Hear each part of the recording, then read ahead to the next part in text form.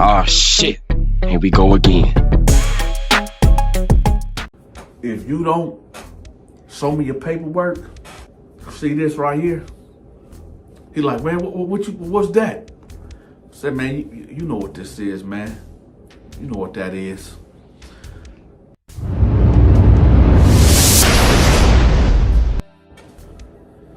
I told a story a couple months back about my bunkie that was having dreams. And these dreams that he was having, he kept calling out a certain person's name by the name of Darla. Now, for the people out there that don't remember that story, a lot of people been emailing me because they found the story. And they asked me a question. They said, Dante, is it natural or unnatural for a man to want to lay down with an animal? And I said, that is very unnatural. Actually, to the point, somebody sent me an article about in Europe, they got these animal brothels that they trying to bring here in the United States. Now, I did not fact check this at all, but this is what was told to me. But I'm going to retell the story about Darla. People in the comment section, please do not spoil who Darla is, okay? Please do not tell people in the comment section who Darla is. Let people find out at the end. So, you know, when you get a new bunkie, you don't know who it is, you don't know where they came from, you don't know what they charges are. All you know is that you gotta get up when the guards say cuff up, go to the back of the cell, and you can look and see who it is, okay? Now, this cat that got in my cell, he was a white guy. Dude maybe was 35, 36 years old. When he came in, you know, I sized him up. He didn't look like no threat. So cool. I came back to get unhandcuffed and I let him know, yo, you got the top bunk. This is your locker. This is my locker. Don't touch nothing of mine. When you use the bathroom, make sure you sit down. Now, before we go on, I know y'all like, come on, D, why you making this man sit down when he pee? It's not no military mind game tactic while making this man, no, suggesting to this man, because he have a choice whether to do it or not. I'm suggesting aggressively to this man to sit down when he pee. Because if y'all don't know or not, when you pee in the toilet, pee splashes out and it can get all around the commode, okay? And I kept my cell spotless, okay? So I just let them know, like, you know, this ain't on no funny business or nothing like that, but you gonna have to pee sitting down.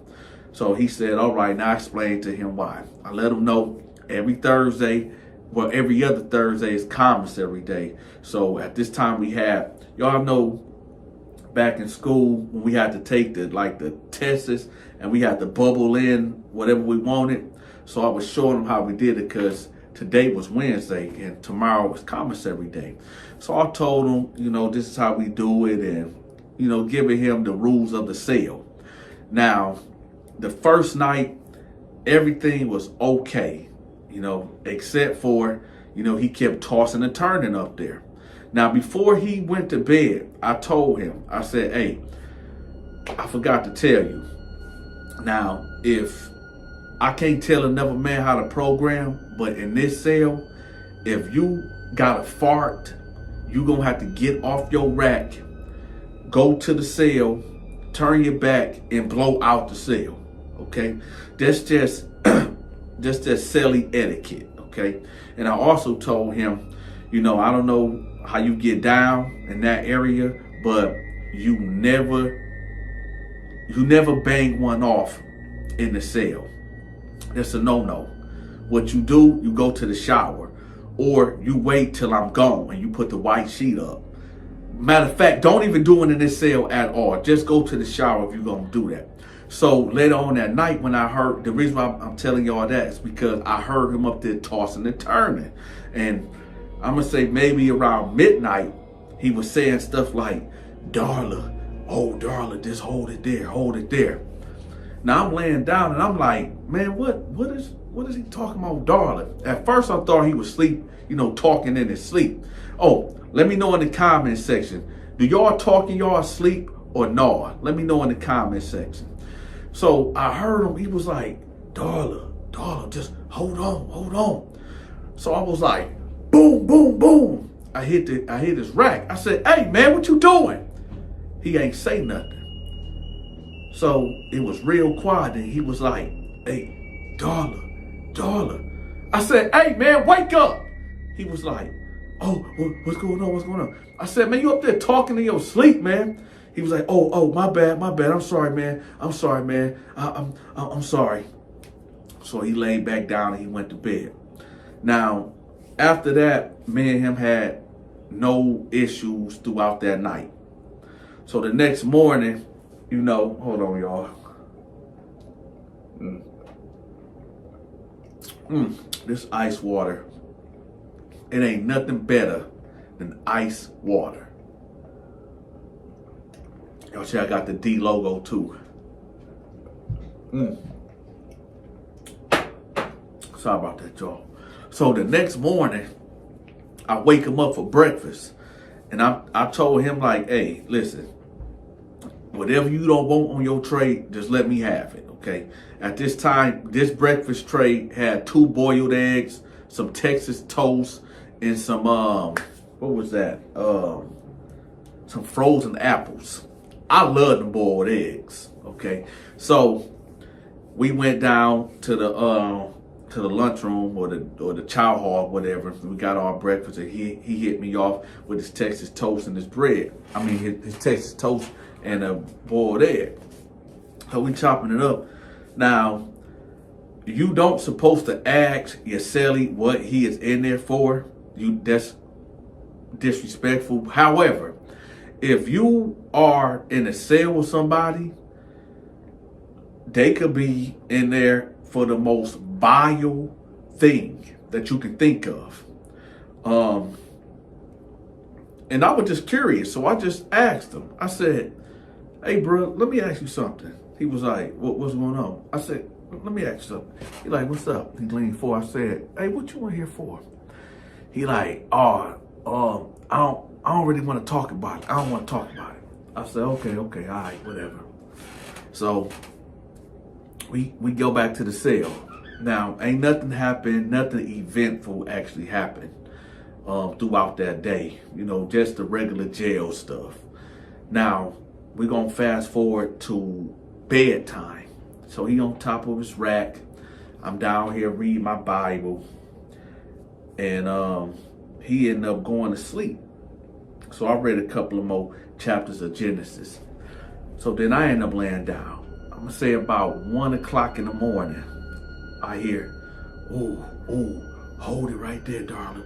Oh, ow, Darla. Now, I'm like in a daze. I'm like laying on my side and I'm like, man, I thought I was dreaming at first, but then he got louder like, oh, Darla. Oh, Darla. I said, what is this dude doing? I'm like, hey. He ain't say nothing. He was like, oh, Darla. I was like, hey, man, what you doing up there? Then it got quiet. I'm like, man, but who is this Darla? But who is this Darla? Is this his wife that he, having a wet dream about? I mean, who is this Darla person? So I get out the bunk, and I'm looking at him like, man, what is he doing? So now he facing me, but he sleep. And then he get like in a fetal position and he like, oh yeah, Darla. So I touched his shoulder like, hey man, wake up. He was like, what's going on? I said, man, who is Darla? He was like, well, what you mean, Darla? I said, man, you keep on talking about Darla and you saying it like in a nasty manner, man. Like, what's up with you, man? Who the heck is Darla? He like, oh man, he was still in the day, so he like, it's just somebody I know out on the outside. I said, hey man, what you in here for, man? He like, Man, I ain't in here for, man, I told you, man, I don't want to talk about it, man. I don't want to talk about it. I said, man, if you in here for something that's dealing with some kids, we gonna have an issue, man. He like, no, he ain't got nothing to do with no kids, man. I'll let you see the paperwork, but not right now, man. I'll show you them out. I'll show you them out. I'll just show you them out. I'm finna go back to sleep. I said, hey, man, you need to chill out, man, making all that noise, man. I'm trying to sleep, man. You know we got to get up at 6:30 for count, man. He's like, I know. I'm sorry, man. I'm sorry, man. I'm sorry, man. I'll keep it down. I said, all right, man. So then I get back in the bed and I lay down. It's about 3 o'clock in the morning. And I hear him tossing and turning up there.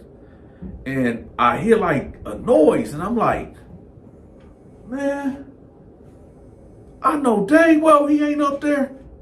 Man, I jumped up off the bunk. I said, hey, man, what you doing?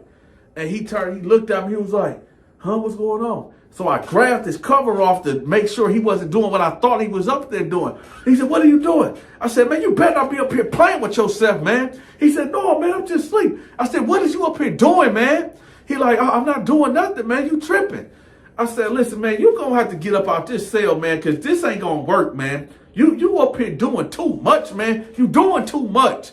He like, man, I don't know what you want me to do. I said, you up here talking in your sleep, man. You keep talking about somebody named Darla, man. You up here making weird noises, man. You gotta stop that, man. You ruining my sleep, man. He said, okay, I heard you. Now, at this time, my voice is real elevated. He done took me to my higher voice. And dude's waking up like, hey, man, D, what's going on down there? I'm like, man, ain't nothing going on. They're like, man, what you down there doing to the white boy? I'm like, man, I ain't doing, man. He ain't here talking in his sleep, man. I can't sleep. So he like, man, just been out, man. I'm going to be quiet. So somebody down the till like, man, put a sock in his mouth. Put a sock in his mouth. So listen, it wasn't that serious to me to put no sock in this dude's mouth. But I have put a sock in somebody's mouth before because he was running his mouth. But this didn't warrant that. So he laid down, he laid back down and got back in the bed. And I'm like, hey, in the morning, I need to see that paperwork, man, for real. I got to see that paperwork. He like, all right, man, I'm going to show you the paperwork tomorrow. Now, tomorrow comes. He ended up going to talk to a counselor. He left his locker open. So what I did, I went in his locker, found his paperwork, and I'm reading through it. I look at his discovery. I'm looking at his charges. And at first, when I look at his charges, I was kind of confused. Because I'm looking at it, I'm like, man, he in here for domestic violence, abuse of an animal, a dog? I'm like, man, what is this? So then I hear him talking down the tier, so I hurry up and put the stuff back in his locker. Now, in my mind, I'm thinking he in here, you know, for abusing a dog, domestic violence on an animal or something like that, because that's all I seen. But it was some other literature in there that I couldn't comprehend what it was. So he come in there. I said, hey, man, let me see your paperwork. He was like, oh, okay, I'm gonna let you see it tonight. I'm gonna let you see it tonight. I got something to do. I was like, all right, man. Now he leave out the cell. I go hit the yard. One of my homeboys was like, man, Dante, what was happening last night, man? Like, what was going on down there? Was like, man, my bunkie, man, he keep on talking in his sleep, man. He keep on mentioning somebody named Darla, and you know, he was like, what, you here on some kitty stuff? I'm like, no, I don't think so. I was looking at his paperwork when he went to go see the counselor, and it said something like dog abuse, animal abuse or something. He was like, animal abuse? What? That's kind of weird. I'm like, yeah, that is kind of weird. Hold on, y'all. Water break. Y'all got to stay hydrated. Hold up. Oh, got some good water. Hit that like button, y'all, and stop playing military mind games. So, next thing you know, we get off the yard, and I see the white dude talking to another white guy. My bunkie talking to another white guy. So I kind of hear the conversation. I'm easing over there, and I hear him like, "Yeah, man, I'm gonna get in the cell with you, man. I'm gonna try to get transferred. That's why I was talking to the council so I can get transferred, because you know my bunkie, he be tripping that night." So I hear him, so I'm like, okay, good. I ain't got no problem with that at all. So later on that night, we in the cell. It's lockup time. So I'm like, "So you gonna show me your paperwork or what?" He was like, nah, I'm getting a cell change tomorrow. I'm gonna get another cell with somebody else. So I don't think you should be, in my business like that. I'm like, "Man, let me see your paperwork, man." He like, "No, man, I'm not gonna show you my paperwork." I said, "I'll tell you what, man. I'll tell you what. If you don't show me your paperwork,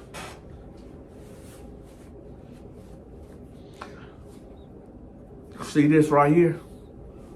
He like, "Man, what's that?" I said, "Man, you know what this is, man. You know what that is. If you don't show me your paperwork right now, you ain't leaving out of this cell." He was like, "Man, what you doing, man? If you don't get your paperwork right now, you ain't leaving out of this cell." Now I'm gonna tell y'all something. For those out there that's wondering, Donta, you really was gonna poke that man because he didn't show you his paperwork?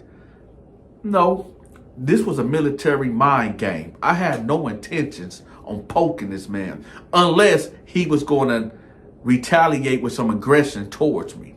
This was a military mind game tactic. It's one of them things where, well, I see he got the blade pusher, the sword of justice. Is he going to use it on me or not? Let me just show this man my paperwork.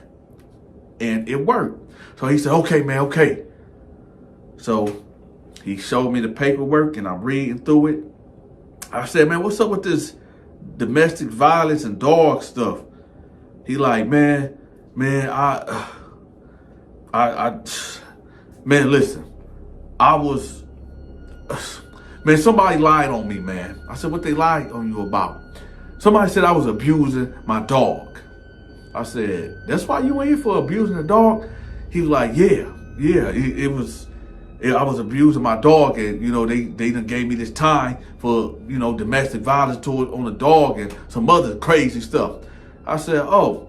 Now I'm looking at his paperwork, y'all, and it's about 10 pages, but page 6 is missing. So I'm keep looking. Y'all know on the bottom of the pages, when you got multiple pages or something that's connected, say page 1, 2, 3, 4, 5, 6. Page 6 was missing. So I'm like, "Hey, where page 6 at?" He was like, oh, my bad, man. I forgot. It's over here. So I said, "Well, what's on it?" He was like, oh, man.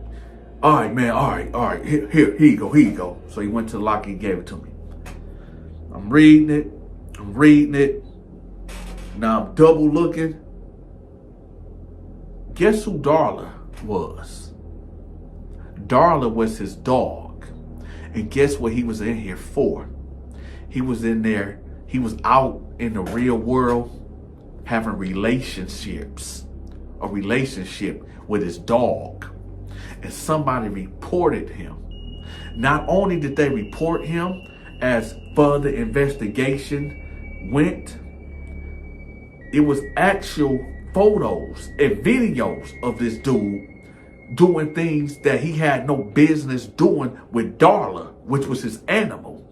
Now, I understand that animals are human property. Okay, they have no rights. But there should be a line that's drawn. That, I mean, you know what? As I'm talking about this, we are in 2023, where right is wrong and wrong is right. So, I mean, since 2020, we done entered the twilight zone. So I guess it's not really unusual for my cellie to be in a full-blown relationship with an animal. Me? I tell y'all I can't tell nobody how to program. But I don't think I want to mess with no animal. And do y'all remember in the beginning when I told y'all that in Europe, they got these brothels with animals in there? And they trying to bring that here in the United States of America?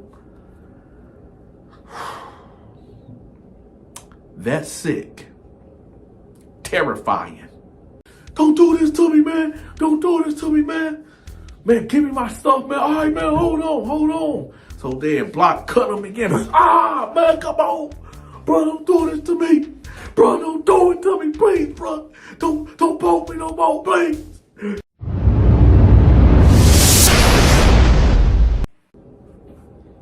If nobody is going to tell you, I'm going to tell you. If you don't got the commissary or the money to cover your debt, do not gamble, do not bet. We call that ass betting. When you gambling or betting with something that you don't got. When you know you ain't got that commissary in your cell and you out here at the gambling table or you out there on the basketball. Well, let me get to the story. So there's this cat by the name of Antoine. And yes, that is him in the thumbnail. Antoine was from Flint, Michigan. You know, I got a speech impediment, so let me say that again.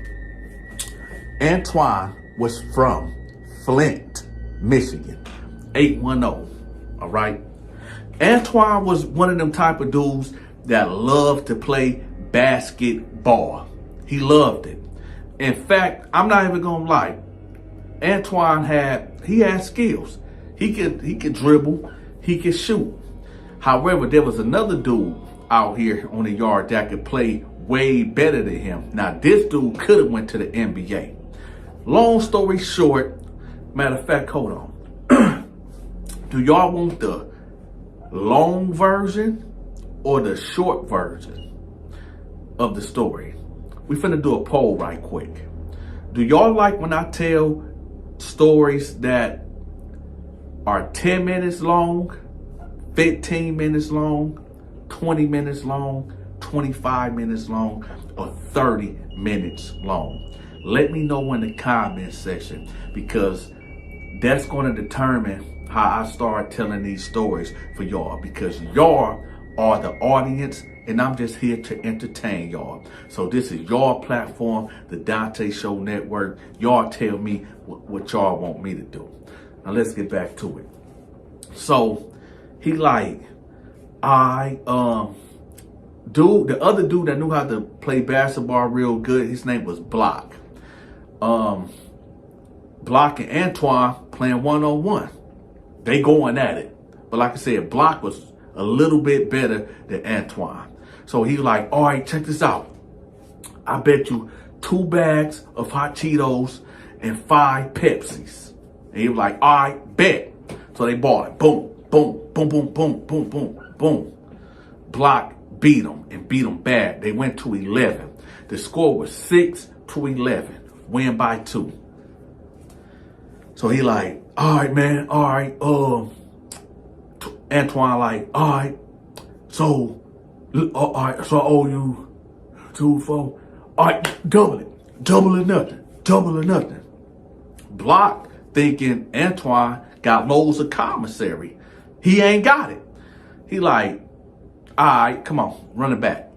They go, boom, boom, boom, boom, boom, boom, boom. Now, they going neck and neck, like point for point. Long story short, Block end up winning again. Twine gets so mad and throw the basketball and then storm off. Now, when he threw the basketball, it hit a punk. This punk had a husband, had a man in there. Boom! Ow! Why you hit me for? Man, who hit you? He hit me. He hit me. Hey, man. Hey, Twan. Hey, Twan, come here, man. Twan, come here. Twan, keep walking. All right, I'm going to see you in the pod. You going to hit my lady? You going to hit my lady like that? All right, don't even worry about it. It's all right, baby. Come here. Come here. He hit me. He hit me. Now, listen, y'all. I'm watching this whole thing go down. You see this man hugging another man, calling this man his wife. They husband and wife. He hit me. What you gonna do about it? It's okay, baby. I got you. I got you. Don't even worry about it. When we get back to the pot, I'm gonna handle that. Now, Block hears this. And Block go up to dude and like, hey, listen. I know you gonna do whatever you gonna do, but I need for you to fall back on that until I get my commissary for him. Dude like, man, listen. I don't care what y'all got going on about what he owe you. But when I get in that pod, I'm taking him out. So it's best that you go there and go get yours before I go up there and get mine. Dude, Block like, hey, man, all right, man, listen, I'm not trying to beef with you. I ain't trying to get involved in what you got going on. But, man, hey, listen, my bottom line is this. This is my, he wasn't an old school cats. My bottom line, and Block like, 25, dude like 44. My bottom line is this. When I go in that pod, I'm going to do something to your partner. I don't care what he owe you. I'm going to get mine. Don't nobody, at this time, y'all, he get him. Don't nobody in this facility going to touch what's mine. This is my wife right here. And that's my bottom line. Anybody even look at my wife wrong, that's just what it's going to be. Now, you can go over there and go get yours now. But when I go hit that pod, I'm going to go see your partner. Dude like, all right, man, whatever. And dude like, all right, yeah. So he walk off. Block walk off. And he instantly go to the pod. He like, hey, Twan, I need my stuff right now, man. He like, man, I ain't got it. Block like, what you mean you ain't got it? Man, here go 2 bags of hot Cheetos, man. That's all I got. He kind of like threw it out. Like, here, man. He like, dude, this ain't what, dog. I need my stuff. He like, man, what you gonna do about it, man? I ain't got it. What you want me to do? So you out here betting? Huh? Man, listen, man. I'm going through enough right now, man. I'm not trying to hear that, what you going through, man. What you mean what you going through? Man, I need mines, man. I need mines. So Twan like, man, listen, dog. Man, I ain't got nothing for you, man. I'll get it to you. And we gonna have to make a payment arrangement or something, because I ain't got it. So Block like, man, you got this dude about to come in here. Probably about to stab dude. Dude about to go to the whole party, get transferred. Man, I'm not taking his loss. I'm not taking no L, man. Yo, I need me, man. I need mines, man. Cause if I would have lost, I would have paid you, man. Man, I need my stuff. He like, Twan like, man, listen, man, we're gonna have to fight or something. He was like, what? All right, I'll be back. Let me tell y'all something. When you in prison, even in the streets, when a man says, I'll be back, especially in the penitentiary, and y'all just got done arguing, you do not under no circumstance let that man leave out of your reach or eyesight. Because 9 times out of 10, he about to go get that SOJ, that sword of justice. And he about to come back and y'all about to get it on. In the pod that I was in this particular pod, we called this pod the Terror Dome, where you can get your dome piece cracked wide open. And this situation right here was the perfect storm for somebody getting a dome piece cracked wide open to the white meat. So he said, I'll be back, wait right there. As soon as he said that, Antoine turned around, witness cell, and grabbed him a piece of steel. And Block went to his cell and got him a piece of steel. Now, Twan was on the second tier. Block was at the first tier. And he could see him like diagonally. So Twan is standing there at the tier looking down on him. And Block looking up at him, holding his steel. Now, you didn't see that he had to steal because he had it like tucked in his pants, but he was gripping. Now, everybody coming back from the yard, and the dude that had a punk in there, which was his wife, he comes in with his wife. And his wife like, oh, no, you ain't got to do that now. No, I don't want you to go to the hole. He like, no, ain't nobody going to disrespect. Now, listen, Twan is so caught up in what he caught up in, he done forgot that he threw this ball and hit he probably don't even know. He probably didn't even know that he hit this dude's wife. But nevertheless, he feel the friction because dude looking up there as he talking, looking towards him like, yeah, I'ma see him. And the gay guy like, nah, baby, don't do it. It's okay. Just let it go. Just let it go. And he like, man, no, ain't nobody gonna be playing with you out here like that. I'll die behind this, man. I'll die behind you, man. So everybody looking like, man, what the heck going on? The guard come over there like, hey, what's going on, man? Because the guard thought that these two was arguing, the wife and the husband was arguing. He was like, man, forget this, man. All right, man. Hey, man, you ever touch my wife again? You even look at my wife again? It's over. That's my bottom line. My bottom line, if you ever touch her again, I'm going to do something to you, man. And so she pushing him to the cell. He like, all right, man, come on, man, let me go. So he go to the cell. So Twan like, man, what is he talking about? So then he started looking down like, man, what the heck going on? Like, why dude just trying to bark down on me like that? So then Block like, I need my stuff, man. I need me. So what do Twan say? Man, come get it in blood.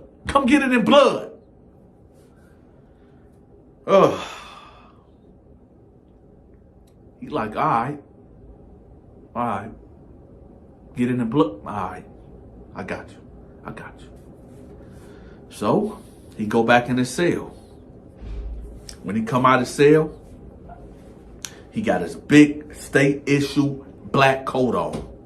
Now, when somebody got their coat on in a dorm and they got their boots on and they laced all the way up, suited and booted, they about to get into something. So here he come. He running up the stairs.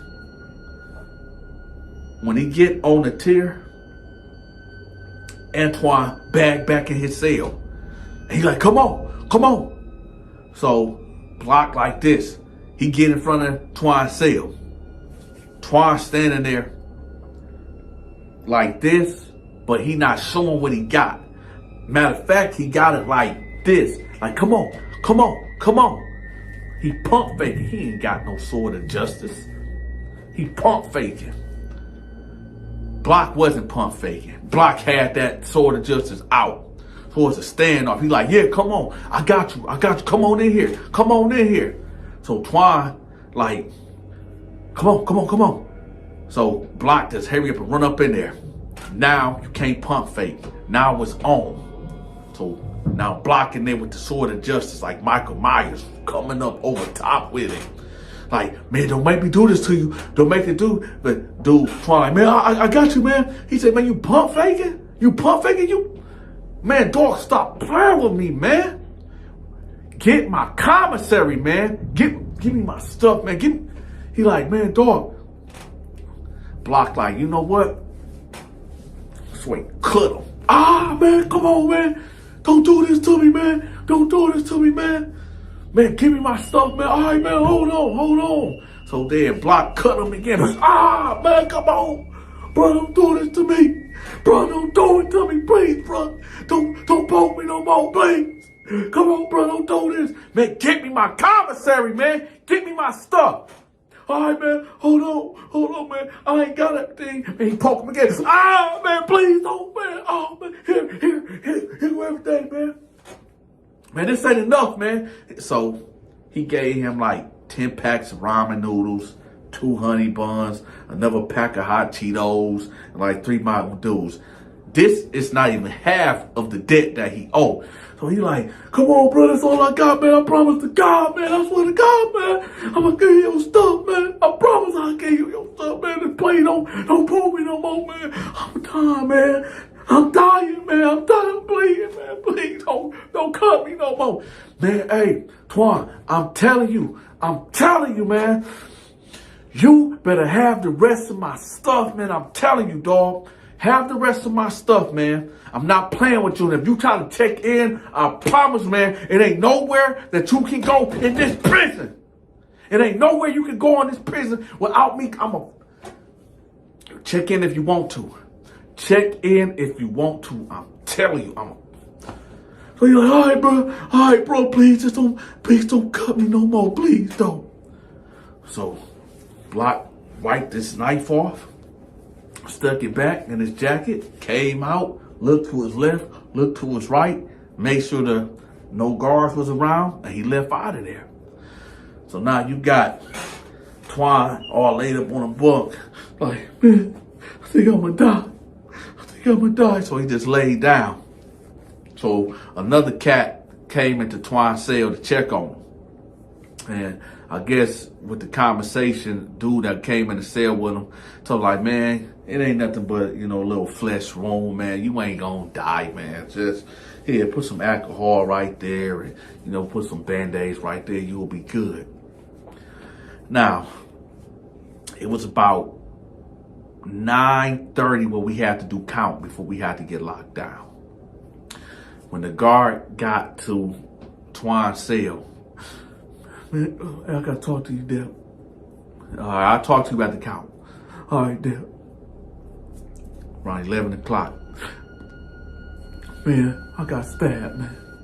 I need for y'all to help me, man. I fear for my life, man. This dude trying to kill me in here. Guard, get on the walkie-talkie, call that code. We already locked down. Guards come up in there, grab him out, get the cart, grab all his property, he gone. As dude walking down the tier, he go Block looking like, you better not snitch. You better not snitch. Let me tell y'all something.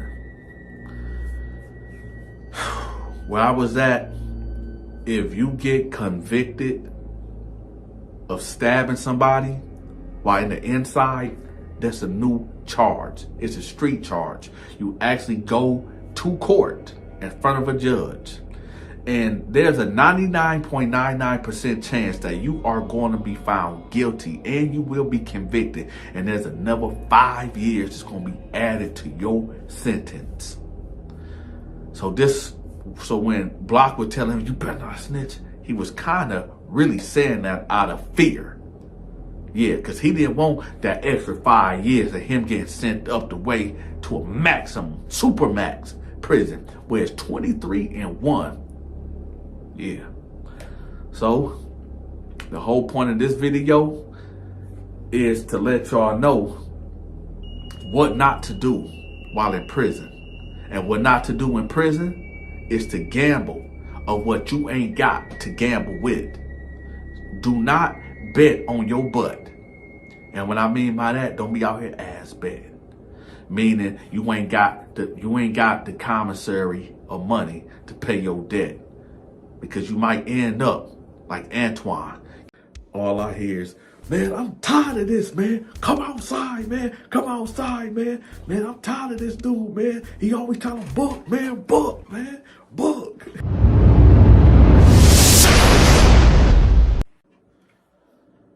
For this to make sense to y'all, I got to give y'all the backstory of Tall T.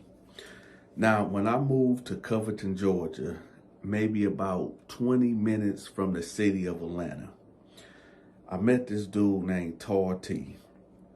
Now, when I met Tall T, me and my cousins was mobbing through the neighborhood. And what mobbing in the neighborhood means you and your crew just walking around the neighborhood, talking to people. They was introducing me to everybody. Even though I was already out there introducing myself and making my name known around the neighborhood before my cousins caught up with me. I made a video about this already. I'm not sure what video it was, but because y'all know I drop like 40, 50 videos a month, so it's back there. I'm not gonna share that story right now because it don't really got nothing to do with this story, but it's really a good story. But anyway,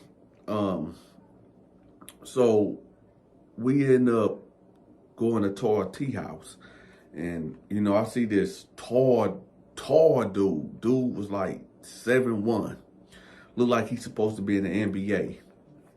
So he was tall, super tall, with dreads, super black, with a gold grill in his mouth.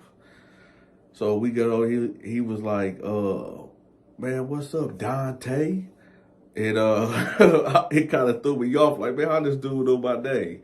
But my cousins was already talking to him about me before I got down there.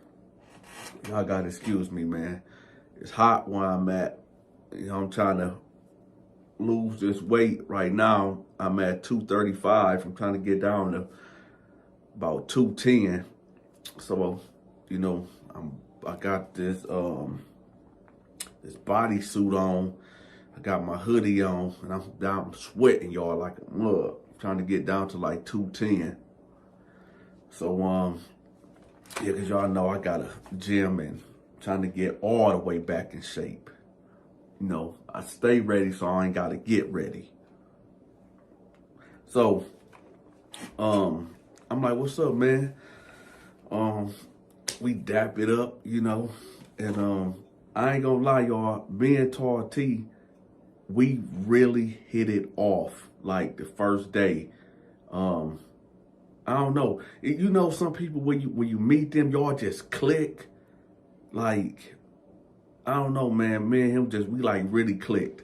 So in the midst of us clicking, Al and the rest of my cousins, and shout out to all my cousins down there in Atlanta, man.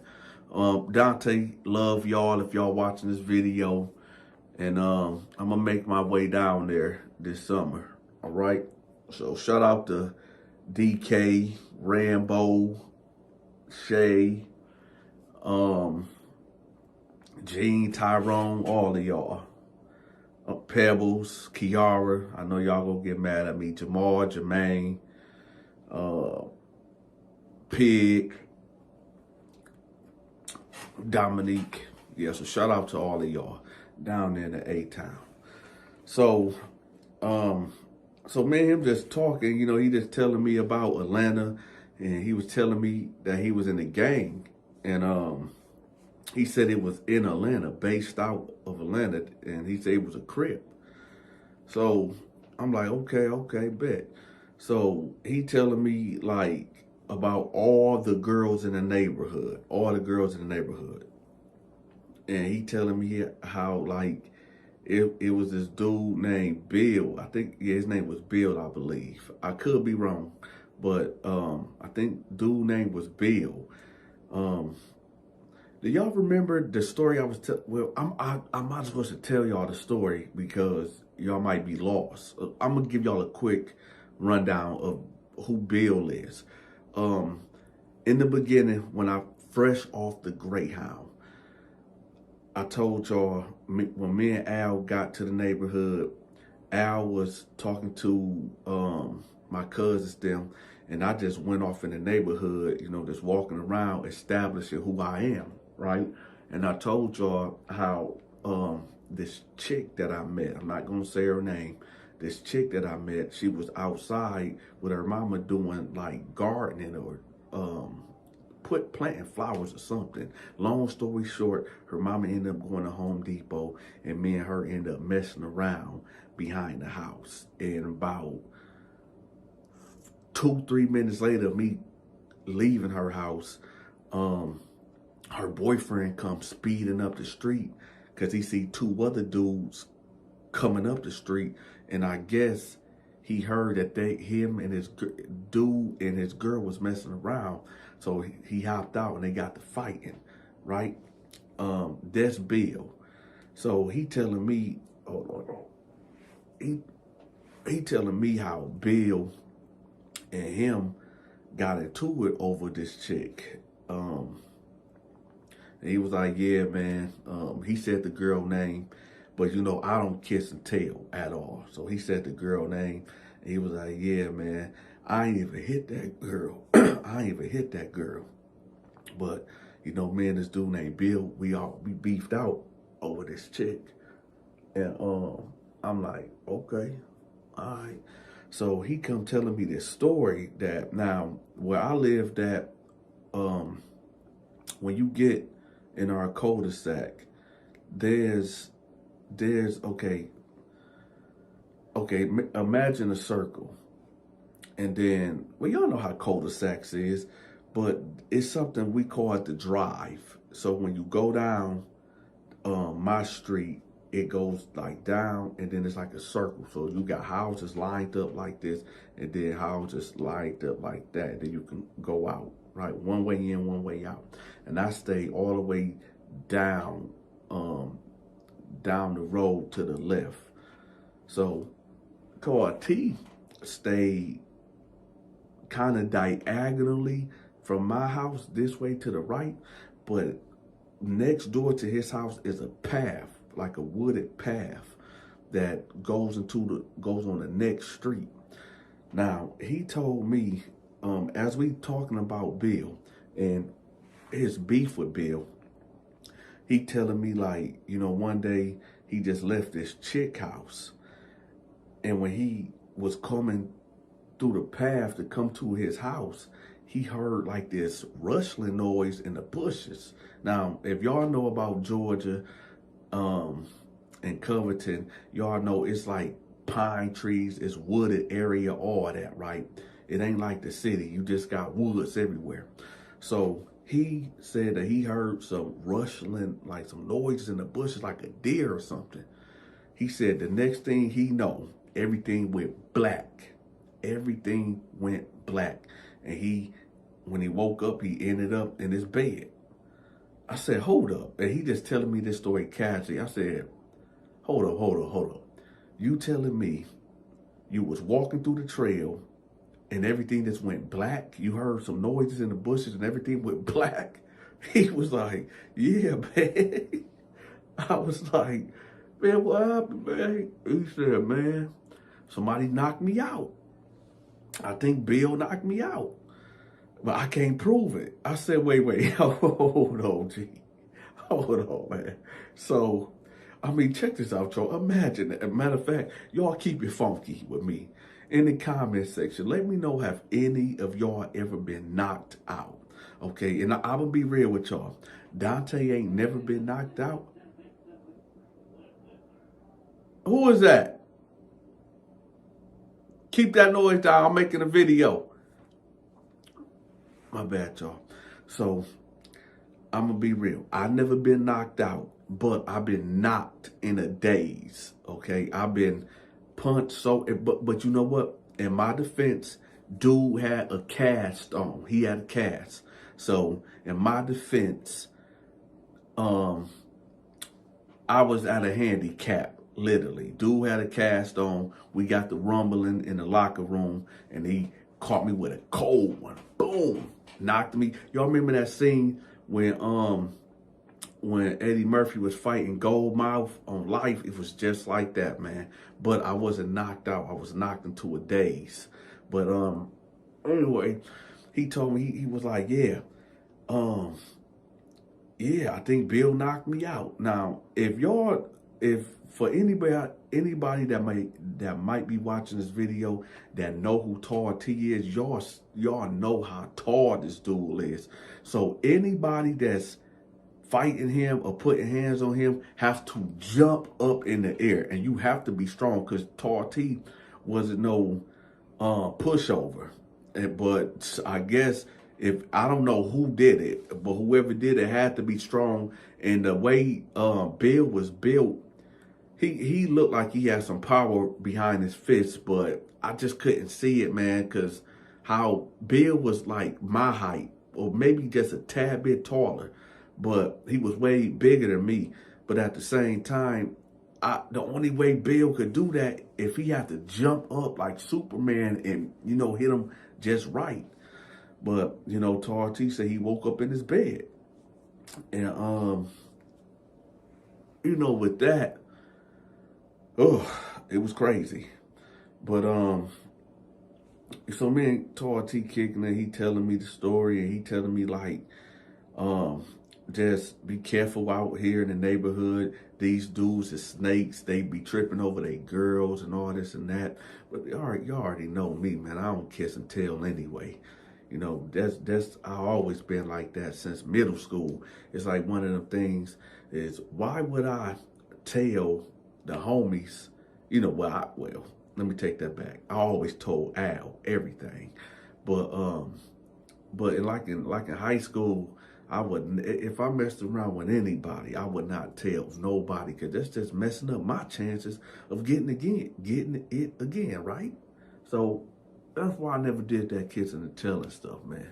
That's whack. Who I need brownie points from. So, moving from that situation, that's how me and T met. Me and T would go on in that neighborhood and in the city of Atlanta doing things that we had no business doing. But when you young, 19, 20, 21 years old, you know, if you ain't no gay guy, you know, it's so many women in Atlanta. There's so many of them. But the reason why I want to touch on T's story just a little bit for y'all is to let y'all know me and T background. I remember this time where me, my sister, T, Homicide, Derek, Al, Kia, Pig, Dominique, I think Derek was with us, I'm not sure. It was some other people with us, and we went to spend the night over these chicks' house. And, Rosalie. Shout out to my cousin Rosalie, too. What's up, Rosalie? Rosalie was my dog. So, T and Homicide, I'm going to give y'all some stories about Homicide, too, in another video. But T and Homicide, they knew of each other in our neighborhood, but they didn't really care for each other. I'm the one that actually brought them two together, because T was a Crip and Homicide was a gangster disciple. And yes, in Atlanta, in them outskirts, the gang banging is heavy. It's heavy, man. Dante ain't never joined the gang. I just always been me. I just could not, I always been affiliated, with different gangs, because, you know, I'm just cool with people. But I brought T and Homicide together. They never was beefing on the gang type of stuff, but I don't think Homicide really cared for T at all. Now, Homicide, just to touch on him right quick, he was somebody that had extreme talent as far as wrestling go. In middle school and high school, he was like, I don't know the word for like being a top tier wrestler or whatever in the nation. He could have had a contract with the WWF back in them times, but he wouldn't give up that street life at all. You know, a waste of talent. But him and so we all at the house, at this chick house, and T and Homicide got into it because T showed interest in my cousin Rosalie, and for some reason, I don't know if Homicide liked it, Rosalie too, but he was hating on him. Long story short, long story short, I should go in greater detail with this story, but I'm not. But long story short, man, all I hear is, man, I'm tired of this, man. Come outside, man. Come outside, man. Man, I'm tired of this dude, man. He always trying to book, man. Book, man. Book. So, at this time, we was like in a triplex house. You know, you got the basement, the first floor, the second floor, and the third floor. And I'm in the basement hugged up with, you know, just some type of random breezy. And I hear T like, man, book. Buck, I'm tired of this, man. I'm tired of this, man. Come outside and buck, man. Come outside and buck. And so, I get up from laid up with the breezy, and I head upstairs, and I see T with his shirt off, and I'm inside like, man, you better watch out, man. Watch out, man, if I do that to you, And I'm like, man, what's going on, man? Dante, I'm tired of this month. You know what, y'all? I just thought about something, too.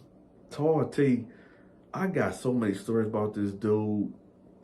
Never mind. We'll be on here all day, man. Me telling y'all the stories about T.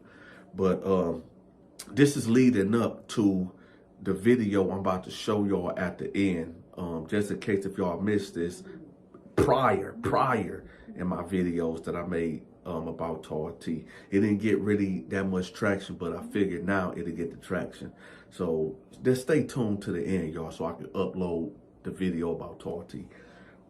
So basically I had to get in between T and homicide. I dang near had to wrestle T out the house to calm him down. But they didn't end up fighting out of respect to me. And yeah, that's T stayed with me when we moved to what was that called? Forest Villa. Shout out to Forest Villa. Shout out to Thon, Big Chevy. Y'all, hey, I know y'all like Thon. Yeah, there's a dude named Thon. His real name is Thonkus. Okay? There's no cap. There's all true. Thon. But and my people that's in Georgia, y'all know what I'm talking about. It's Forest Villa. Y'all know what Forest Villa at. I think that's is that in Conyers or Covington? I'm not sure. It's in one of them. But Forest Villa is like a lot of townhouses in like a cul-de-sac full of townhouses. That's one thing about Georgia, man. It's just, I mean, now, it's real violent and crazy. But back then, man, it was just love, man. That real Southern hospitality, man. Man, it was just something like smelling them pines, man. Waking up in them, man. That's, I don't know, man. But it is what it is. I remember he stayed out there with us in Forest Villa, man. I got crazy stories about that too. But like I said, all this is to set up for y'all to know who T is. He was a womanizer. He was gang banging, and he was a cool dude. Now we about to get to the story where me and T ran into each other in lockup. Let's go. He was like, man, Dante, man, listen, bro. I want to do that to you, man. I was trying to get them dudes up off you, man. Man, come on, man. We boys, man. We knew each other for years, man. You don't want to leave you out there like that, man. Come on, shawty, man. Don't be acting like that, bro. You know I had you. I said, look, man, just forget it, man. I know next time. He like, you know next time what, man? I did have your back, man. Come on, bro. Don't do that, bro. Anyway, bro, I was thinking maybe you should get down with the Crips, man, because after what just happened, you know them blood's gonna be on your head, man, for that. I was like, listen, man, I'm gonna worry about myself, all right? Plus, I don't follow orders really well. I can't get down with no organization. He like, man, I'm just saying, man, you got the squabbles, man. I'm telling you, man, you should get down with the Crips, man. I'm telling you, man, you will be a good fit in our organization. I was like, nah, man, I'll figure it out, man. I ain't trying to get caught up in none of these gang politics, man. I'm good. He was like, all right, Dante, I'm just saying, man, you just come on over. Come on to the blue side, man. I was like, I know one thing, though. When we get out of here and I hit that yard, you and your partners better have my back or something. Because, hey, what I did for you, hey, hey. T was like, man, you know I got you, man. Come on, Dante, that ain't even no question. I'm over there thinking to myself like, yeah, all right. I know what I see. I was in there mixing it up with these bloods for you. You over there dang near running up the stairs. I know I might be irritating some of y'all, but I need for y'all to hit that like button, man. Come on, y'all, hit that like button. Now, 2 long months done passed, and T ended up getting out of the hole. For some weird reason, I ended up getting out 2 weeks later after he got out.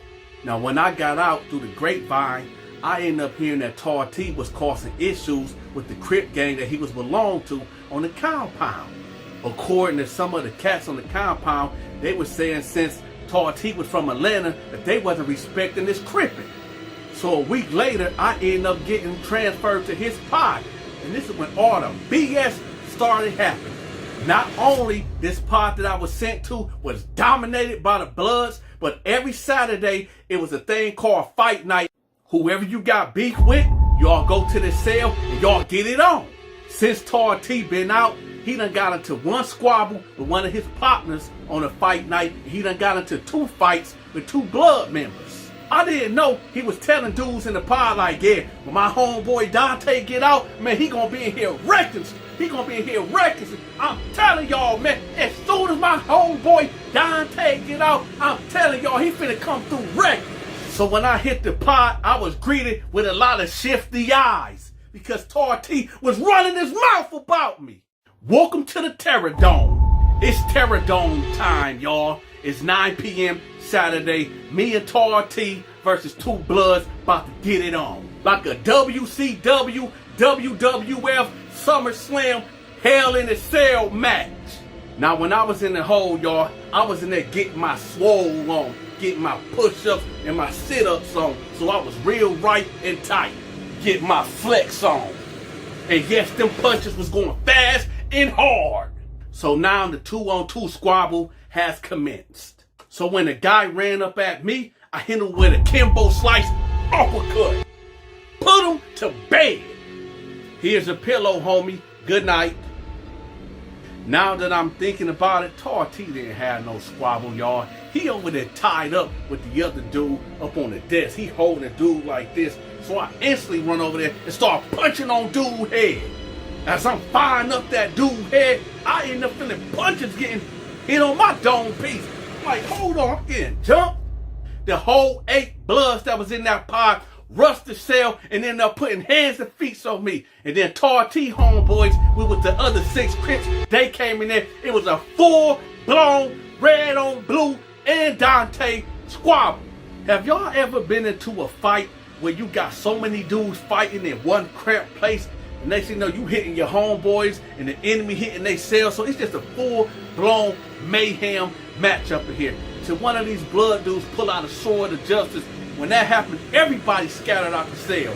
Crips was like, I bet. Y'all want to do knife play? Y'all want to do knife play? I. In the midst of all this going on, the goon squad was already in the pod. It was lined up with their riot shields and their billy clubs. Make a long story short, we all got whipped out by the police. Y'all make sure y'all hit that like button and bless the Cash App. Also, if somebody in prison that you know or you knew in the streets and you never seen them mix it up with anybody, and just because you know them on the streets, don't think that they're going to have your back all the time. You better make sure you do some research on that person. Because, hey, T, he couldn't squabble. And he left me hanging that first time. Anyway, y'all hit that like button. For me not sleeping with her and she finding that her money was gone, she said that I broke into her house and robbed her.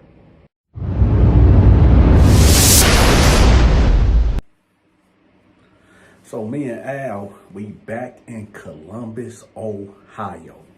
You would think that we would have learned our lesson from the last time we was there when my car got stolen. And yeah, we got it back.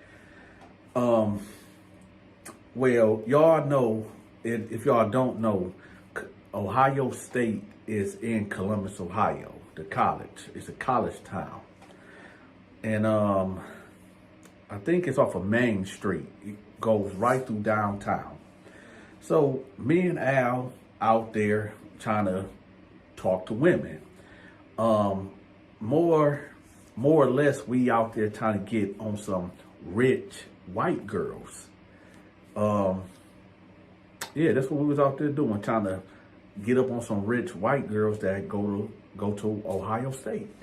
So we out there doing what we do, and I see this Indian and black chick, man. I roll up on her, and I'm talking to her. I end up getting her number. Till this day, this is the reason why Donta ended up in prison. Keep that in mind. So I end up getting her number, and she told me that she lived off campus. She actually stayed off of Morris Road. For anybody that live in Columbus, Ohio, y'all know exactly where Morris Road at. Matter of fact, it's Morris Road and Kings Highland Drive, okay, back there.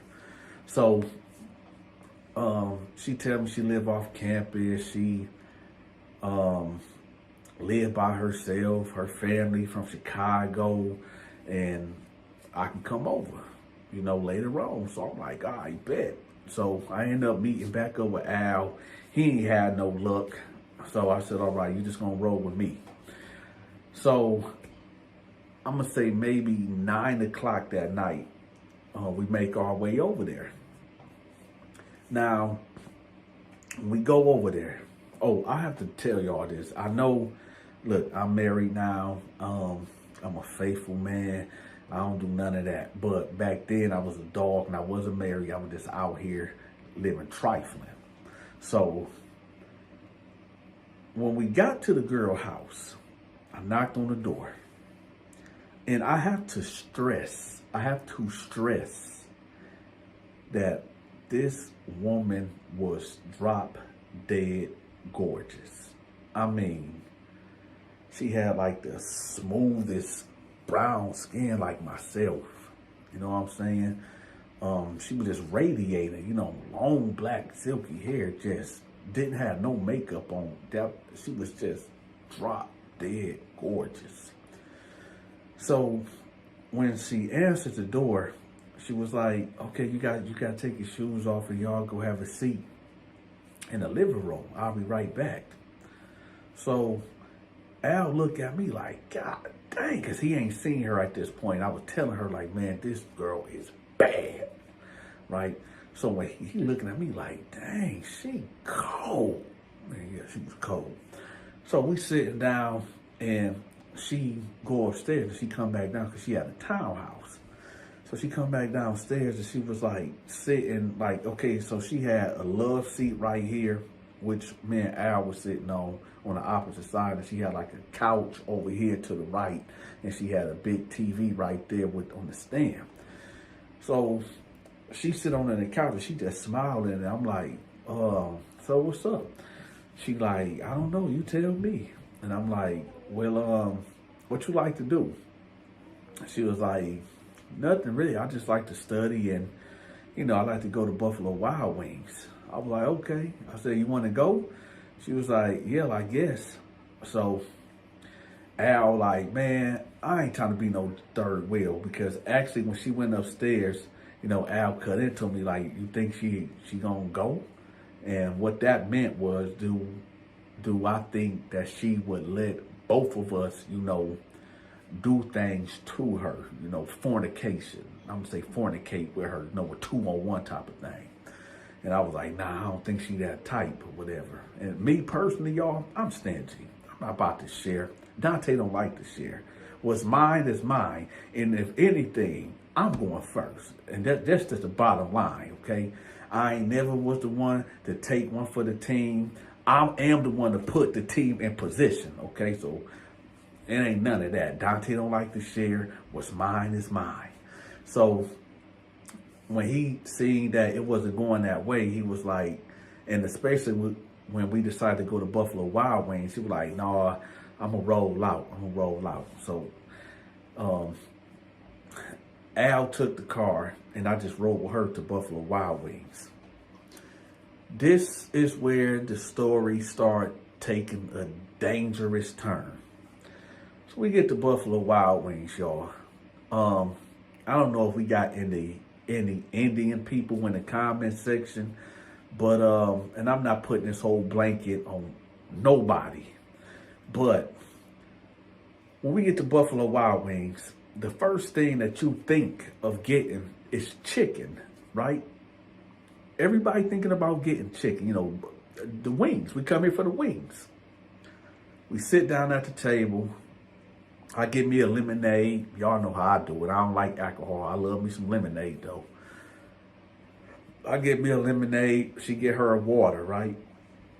So she go to the bathroom and I order me 10 bone-in mild and 10 honey barbecue bone-in, right?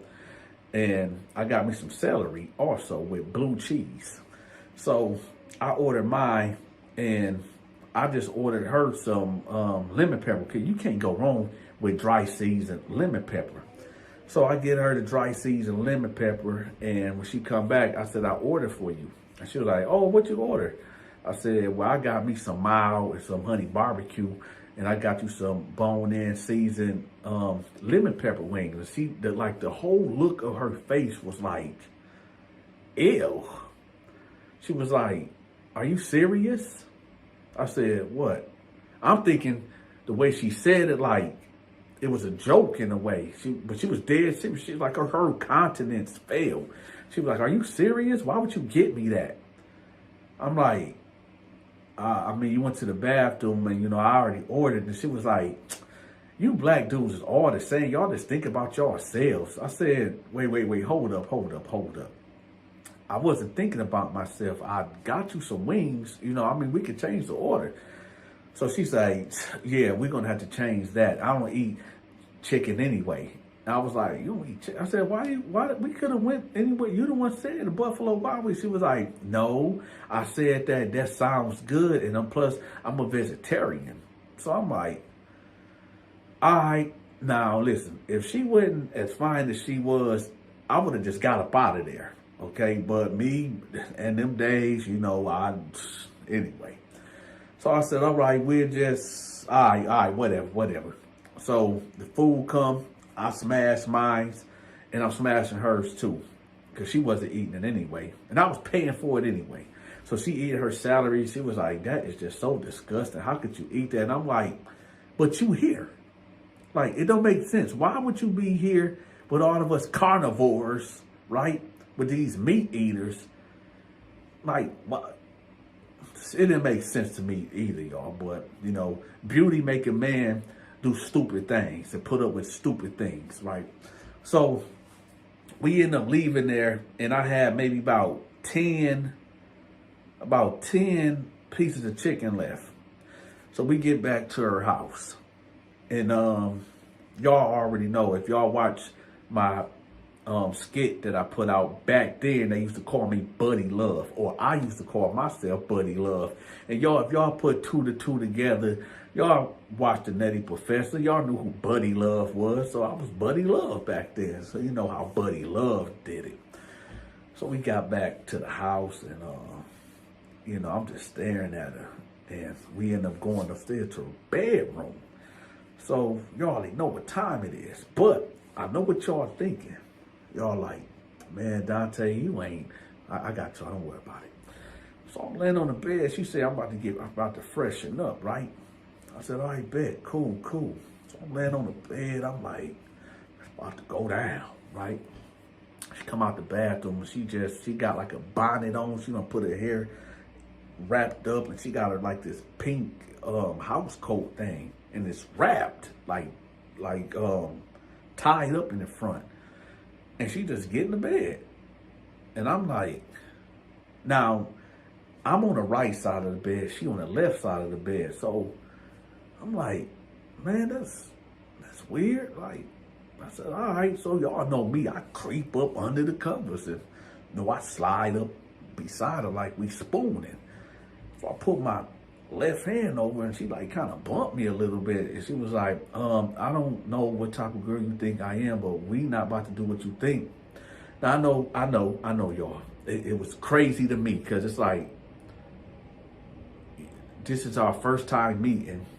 The date was, I can't even say the date was cool, because it wasn't, but you allowed me to be in your bed. So what do you think that I'm thinking? Like, I'm just finna this. But anyway, So long story short, we didn't do nothing, no kissing, no nothing. I just held her throughout the night, right? I ended up falling asleep. Next thing you know, I get up probably like, I naturally get up around 7 o'clock anyway. So I get up around like 7:10, 7:15. She ain't there at all. So I get up, I'm looking around. I'm like, man, where this girl at? So I get up, I go look in her bathroom. She ain't there. I go downstairs, I call her name. She don't answer. So then I call her, and she like, I'm in class, right? I'm in class. Just you can just let yourself out, go out the back door and lock the door. So I said, all right. Now, back in the day, y'all, you know, I gotta keep it real. I gotta keep it raw and all the way funky with y'all. Y'all know my get down. So I went back upstairs and I'm like, man, this ain't gonna work. So I go upstairs and I end up going through her dresser drawers. You know, and I know y'all, you freaky people out there, they go, oh, I know Dante went out bad. He in this smelling stuff. Nah, Dante ain't never been that type ever. So I'm going through her dresser drawers and I'm looking for some money. I'm looking for some jewelry. I told y'all that was my get down. That's how I was a criminal back in them days. So I'm going through her dresser drawers and I find $300 rolled up. So I grab it, put it in the pocket. I went through the other drawers and stuff. I ain't find nothing. So I left. I'm gonna say I left probably around 8:30 a.m. Al came and got me from the grocery store. I walked to the grocery store. So he came and got me and he was like, so what happened, man? What y'all do? Nothing. Man, stop playing, man. What happened? We ain't do nothing, man. I just held her. He was like, Dante, come on, bro. Man, but this me. This Al, man. This Al, man. What's up, man? What happened, man? God dang. I'm like, man, what you do? Man, I ain't gonna put Al business out there, but I'm just gonna say this. Al got him some, but let's say he had to come up off that. But so Al telling me what he did, and he like, so man, for real, man, tell me what happened. I said, nothing, man. She didn't give it to me, right? But I got this though, and I pulled it out. He said, oh man, that's crazy. So we went to Eastern Mall off of Morris Road. We went up there, we went shopping. She called, kept calling. I'm thinking like, yeah, oh, she must have knew I took the money. So I answered phone, I'm like, hello? She was like, are you coming back to the house? I said, I wasn't planning on to. She was like, well, I know I was kind of acting weird. I was just trying to feel you out. Could you come back to the house? In my head, I'm thinking like, oh, man, she think I'm stupid, think the police gonna come. I said, nah, because I'm under the assumption that she knew that I took the money. I like, no, I'm good, I'm cool. She was like, why you acting like that? And then she was like, oh, because we didn't sleep together last night, that's why? Here, look at your phone. So I looked at the phone and she sent me a body shot. She was in lingerie. So I'm like, oh, man. All right, I said, okay, bet. I'll be over there. All right, y'all. I know what the title said about dropping the soap and how Dante got to get incarcerated. Now we finna get there. That's what y'all been waiting on. So I tell Al, you know, park over here and I'm about to go up here. Why when I go to the door, y'all, I go up there, I knock on the door, and I knock on the door again. Here I come. Yo, keep in mind, y'all, I told y'all this chick was gorgeous, beautiful. Keep that in mind. When she opened the door, y'all, all this was bumped up. Blisters. You like, Dante, what's going on? What you mean it was all bumped up? This girl had herpes. all up on the mouth, all up on the lips. Before we even go on with this story right here, I want to let y'all know something. The Bible says something about fornication. If Dante would have been all up in her face, kissing all on her, I could have got that for being out here fornicating. God wrote the 10 commandments, and one of them commandments is thou shalt not fornicate, right? That means having sex outside of marriage. And if I would have did something with that girl that night, well, I would have got exactly what I deserved. When she opened up that door, y'all, I was horrified, terrified. I'm looking at her like, what the And she said, come on, come on. She grabbed my wrist like this, and I yanked back. And she was like, what's wrong with you? Look, y'all see how I'm looking? This is how I'm looking. I said, what's up with that? She was like, oh, sometimes when I get stressed out, it flares up. And she's saying it like this is casual. Like this is a casual thing. Like it ain't nothing. I didn't put my foot over that threshold. By the way, y'all, I was staying at a hotel. Like I told you, man, Al used to run these streets, and we spent a lot of time in Columbus, and we'd be at a hotel, right? Unless we were sleeping at some chick's house that we met. And she knew where the hotel was at. Keep that in mind. So I said, no, I'm out. I'm out. And she's like, what's wrong? What's going on? This and that, right? Fast forward. Now, this is where Dante go to Jackson Pike. Okay. So we go back. I get in the car and I'm telling Al, like, man, this girl got all these bumps on her mouth and all this type of stuff. He like, man, you dodged a bullet. You dodged a bullet. Right? Oh, I dodged a bullet. That's what I get for being so goddamn horny.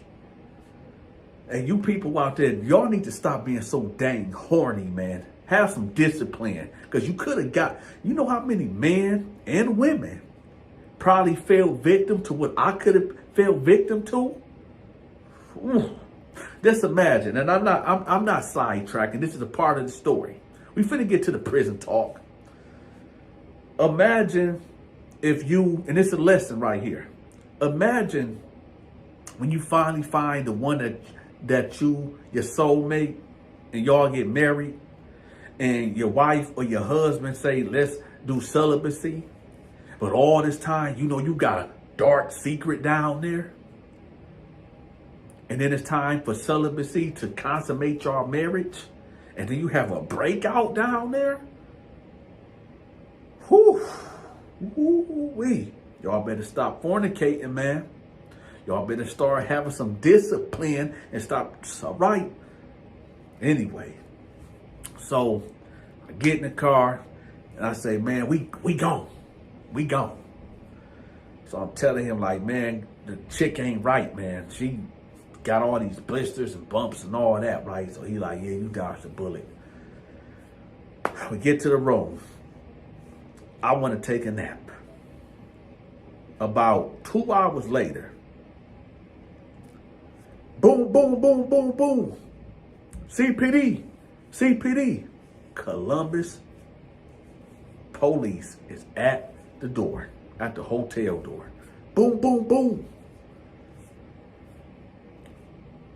For me not sleeping with her and she finding that her money was gone, she said that I broke into her house and robbed her.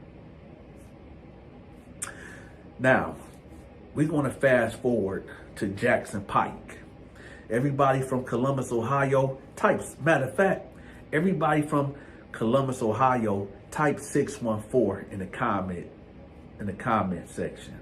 And everybody else, wherever y'all from, put your area code in the comment section. Y'all know I'm from Michigan, Flint, Michigan, to be particular. So I got to put that 810 in the comment section. So y'all put y'all area code in the comment section. But Columbus finest, tell me you under arrest. They read me my rights after they done jacked me up, put me in handcuffs. Now we gonna fast forward to while we in Jackson Pike, and this is why I say do not drop the soap. Now we all hear about this prison myth about dropping the soap. You automatically think that when you drop the soap, somebody gonna come up behind you and take your manhood. That's what we all think, right? But the real reason why you should not drop the soap is because if you only got one bar of soap and you drop that soap, you keep that soap on the ground. It's not because of you thinking a man gonna try to take something from you. No. Do you know what happens on them jail floors, in them shower rooms? Dudes be in there doing the unthinkable. They be, I gotta stay in the YouTube guidelines, but they be, let's just say they pleasure themselves and it skeets all over the floor. And then here you go playing with the soap and it falls out your hand, and you better keep it down there. You got men in there that's not going in there with their shower shoes, bringing all type of stuff from the bullpen, from the pod into the shower. That's why you have to go in there with your shower shoes on. The worst thing that can happen to a man is losing his virginity as a man, taken from another man. And I think a lot of people get it twisted where they say, oh, it's a whole bunch of gay guys that's in prison that's willing to give it up. So ain't nobody in there taking no butt.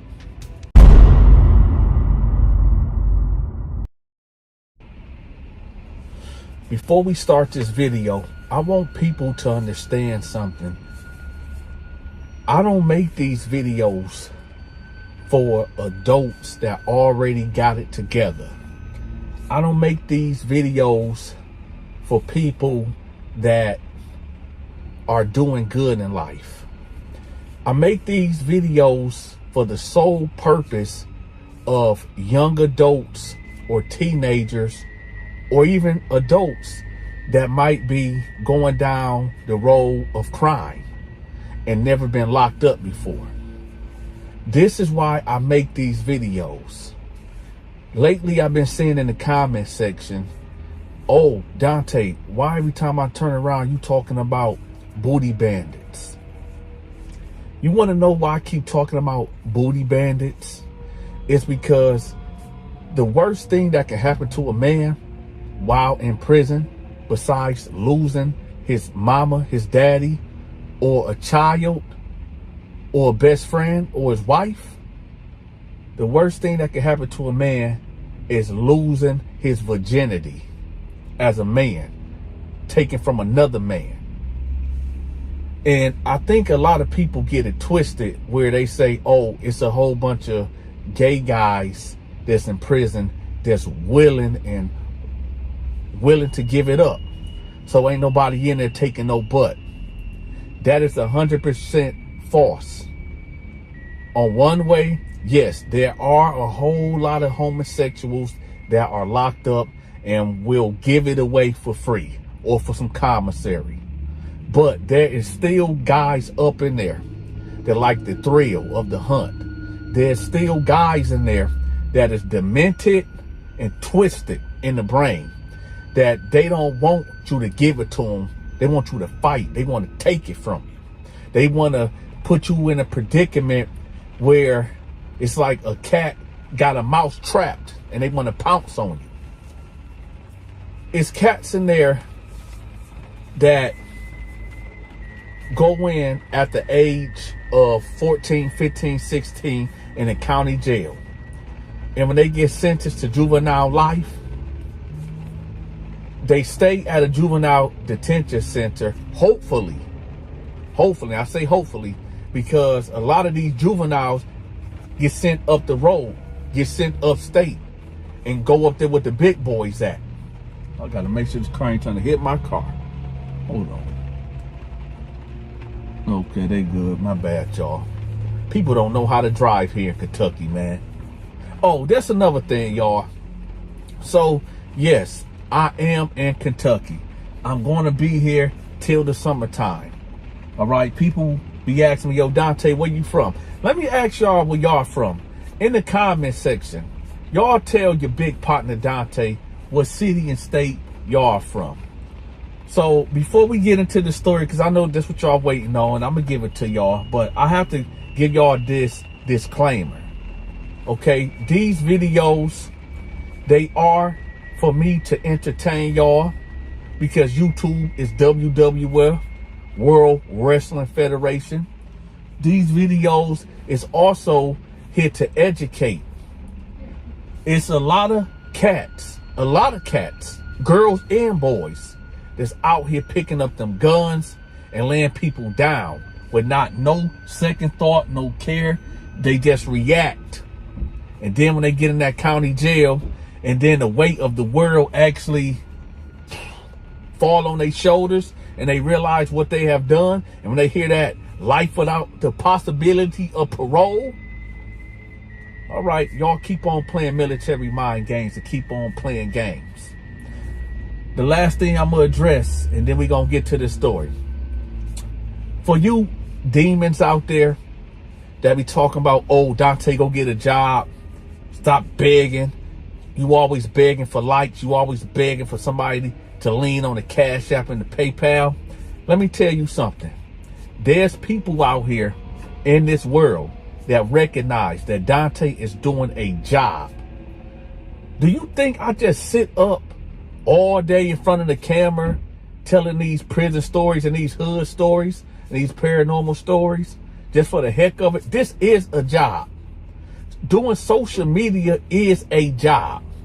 The Bible says that if a man don't work, a man do not eat. I'm working, baby.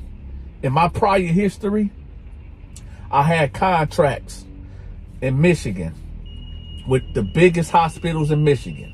I'm not going to say their name, but I had a business doing that. Okay. Prior to that, I was a truck driver. So I know how to get the money legally. My philosophy is work less, don't work hard at all, and get paid more. Me being on social media, I done got paid. I'm getting paid so much better than truck driver because I done did it. I get to stay home with my family.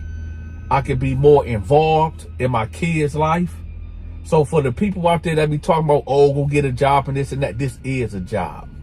And for everybody that be blessing the PayPal and the Cash App, Dante, appreciate it all the way. Okay? Today's Saturday, y'all. Y'all got time to rock with me. So let's rock. Again, everybody that be blessing the Cash App and the PayPal, whoever y'all are, thank you. Thank you for y'all support. I don't know if it's enough people that do that on YouTube, but thank you. Okay? Because y'all don't have to do it. And the reason why I want to tell y'all thank y'all, because I don't care if y'all put $1 in the Cash App versus $10,000 in the Cash App. It's all appreciated because you took the time out to say, you know what? I'm going to go ahead and lean on the Cash App or the PayPal and support that brother. So with that, thank y'all. And I want to thank all my members that took the extra step and subscribed to the YouTube channel and actually became a member. Now listen, y'all, I know we all ain't got it. I know we ain't. I know what type of economy we in. So I'm not pressing y'all. Well, it's not a hard press, maybe a soft press. I got to get rid of them prison ways. But I'm not pressing y'all to bless that Cash App or the PayPal. Some of y'all got it, some of y'all don't. It's cool. It's all good. All right? I just want to let y'all know that Dante appreciate y'all. Next thing, everybody been asking me, Dante, where the merchandise? Where the merchandise at? If you look in the description of all my videos, you will see click link for merch in the description. Okay, just click on that. It'll take you to the store. I got things for men, women, gay people, babies, kids. I got handbags. I got aprons. I got hats.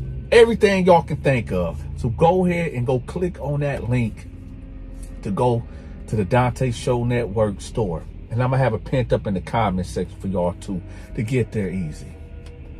Okay. So, last thing, a lot of people been emailing me for promotion, okay? It is not $10 no more. That was a special. That was a special I was doing to give back. It's back at the regular price. It's $20 a video. What you get with that, I put your business or your social media link in the description of my video that you pay for. I put your link and your social media or your business link in my community tab. I get a lot of traffic over there, and y'all know I get a lot of traffic on these videos. And also, I will shout out your business or your social media channel, okay? That's what you get with that. It's $20 a video. Now, let's get to the story. So you got this cat. And I told y'all about the story about the young guy that ended up deleting his grandmama because she told him to give up them keys. And some people was like, yo, Donta, is this a real story? Is this a real story? I'm sorry, y'all. The reason why I left out a lot of details because I know some of the family members of this family, but I done spoke to them and they said, you know what, it's out there, go ahead and put it out there. I took out a lot of details and I left out a lot of locations, but this right here was in Detroit, Michigan. Okay, AJ is not the dude name at all. Okay, for obvious reasons, I'm not putting his real name out there, but this is the piggyback off that story of what happened in prison. Now, when he got up in there, you got cats in their 30s and their 40s, and you cannot tell them nothing. And when I say you can't tell them about nothing, you cannot tell them that when this young 17, 18-year-old come up in there and his skin is smooth and his face is a baby face. Some of them men, when he came in there, all they picture was, I know exactly what I'm gonna do to that young buck. Or what he in here for? He killed his grandma? Oh, my grandma been dead for 20 years. That's my excuse to get what I want to get out of him. You see, these cats right here, they real demented. They real demonic. So, as they looking at his baby face and his smooth skin, they say, maybe what we gonna do is get a mop head, get some Jolly Ranchers, get some water, right? Let the Jolly Ranchers marinate inside of the water to get that coloring.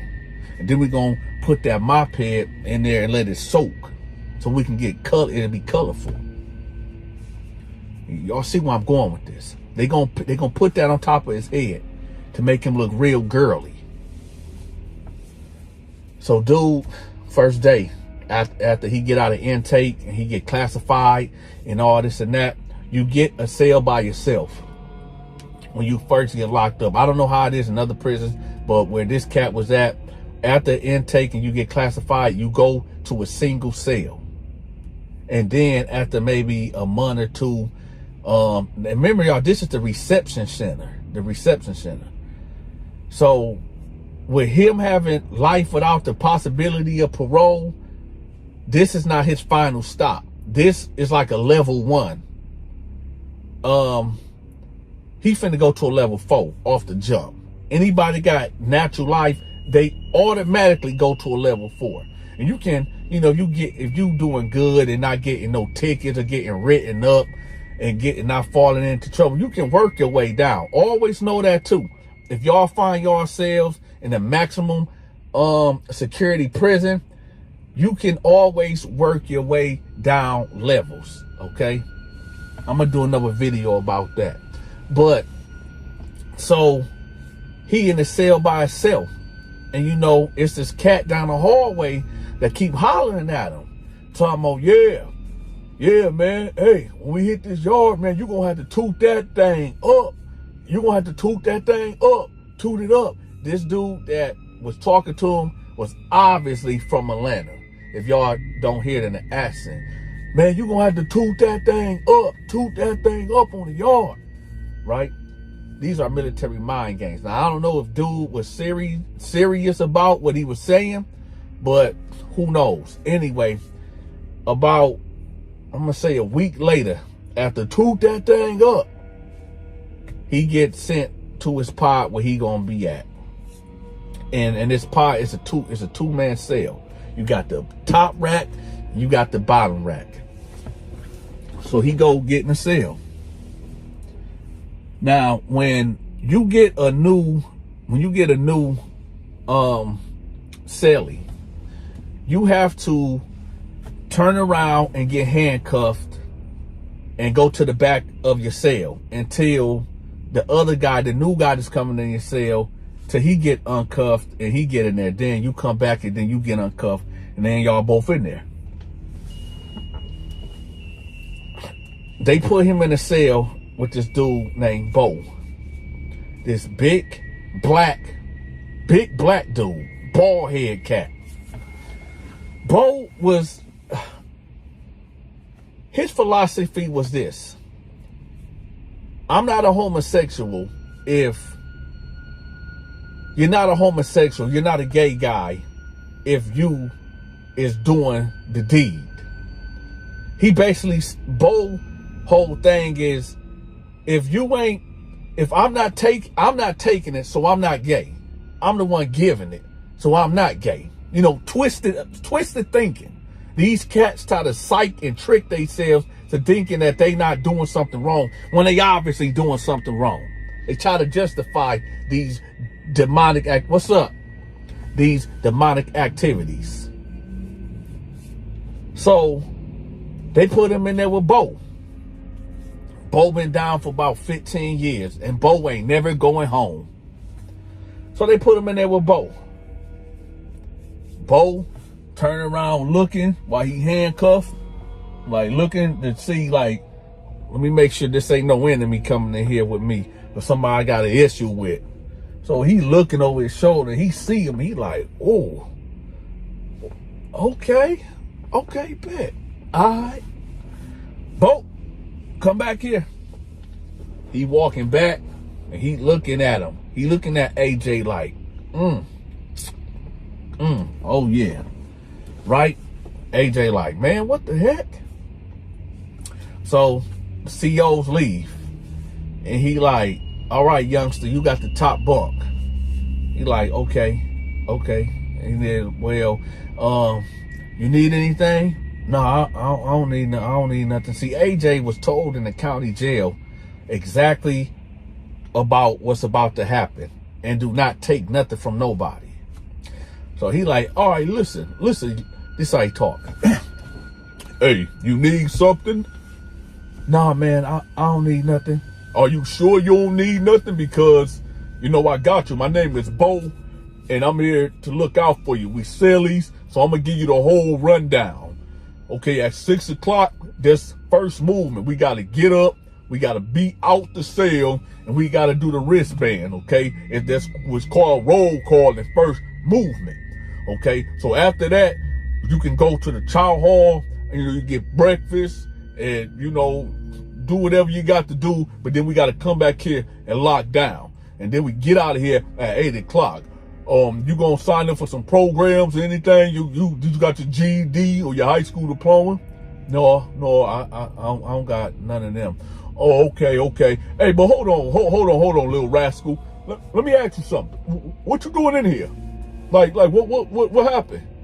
Oh man, I don't really want to talk about it. No man, come on, hey man, come on, man. My name Bo, man. I done heard it all. I done did. Listen, as long as you ain't did nothing to no kids, we straight, bruh. We straight. So what happened? What you in here for, man? All right, man. So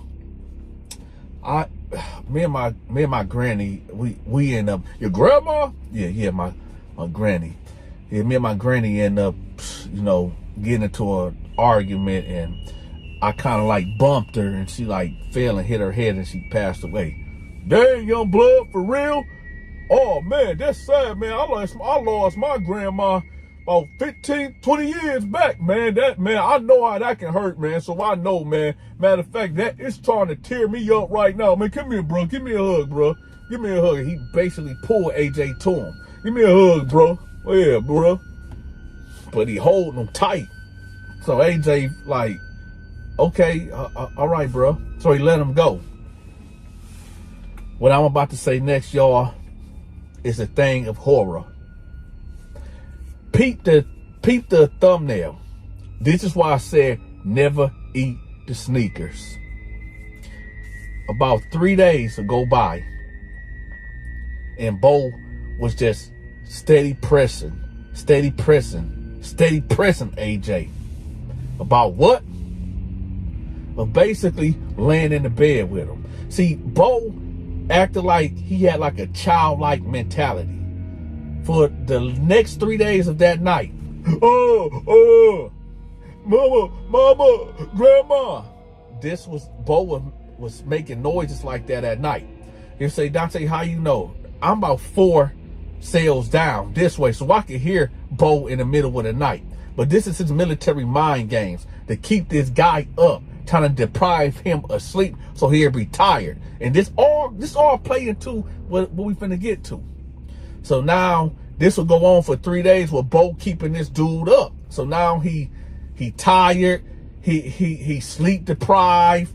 Bo keep on doing military mind games, like saying sexual stuff, and dude AJ don't really know what to say back to him. He asking AJ about girls that he was messing around with in the outside. And I'm gonna tell y'all something. He actually, on his 3rd night of keeping him up and all that, he actually did something that night that anybody that been locked up, y'all know that if you, I'm trying to say this in the right way so I don't get in trouble on YouTube.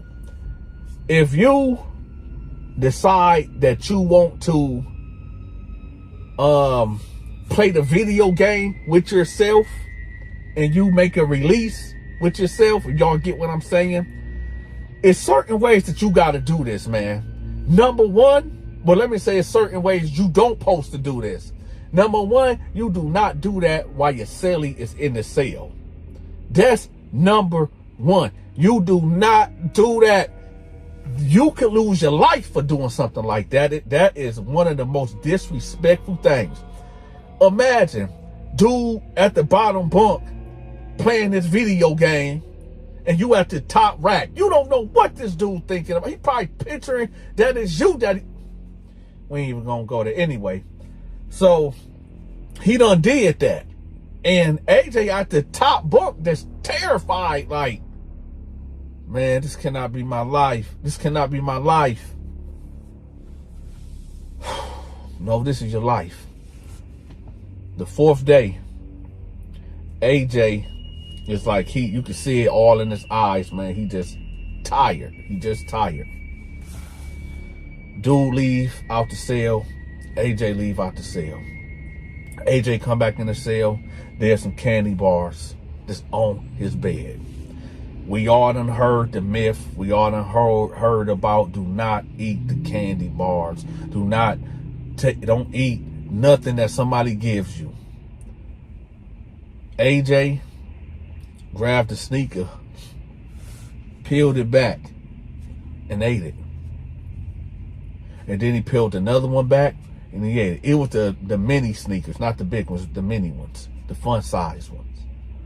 He hit about 5 of them up. About 30 minutes later, Bo come rolling up in the cell.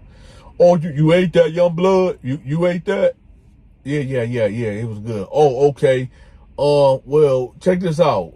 You need anything else? Nah, I don't need nothing.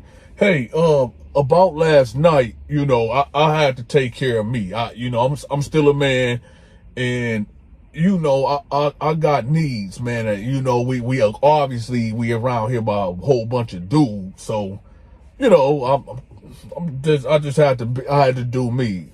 AJ like, yeah, man, you cool, you fine. AJ, no, that's not cool. He ain't fine. He want to pull that with somebody like me. Cause I would have leaned over with that sword and Justin told him, yo, matter of fact, I wouldn't have told him nothing because he knew better not to play with me like that. That sword of justice would have just been resting in some part of his body. Now, he like, oh, okay, yeah, I understand. You have to do what you have to do. Now, he said, yo, you ate all them Snickers, right? He said, yeah. He said, well, you only supposed to ate one. And he like, huh? He was like, yeah, I made a mistake and put 5 of them up there, man. You only supposed to ate one. You gonna have to pay me back, and I'm gonna need mines today. AJ like, what you mean? What I'm saying is, you ate something of mine, and I did not give you permission to eat it. Now, I don't know how you gonna pay for it, but how I do things in this prison,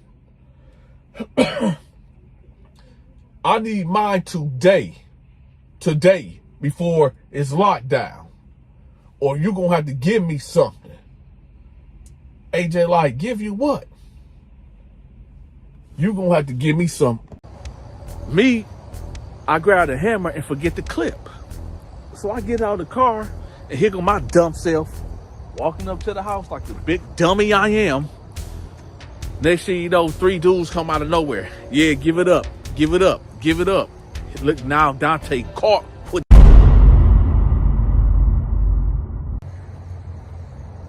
Back when I was about 21, this is when that dating website came out called Plenty of Fish, POF.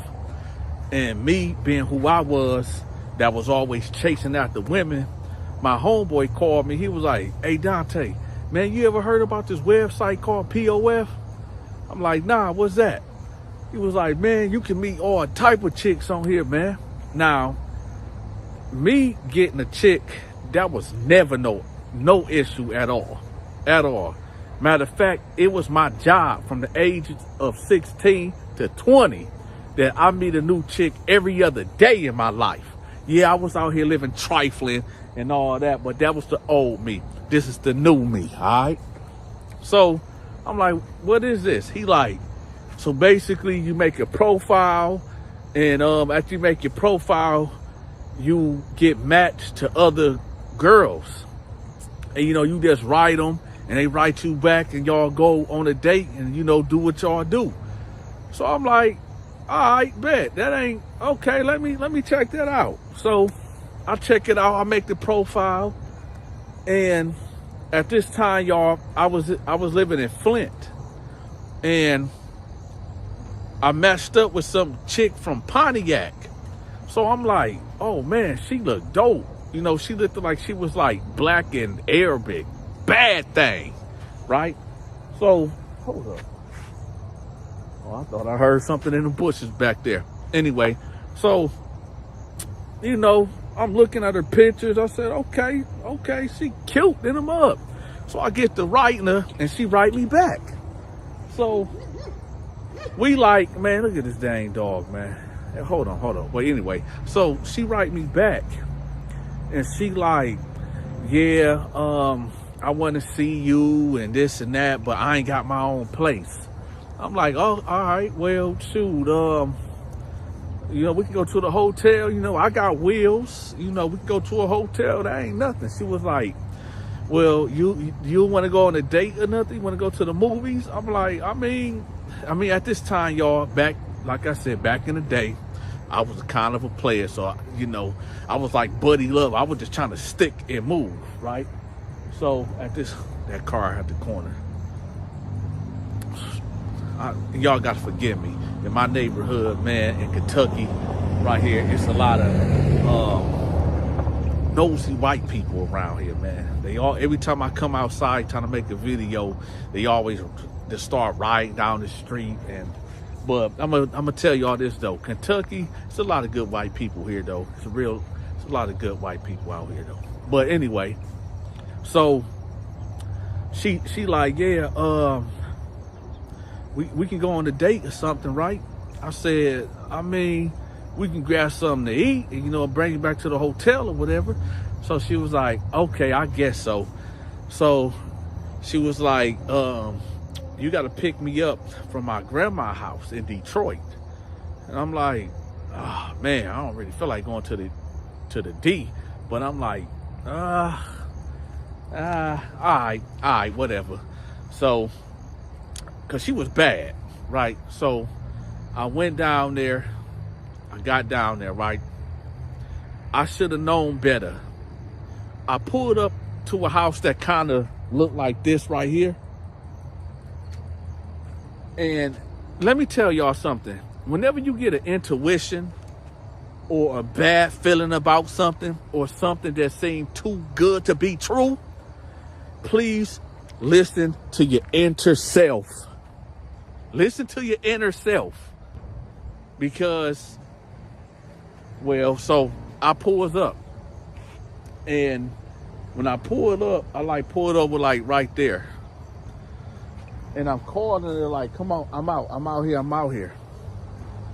Next thing you know, she texts me back and she like, okay, here I come.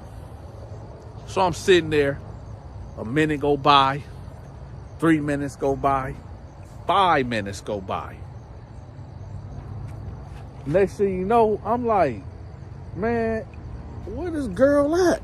So I call her again, and I call her again. She ain't picking up the phone.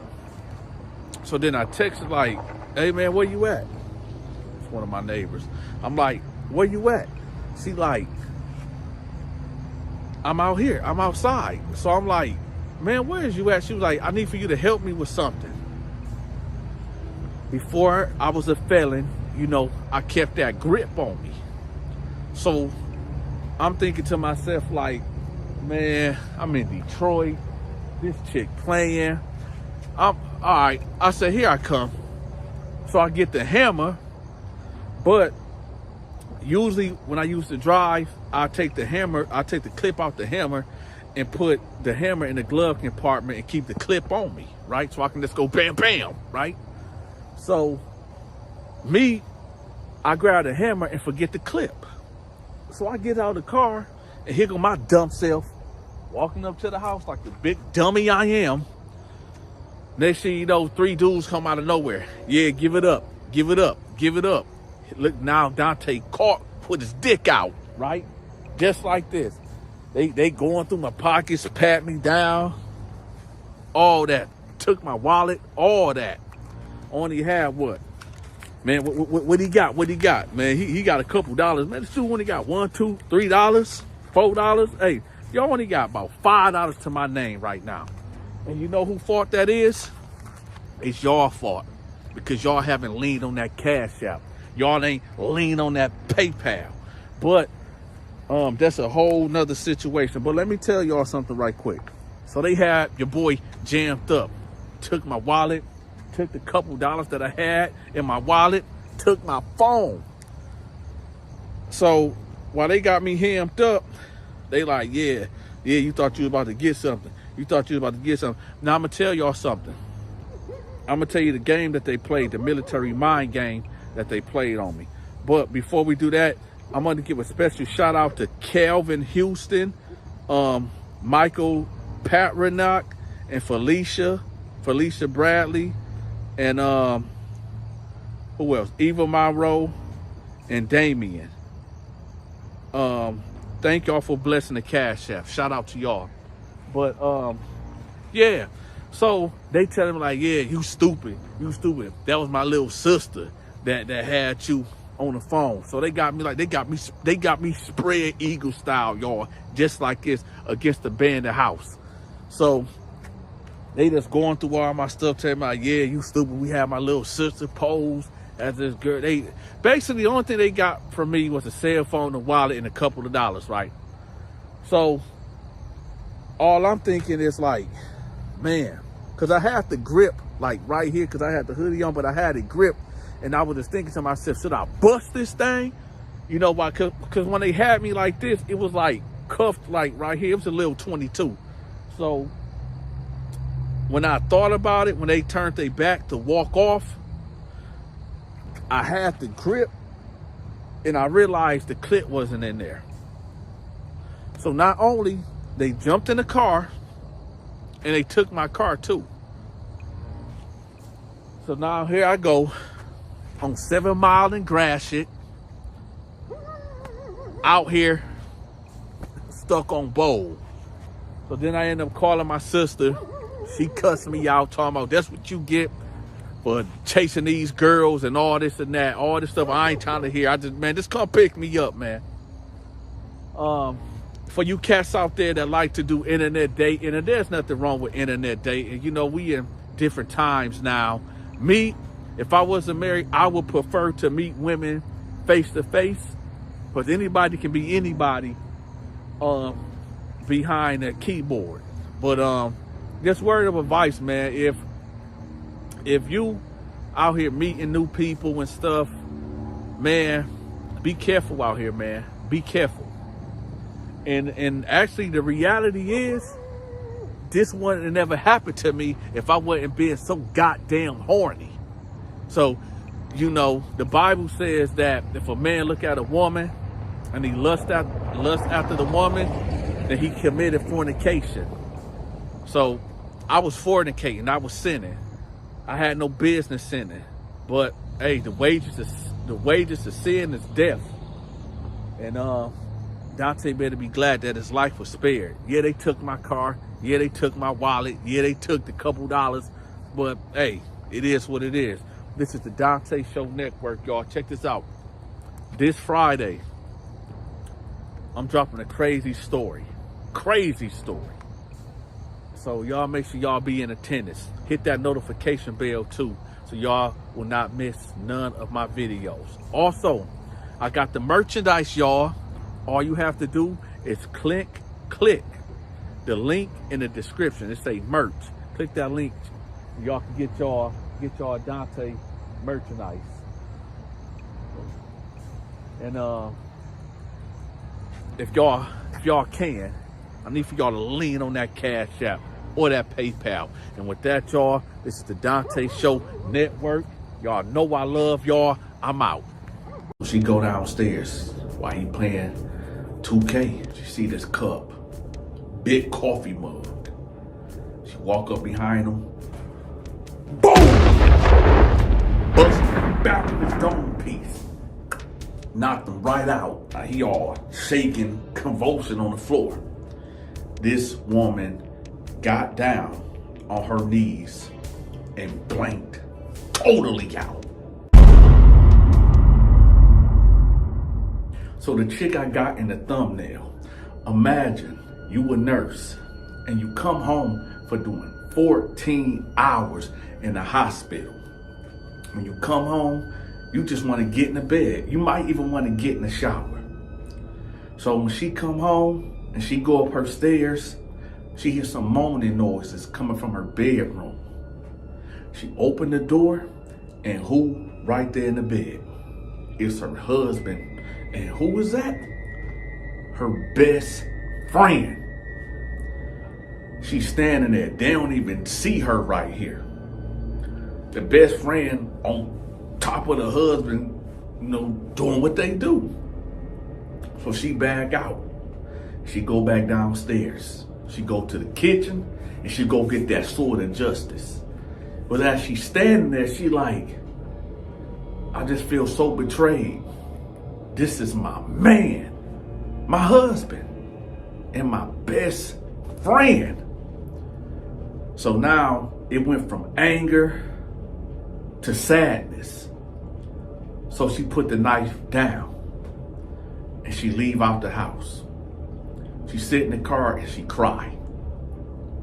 Then she go back inside to the house and slam the door real loud, letting them know upstairs that she home. So they hurry up and get dressed and whatever going on. So she head upstairs and, hey girl, hey, right? She say, what you doing here? This is the woman, this is the wife, playing it off. She like, oh, man, your husband, he needed for me to look up for something in his office or whatever, but, hey girl, but I'm about to go. She said, okay. The husband come out all nervous like, hey, what does she know? You know, that tight, right? So she give him a hug and he like, you okay, baby? She like, yeah, I'm okay. I'm just real tired. He like, oh, okay, baby, you want me to make you something to eat or go get you something, or you want me to rub your feet or something? You know, this him being guilty. She like, no, I'm just gonna lay down. He like, all right, well, I'm finna walk so-and-so out, all right? She like, okay. So she lay down. She grab her pillow, she hold it, she started crying, sobbing really. So he walked old girl out, and the old girl like, man, that was close, man. That was close. He like, yeah, I know, man. I know, but all right, babe, I'll check you out later. So he tap her on the butt and she leave. Now the husband, he go upstairs and he get in the bed with his wife. He put his arm around her and grab her real close. Okay, they kind of spooning at this point. And she like kind of bump him like, not tonight. And he like, well, all right, man, all right, whatever. So he get up and he leave and go downstairs in the living room and cut the PS4 on. Now he down there playing the PS4. And now that sadness done turned into anger. She like, this dude got the audacity to try to sleep with me after he just, so she said, okay, all right. So she go downstairs while he playing 2K. She see this cup, big coffee mug. She walk up behind him, boom! Bust him in the back of his dome piece. Knocked him right out. Now he all shaking, convulsing on the floor. This woman got down on her knees and blanked totally out. When the police eventually showed up, because of the neighbors heard this woman screaming at the top of her lungs. When the police, well, let's listen to the voice recording of the 911 call, and then we're gonna get back to the story. Okay, and what's going on there? Me and my boyfriend got into it last night. We was fighting and stuff. The police got called. And he's laying by the front door, but he's not moving. So you do need an ambulance? He's not moving. Is he breathing? Can you tell? I like tapped him or whatever, and he was like, you know, so I just want somebody to hurry up and get here because, like, I don't know what's going on. I went to sleep. He's 28 years old, and he's laying by the door. Like, it's a knife in his back pocket or whatever. So, yeah, it was blood. I was bleeding. Like, I got a big gash in the backside of my arm. When I tried to move him, he was very, very stiff, and his arms and stuff. Now, this woman ended up getting sentenced to life without the possibility of parole. Now this woman is feeling like she was robbed. She was done an injustice. This was like a Romeo and Juliet type of thing, killing of passion. You know, the defense tried to get her like she was not in her right mind. She was under insanity, but you know, the prosecutor presented a case saying, no, this was premeditated. And true enough, you could have just left. You could have just argued with him, put him out the house, or you could have left. But you did. You went downstairs, you picked up the coffee mug, and you, boom, busted him upside his dome piece. And you took his life. So now she ended up getting that life without possibility of parole.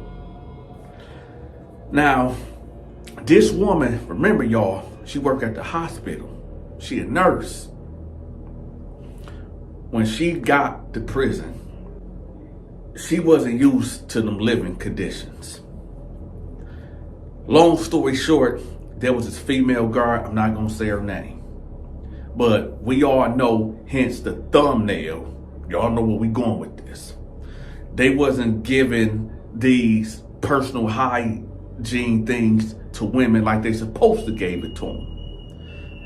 From my understanding, women bleed once a month for like 7 or 8 days, give or take, I don't know. So they need these tampons. Well, this one CO guard was just on some BS, and she would not give her the proper amount of tampons that she needed. You know, I ain't trying to get deep into it, but I guess she was a heavy bleeder. So for about 2 months, she'd give her maybe 2 or 3 tampons. So old girl was getting tired of it. Now, there was a lot of other things that was going on in between this certain CO and this nurse lady that asked her husband out with the coffee mug. But if I tell y'all all that, this story would go on, and I know y'all retention is very low. Y'all probably already clicked off the video. But if y'all still here, I need for y'all to say, put SOJ in the comment section. If y'all are still here, put SOJ in the comment section. What SOJ means is the sword of justice. All right, so one day, you know, she bleeding and she ain't got no tampons. So she had to take a shirt and basically stuff it up there. What I'm about to say, we gonna need this. Now, the CEO that wouldn't give her the tampons did a double shift. The night shift and the morning shift. She asked her, I need some tampons. This is the prior night. I need some tampons. Didn't I already give you some? I need some tampons. Well, I can't help you with that. The lack of humanity, right? So she like, okay. So like I said, she put the stuffed her shirt up there, and when the blood got on it, the next morning, for count time, the lady was doing the count. And at this time, you gotta come out your cell and stand in front while they doing the count. When she got to her, y'all, this woman not only put pee on the shirt mixed with the blood, so it was kind of wet. When she got up to her, she had it like balled up in the back of her hand like this. And when she walked up to her, she said, boom! Got her all up in the mouth, all in the nose, all up in her eyes. I know a lot of y'all wondering, Dante, how in the heck you know this? How do you know this? If y'all follow me a couple videos back, I told y'all that inmates been reaching out to me. And there's people that been locked up, a lot of female prisoners that been locked up that have been released now, that reached out to me and they said, well, I don't feel comfortable on camera. So could you tell my story for me? And I'm like, cool, ain't no thing. So this is how I know this story. I got plenty. And when I say plenty, y'all, I mean, I got plenty of these stories for y'all. Many, many more. I need for y'all to do me a favor. It's the fall season. I need for y'all to go to Dante's store. It's a click link for merch in the comments section. Okay? And if y'all feeling real generous, y'all know it's almost Christmas time. Y'all can lean on that Cashapp or lean on that PayPal for your partner. Just one time. I don't care if it's $1 or $10,000. All of it is all appreciated. Okay? Until next time, Dante love y'all, and I'm out.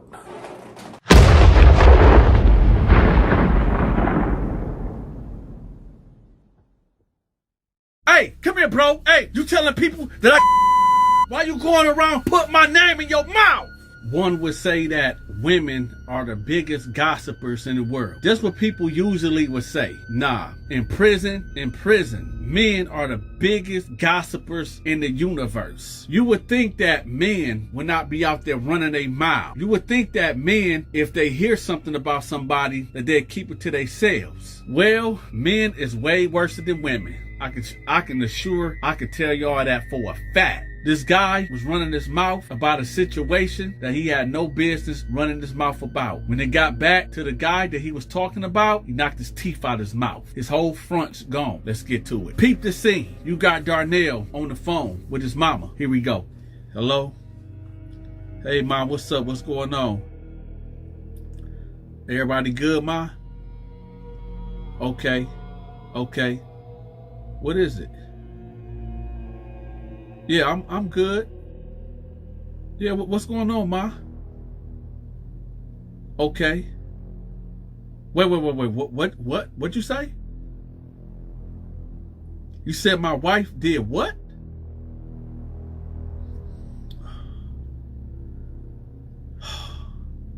For real? Hold up. Hold on, you, who? Man, you do know he's right?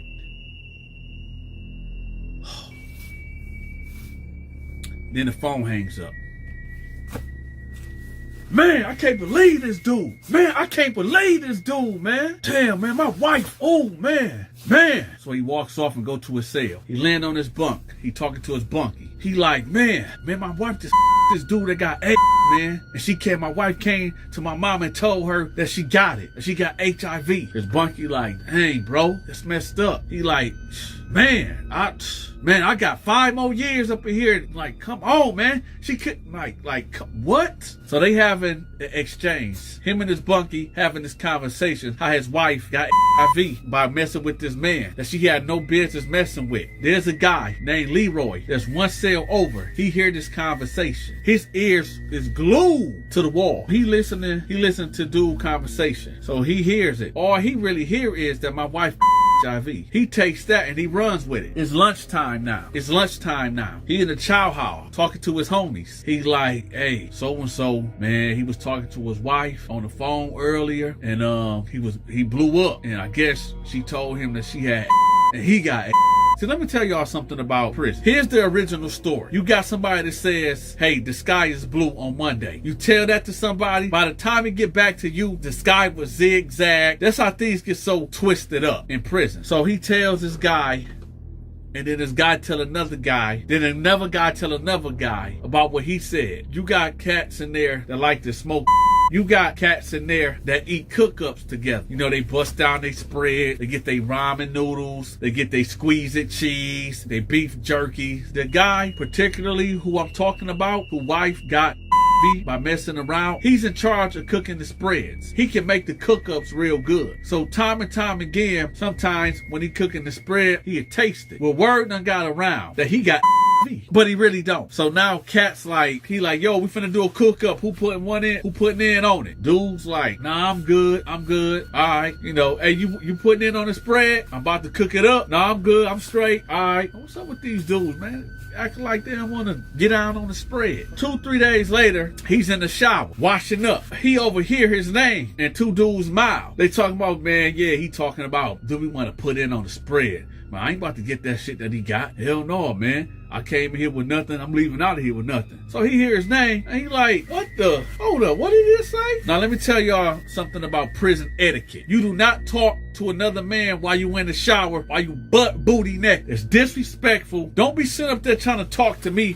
while I'm naked with soap all over my body and you want to have a conversation. Wait till I get this soap off my body and dry off and go to my cell, and then we can talk. Don't be trying to hold conversation with me while I'm naked and vulnerable. So he like, oh, heck no. You know, he hop up out the shower, he go upstairs, he put his stuff on. His bunkie in there, his bunkie like, yo, I gotta talk to you about something. He like, what's up? He like, man, hey, somebody going around here talking about you bro. He like, what? So this what these dudes was talking about in the shower. So he put his stuff on. He walk up on the tier. He look to his left. He look to his right. He like, hey, if anybody got something to say about me, I'm right here. Whoever out there spreading these lies and these rumors about me, I'm right here. Come holler at me. So everybody looking like, oh snap. I mean, it's all around the pod already. So he like, matter of fact, who out here running my name through the mud like that? Who spreaded this vicious lie about me? Ain't nobody really said nothing. So he said, all right, when I find out who started that rumor about me, I'm busting them in the mouth. Then he walked off and went back to his cell. At this point in time, I'm over here watching the National Geographic Discovery Channel. You know, I got my headphones in. I feel a tap on my shoulder. I turn around like, yo, what's up? It's him. He like, hey, bro, listen, I know you don't be into nothing, but I know you keep your ear to the pod. So have anybody came to you personally and said that I had HIV or something? I'm like, nah, ain't nobody tell me nothing like that. I mean, I heard it around. He's like, well, who did you hear from? I just heard it, through past. If it ain't true, it ain't true. He like, no, that ain't true. It ain't true. I said, all right, cool, bet. So he like, bro, come on, man. Come on. Who did you hear from? For you new inmates out there, let me tell y'all something. In the real world, if you commit a crime with somebody and y'all get caught and y'all both agree mutually to commit a crime, you better keep your mouth closed and do your time. If you out in the real world and you see a woman getting robbed by a man, call the police. Tell on his ass. Call the police. Call the police. Call the police. Call the police.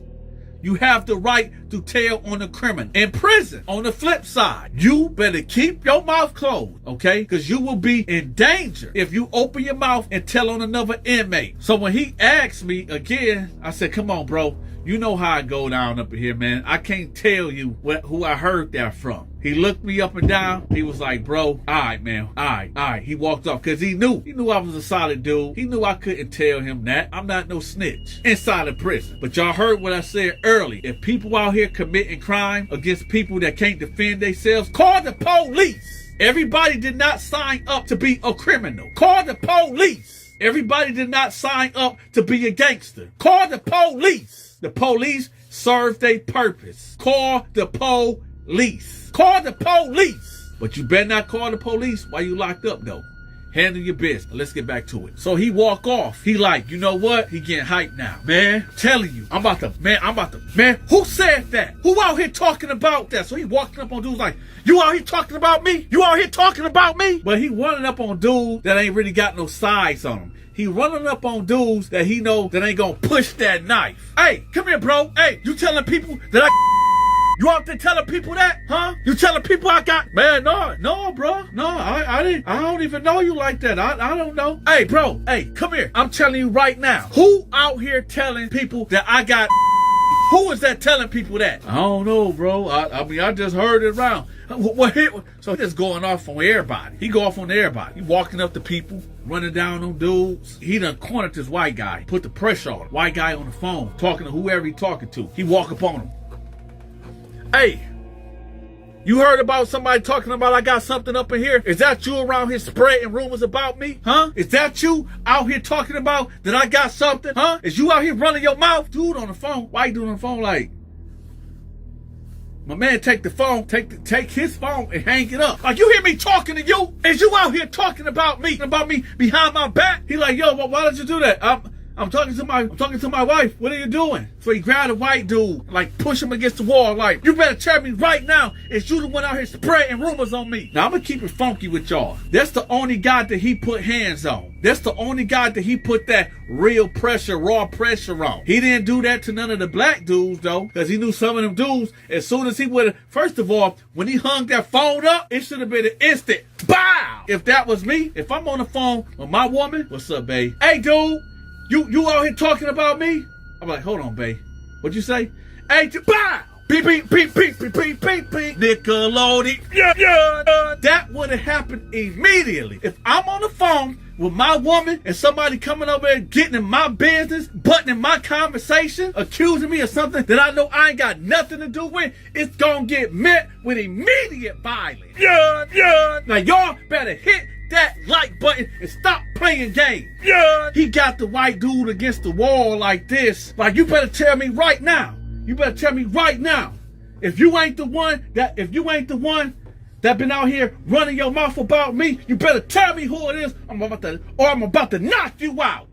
He like, I heard it from them. They said it. They was talking about it. He was pointing at this short dude named Ron. They was talking about it. He said, what? Hey, Ron, you out there spreading my business out? You over there talking down on me? You talking about me? You over here talking down on my name? You telling people to these hoe ass niggas up in here? Ron like, hey, bro, chill, man. I didn't say nothing. I just heard it from so-and-so. He was just saying, man, fuck all that. Why you going around putting my name in your mouth? Yo, bro, chill. No, it ain't no chill now. No, what's up?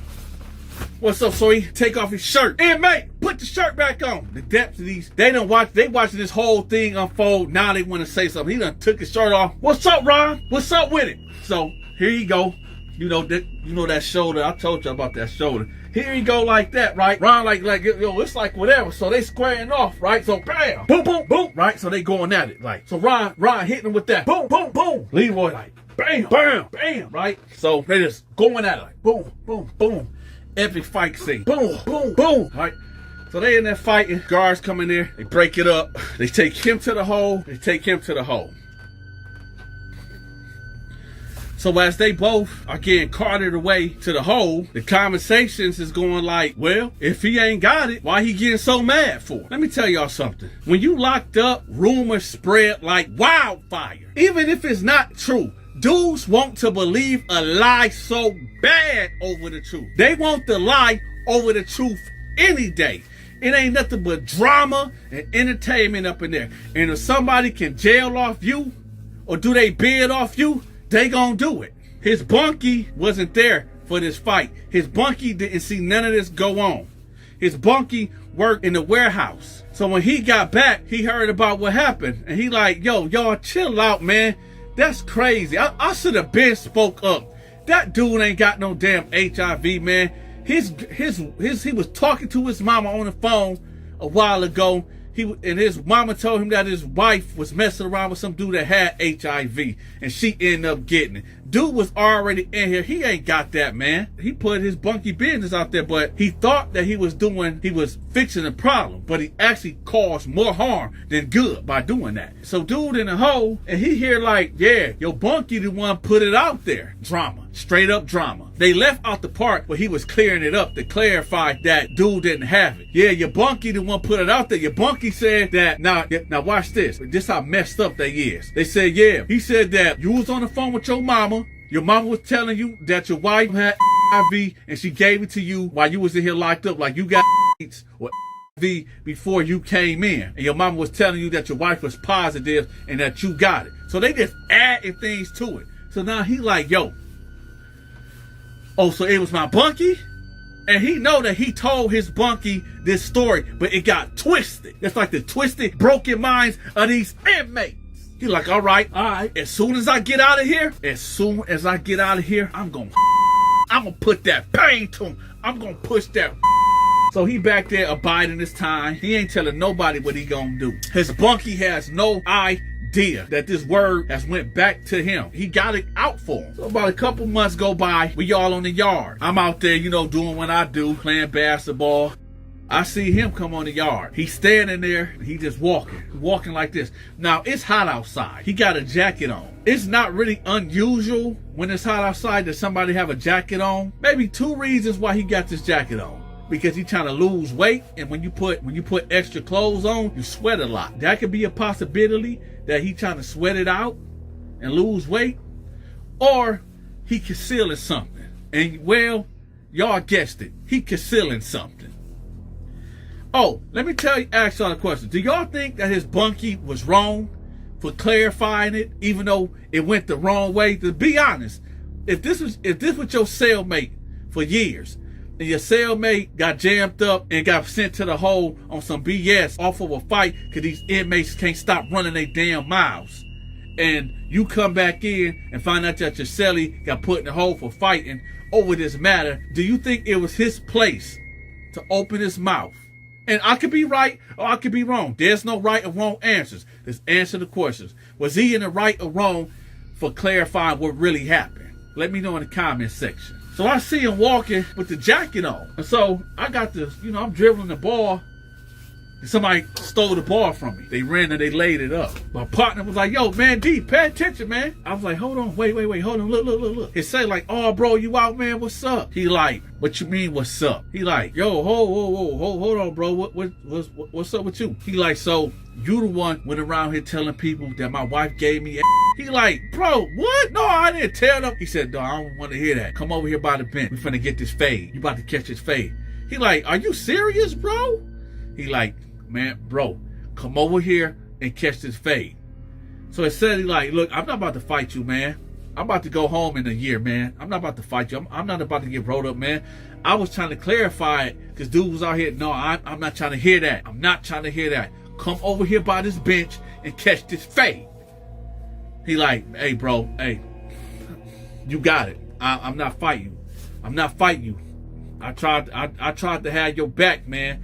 Whatever you was told was twisted up. He like, you know what? Bow! Punched him right in the jar. Bam! Bow! His celly hit the floor. Boom! Hit the deck. Got to stomping him out. Boom! Boom! Boom! This is why when I seen him coming with that coat on, I'm like, oh man, it's about to go down. Bow! So he like, boom! Boom! Boom! Stomping him out. Dude blocking like, boom! Boom! Trying to block the punches. He coming in with him. Bam, bam, bam, bam, bam, bam. So he blocking the punches. Then he goes into his jacket. What do he pull out? The banger. So as he hitting him, now he hitting him with the banger. Bam, bam. Now dude got his guards up, so he getting hit like in his forearms. He getting hit in his hand. Bow, bow. He done got caught right here on the cheek. Bow. So the guards come in with that mace. Bow!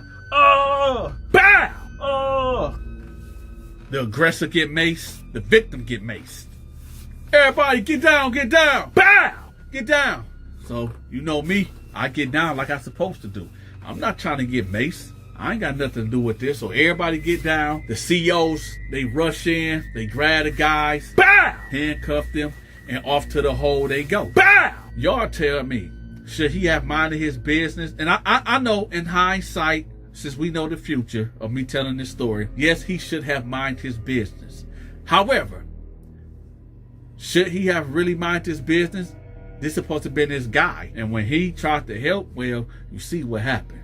This is the Donta Show. Y'all hit that like button. I'm out.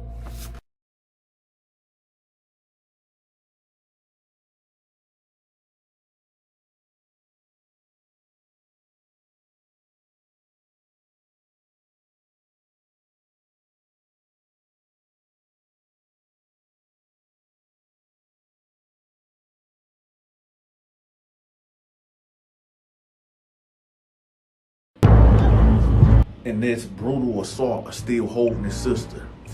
And they have to pry his arm off from around her neck. And now he in prison, doing life. I remember not too long ago, I shared a story with y'all about when I was in foster care at the age of 5 years old. And this lady by the name of Miss Debbie, she had a big rock roller in her basement. And what she used to do, she will only feed me strawberry jelly sandwiches for breakfast, lunch, and dinner. And you know what she used to do to punish me?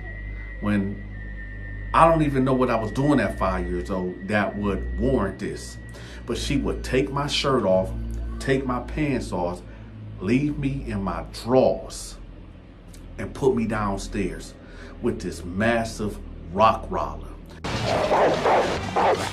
that was chained up, okay, on this pole. From my face to maybe about right here was the rock roller, snarling and barking at my face. And all I would do would just curl up and basically cry. I want y'all to listen to this right quick.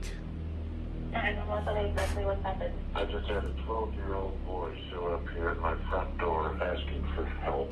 said he just came from a neighbor's house. Her name is Jody Hildebrand, and we know there's been problems at this neighbor's house. He's got tape around his leg. He's emaciated, he's hungry, and he's thirsty. And he asked us to call the police. So he's very afraid. He's 12 years old. Does he know his mom's name? Ruby Frankie? Does he seem to be under the influence of drugs or alcohol? I don't think so. Need an ambulance?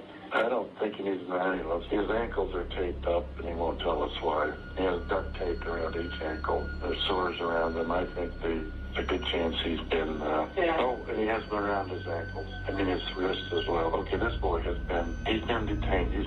He's obviously covered in wounds. Okay. Let's get the paramedics headed over that way, okay? Oh, that's a good idea, too. Has he told you where his mom or dad are? He says he knows where his mom is, but, There's a lot of prison stories that I've been telling y'all that y'all say it sound unbelievable.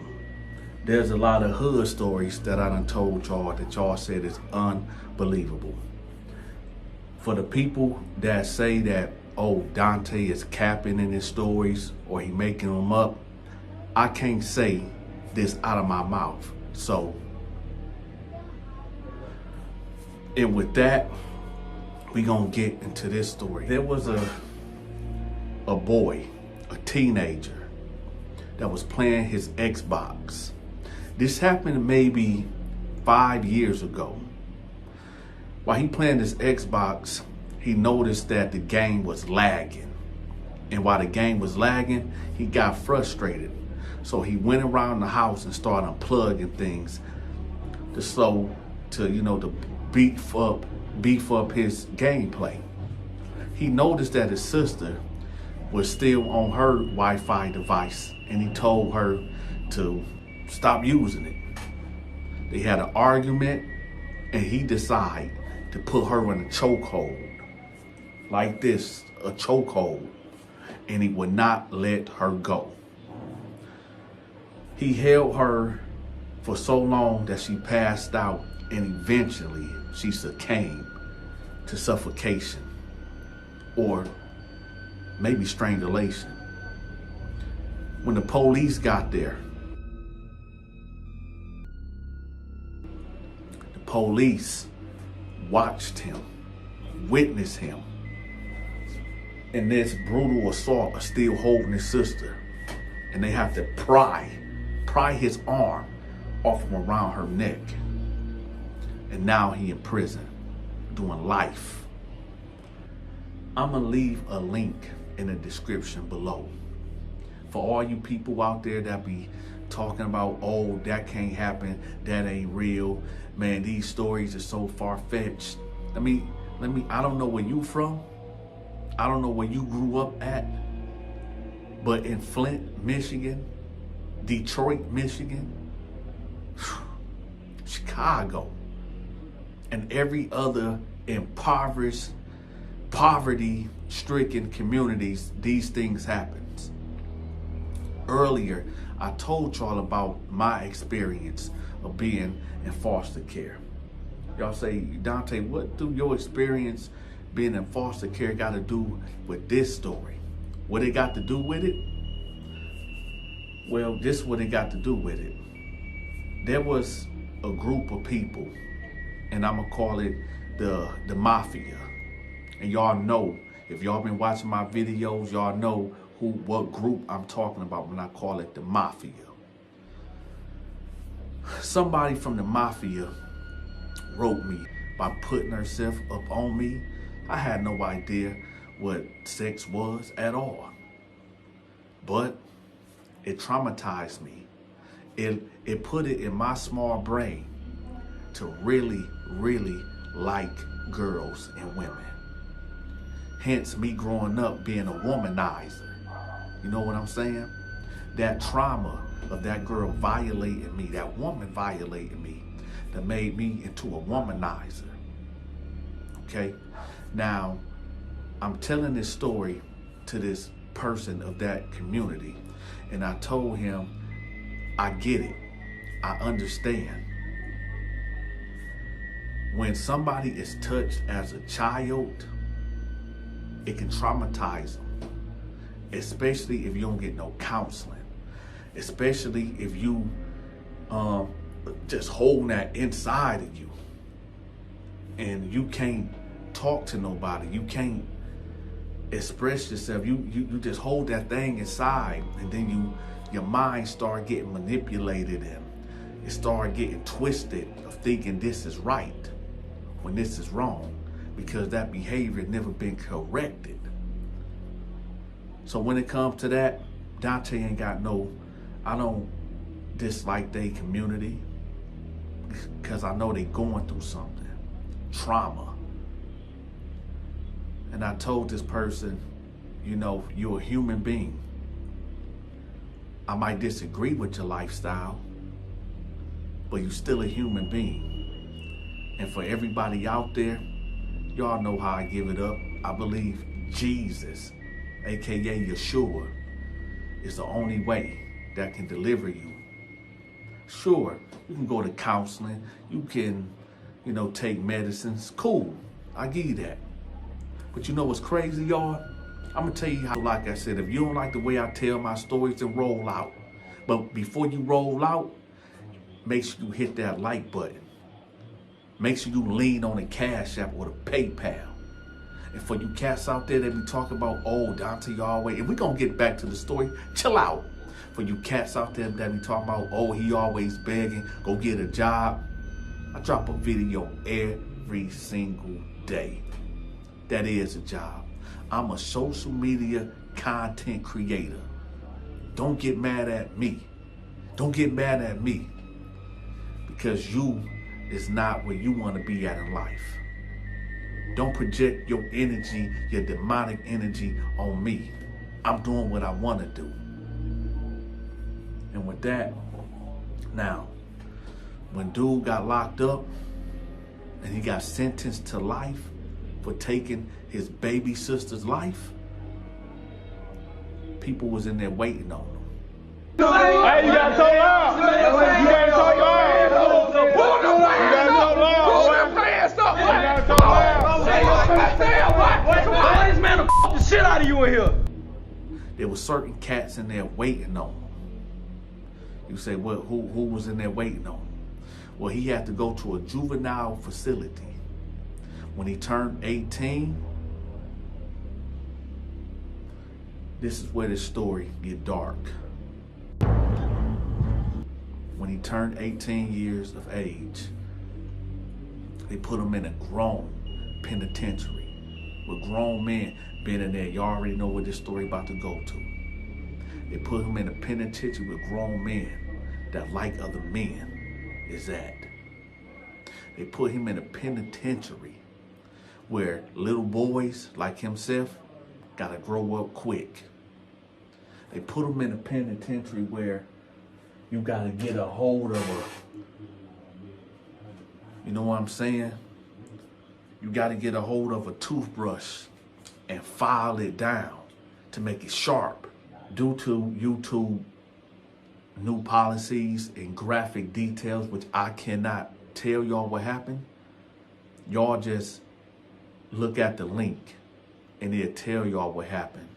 In 2018, 16-year-old Kevin Watkins was lagging horribly while attempting to play Xbox in his Georgia family's home. In an effort to improve the speed, he decided to change the Wi-Fi password to prevent others from using it and slowing down the connection while he was gaming. Soon enough, an argument broke out between Kevin and his mom, escalating to a point where his older sister Alexis had to step in to prevent Kevin from physically harming their mother. Tragically, Kevin placed Alexis in a strong chokehold and refused to let go despite his younger brother and mother begging for him to stop. By the time police arrived 15 minutes later, Alexis was no longer moving or responsive, but Kevin still had her in a chokehold. She had been starved of oxygen for a lengthy amount of time, resulting in extreme brain damage. Alexis was quickly rushed to the hospital, but was soon pronounced dead from asphyxiation. Kevin was tried for murder and sentenced to life in prison for the tragic incident. So follow the link and y'all to see what happened to him. And with that, y'all, I'm out. I didn't really want to tell this story because I know the guy Dino in real life, but Dino is out here messing with women out here in the real world, but he was also in there messing with men. And I honestly don't think that's right. Now, I know what I'm about to say is going to be real controversy. And, you know, people going to say, yo, Dante, why you putting him out like that? Why you putting his business out there like that? I thought, nah, because y'all know I'm always going to side with women, okay? And what I mean by that, you don't know what type of diseases Dino got because he messing around with men in prison. And the female that he messing around with right now, I know her. I grew up with her. Only know Dino from the streets, okay? But this chick I grew up with. So I already hollered at her and told her, like, yo, Dino ain't right. You need to get away from him. And she like, why? What's going on? Is he cheating on me? I'm like, nah, he ain't cheating on you, but I think you should know that he was in there messing with this dude named Peaches when we was locked up together. And she like, Peaches? I said, yeah. She's like, is that a CO? I said, no, it ain't no CO. It's a man. It's a gay guy by the name of Peaches that Dino was in there dropping heavy pipe on. So she like, man, this man is crazy you telling me this because other people done told me this about him. Now, Dino is one of these dudes that steal. He's a compulsive thief. He steals Cadillac converters from people's cars. For people that don't know what a Cadillac converter is, if you get your Cadillac converter stole, it make your car real loud and you might have to get a straight pipe. He is a Cadillac converter thief, okay? He steal copper from houses. He just a big thief, okay? So I feel like, yo, there's no honor amongst thieves.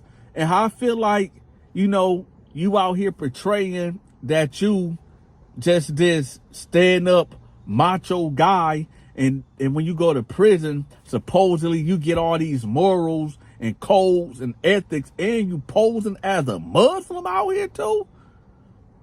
Y'all like, Dante, why you putting business out there like that? Because I'm tired of not standing up for righteousness. I'm tired of sitting on the wayside, on the sideline, while wickedness reigns supreme.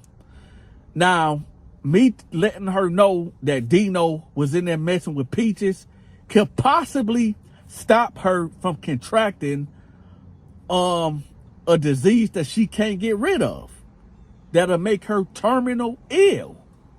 You know what I'm saying?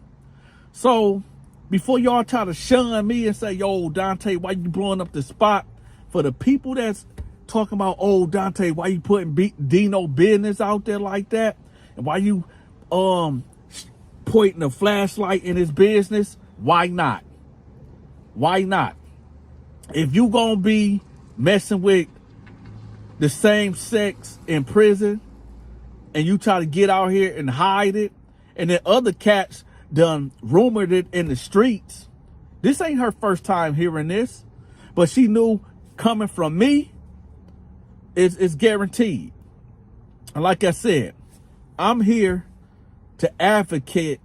I'm here to advocate for the people that need a voice and can't speak. I got a big mouth and a big platform.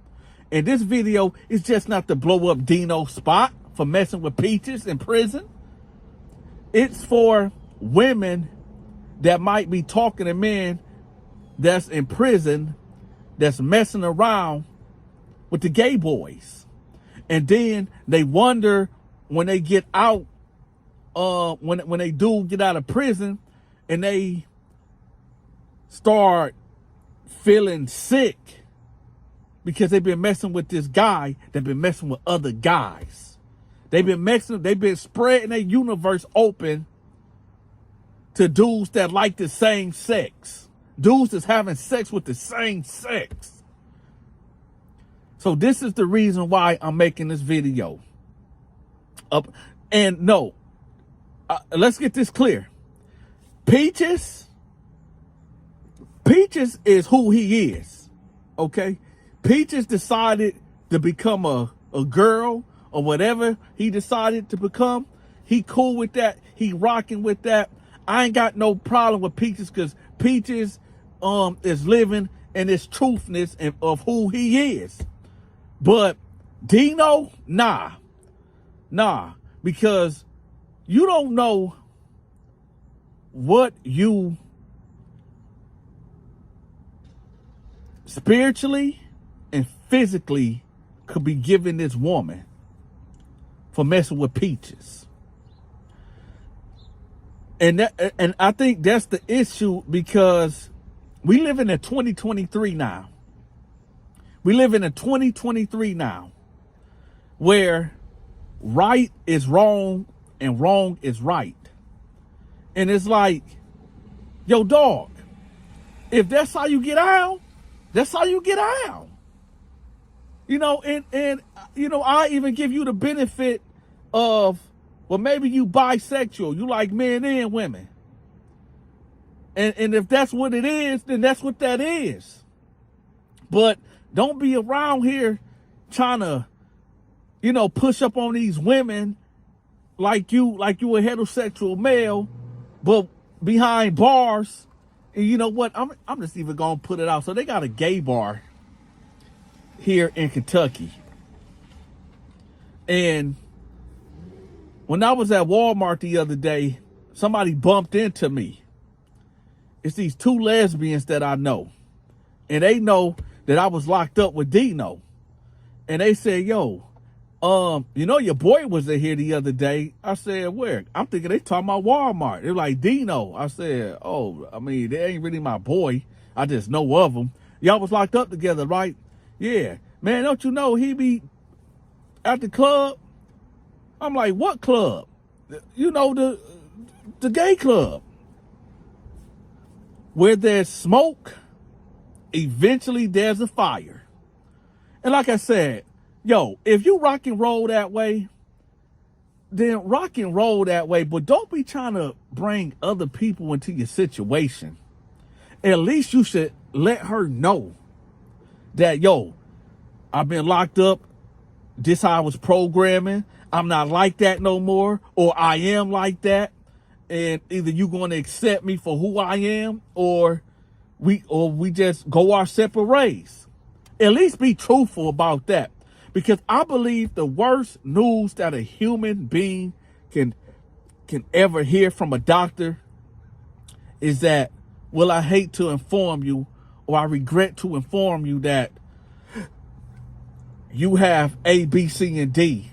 And now this woman sitting there like, I ain't been messing around with nobody but this person.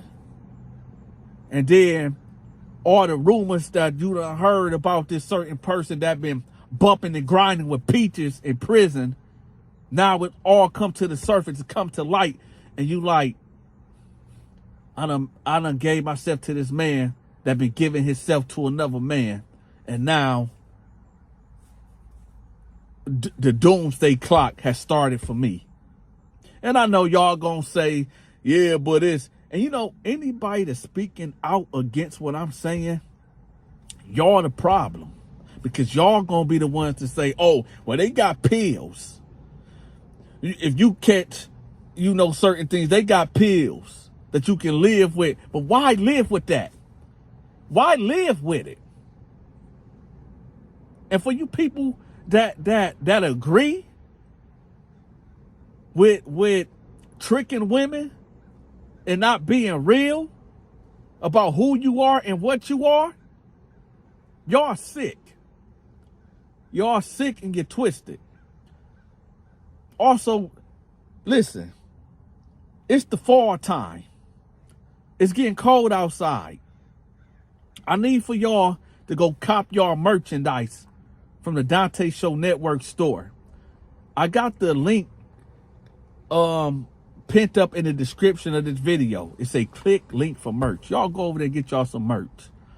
And also, if y'all like the videos that Dante been dropping lately, and I entertain y'all, I need for y'all to lean on that Cash App and that PayPal just a little bit for me.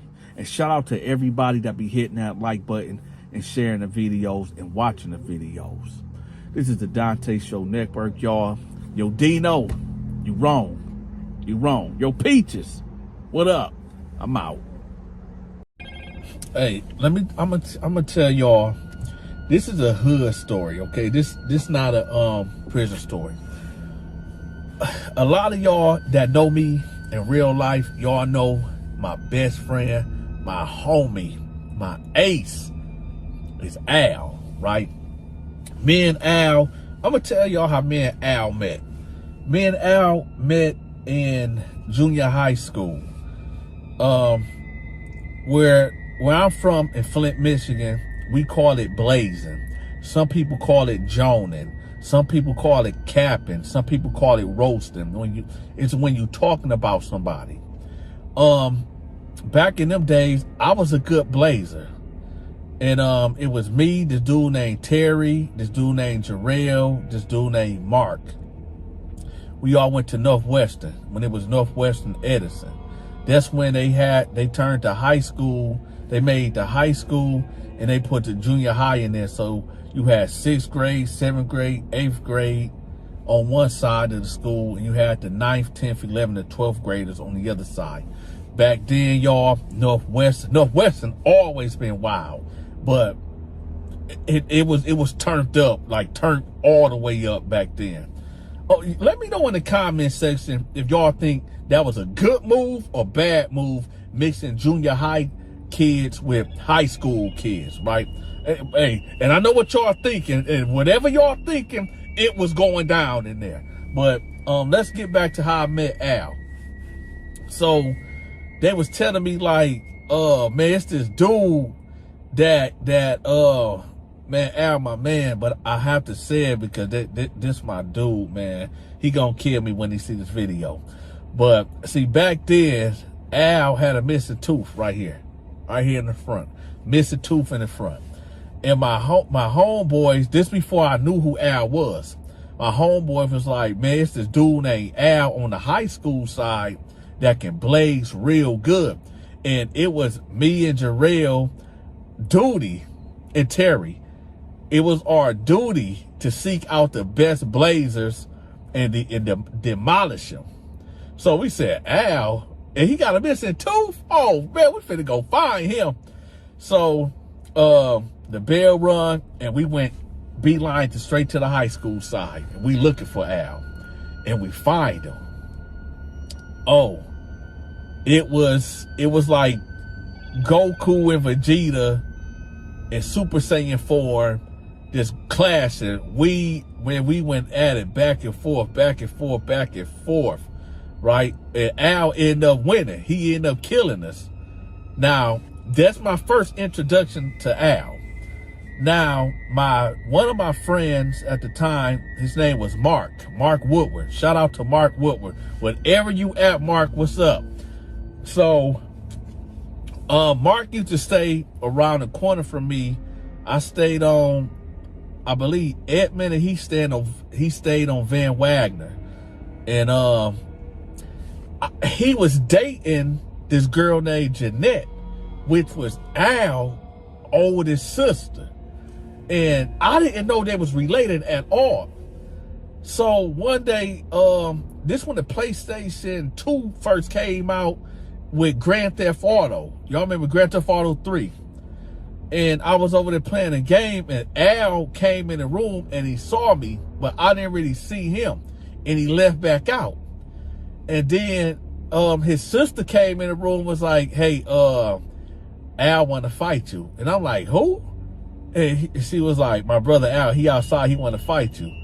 So back in them days, y'all, I always was fighting, man. So I'm like, all right, whatever. This just gonna be another walk in the park. So I go to the front porch and I see him. He take his shirt off and he pacing back and forth. So I said, this that dude. That's that dude. So I'm like, man, I'm not about to fight him. I wasn't scared, y'all. I was just, it threw me off because I'm like, hold on, this that dude, Al, this dude.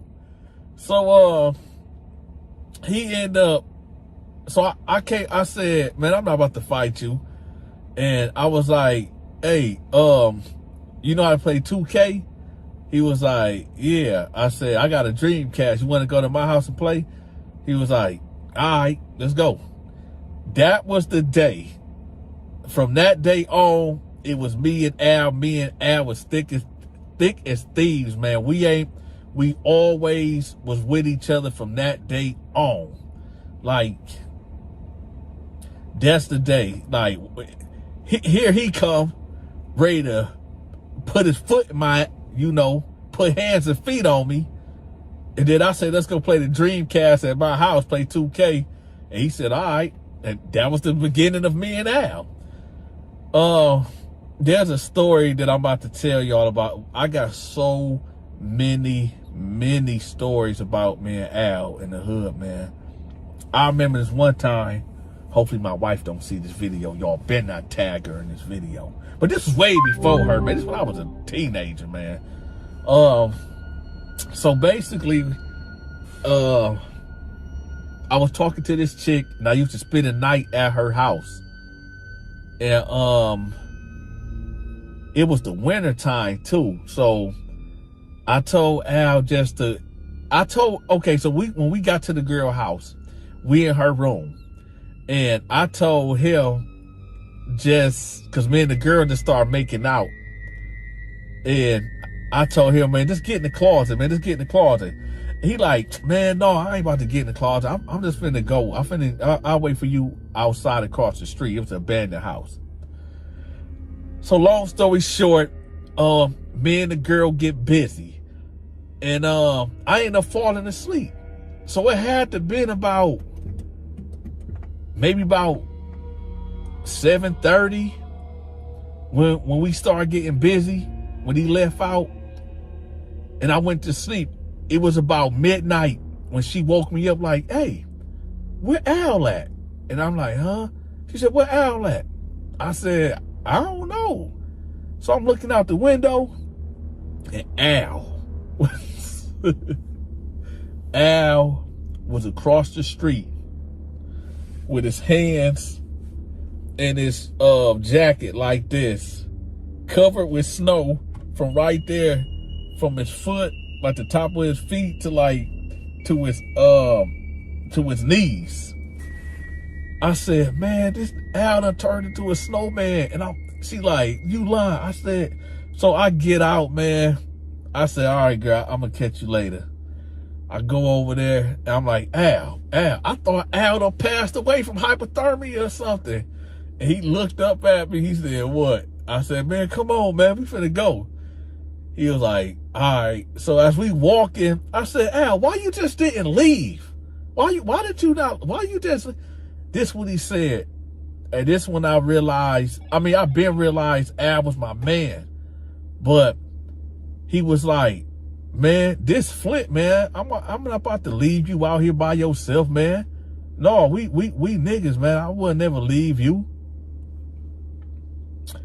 When you find people like that in life that's loyal, like really loyal to you, and that will put they self in jeopardy and put themselves, in harm's way for you. Not that I would ever want anybody that love me like that put themselves in a predicament where it'll be detrimental to them. But when you find somebody like that, you got to treat them right. You got to hold them down. Y'all should be able to get through any and everything. And you should want to put your life on the line for that person too. Al was my dog. Y'all notice I said was. Al ain't here no more. He was taken away by a senseless crime that should have never happened. And sometimes, you know, I wonder, and it happened when I was locked up too. It actually happened the day I got out.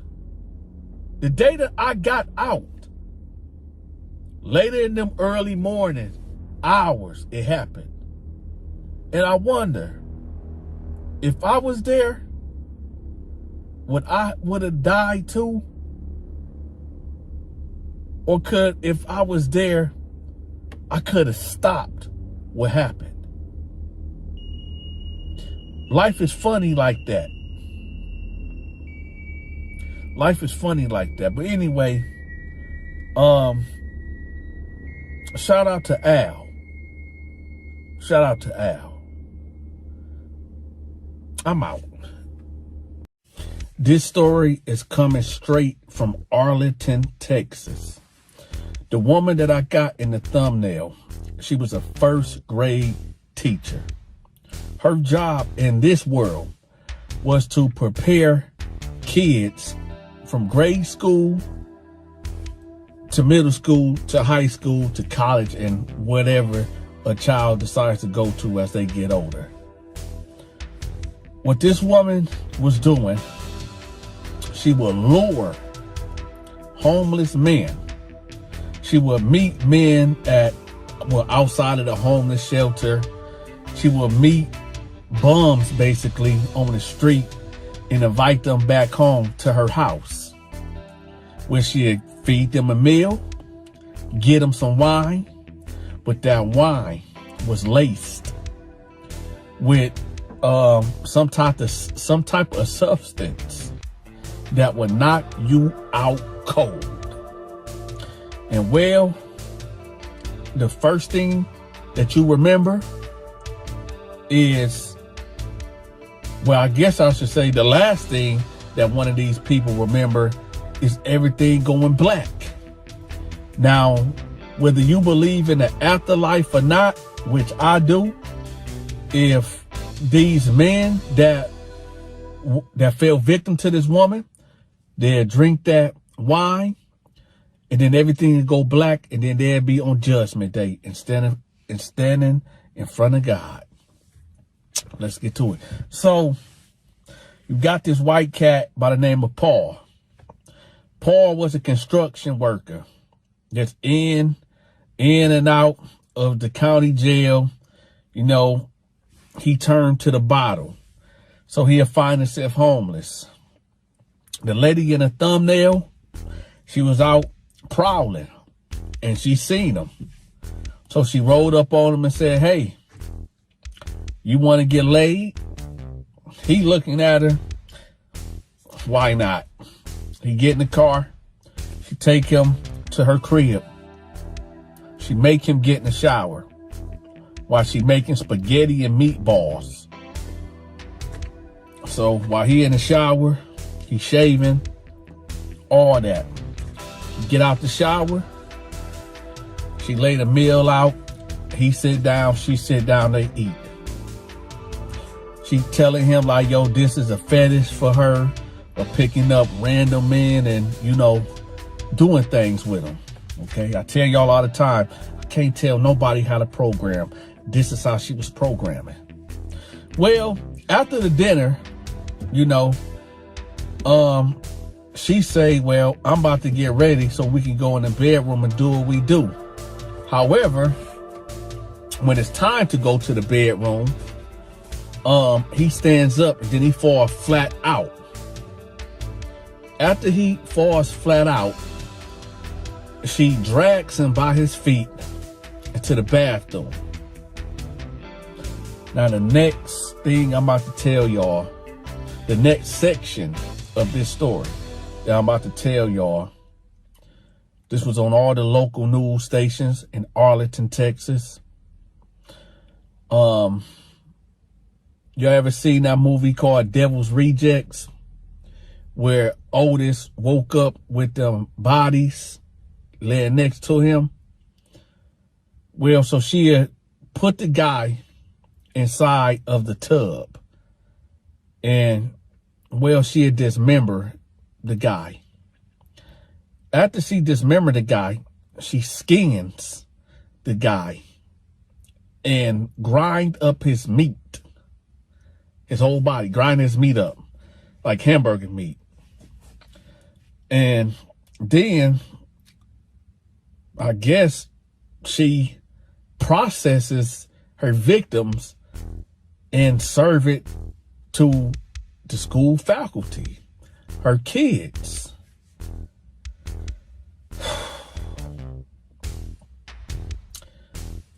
Check this out, y'all. When I heard this story, I got sick to my stomach. I thought about my elementary teacher. Her name was Miss Boldo. When I was living in Atlanta, this was a mean lady. But she always, every Friday, she'd bring us tacos from her house. Mean lady. I'm starting to wonder, like, why was she giving us tacos every Friday? One would think, like, yo, I would never be a cannibal, right? One would say that. But how do we really know what we are eating? Like, just really think about that. How do we really know what we are eating? Especially like hamburger meat. Let me know in the comment section if y'all think that y'all might have. And I know this, trust me, I know this sounds weird. But let me know in the comment section if y'all think that y'all ever tasted human flesh. Because we live in a wicked, crazy world. When a man is standing in front of your cell with a piece of steel in his hand, and you don't got no steel with you, you don't got your grip, anxiety, fearfulness, and worriedness will set in. It's either going to be fight or flight at that point. Know this, everybody get poked. If you in there fighting, if you active, you will get poked once or twice. You're going to be poking and you're going to get poked. Here's a gem though, it's how you get poked. Now, if you in there doing your push-ups and your sit-ups, your bicep right here is where all the muscle at. So if you in there mixing it up with somebody and they trying to get at you and trying to poke at you, you got to time it right like I did. But I miscalculated. I done showed y'all the war room already in the other live. But you got to turn that way and then bam, get you right there. Then you come back with that left flight. Bam. That's how you properly take a poke. I want y'all to meet Castle. Castle is this white man. Notice in a lot of my other videos, I refer to white men as white boys, okay? But there's a difference between a white man and a white boy. See, a white man is going to stand up for his. A white man is going to get down. A white man is going to demand his respect, right? A white boy is going to get beat up, extorted, and possibly raped. Castle was a white man that demanded respect. So when he found himself in front of my cell door holding that grip, I already knew what time it was. See, me and Castle was gambling, right, on the Chicago Bull game. I ended up losing. I owed him 2 summer sausages and a bag of Doritos, right? I done ducked this man for about 3 days now. Every time I see him coming, I just go that way. Or he'll be like, hey, Dante, come here, man. Let me talk to you right quick. I'm like, hold on, man. I'll be there. And I just go the other way. It wasn't that I didn't have the commissary to pay him. I just didn't want to pay him. Yeah, I was a grease ball. Yeah, I was a slime ball. I was playing the 55th on him. Basically the 55th is that you just trying to test the water, see how far you can go. Trying to see, is he a punk? Is he going to let me ride? Is he just going to keep asking me? Is he really violent? See, I didn't really know Castle like that, right? So I just said, I'm just going to play this out. Why have to pay somebody if you don't got to pay them, right? But I learned that day. So here I go on my bed, right? Writing a love letter. And I feel this presence at the door. I'm like, and Castle standing there with the grip in his hand like Michael Myers. He like, hey, don't make me do this to you, bro. don't make me do this to you, bro. I say, hey, yo, chill out, man. What you doing?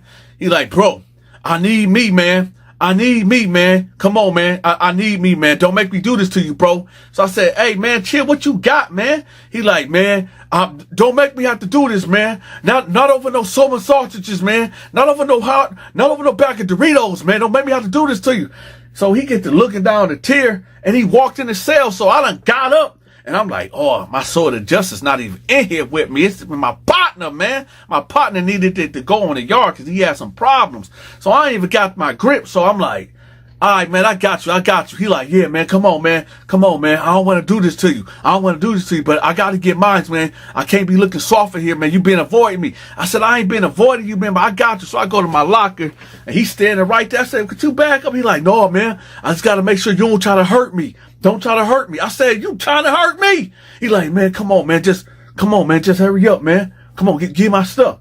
So I get in there and I give it to him. He like, okay.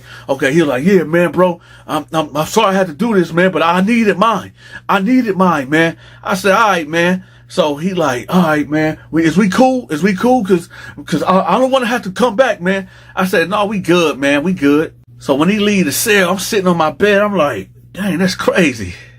Castle just ran down on me. Not feeling like a punk, y'all. I'm like, man. But I got the reasoning with myself, like, well, he technically right, man. I did try to play him. So I'm like, but at the same time, I'm like, he did run down on me. So I'm like, man, maybe I need to get my get back. But then I'm like, well, he was technically in the right. I was ducking him. So I was like, I'm just going to sleep on it. So the next morning, I'm like, you know what? Yeah, this prison, I'm going to have to go do that to him.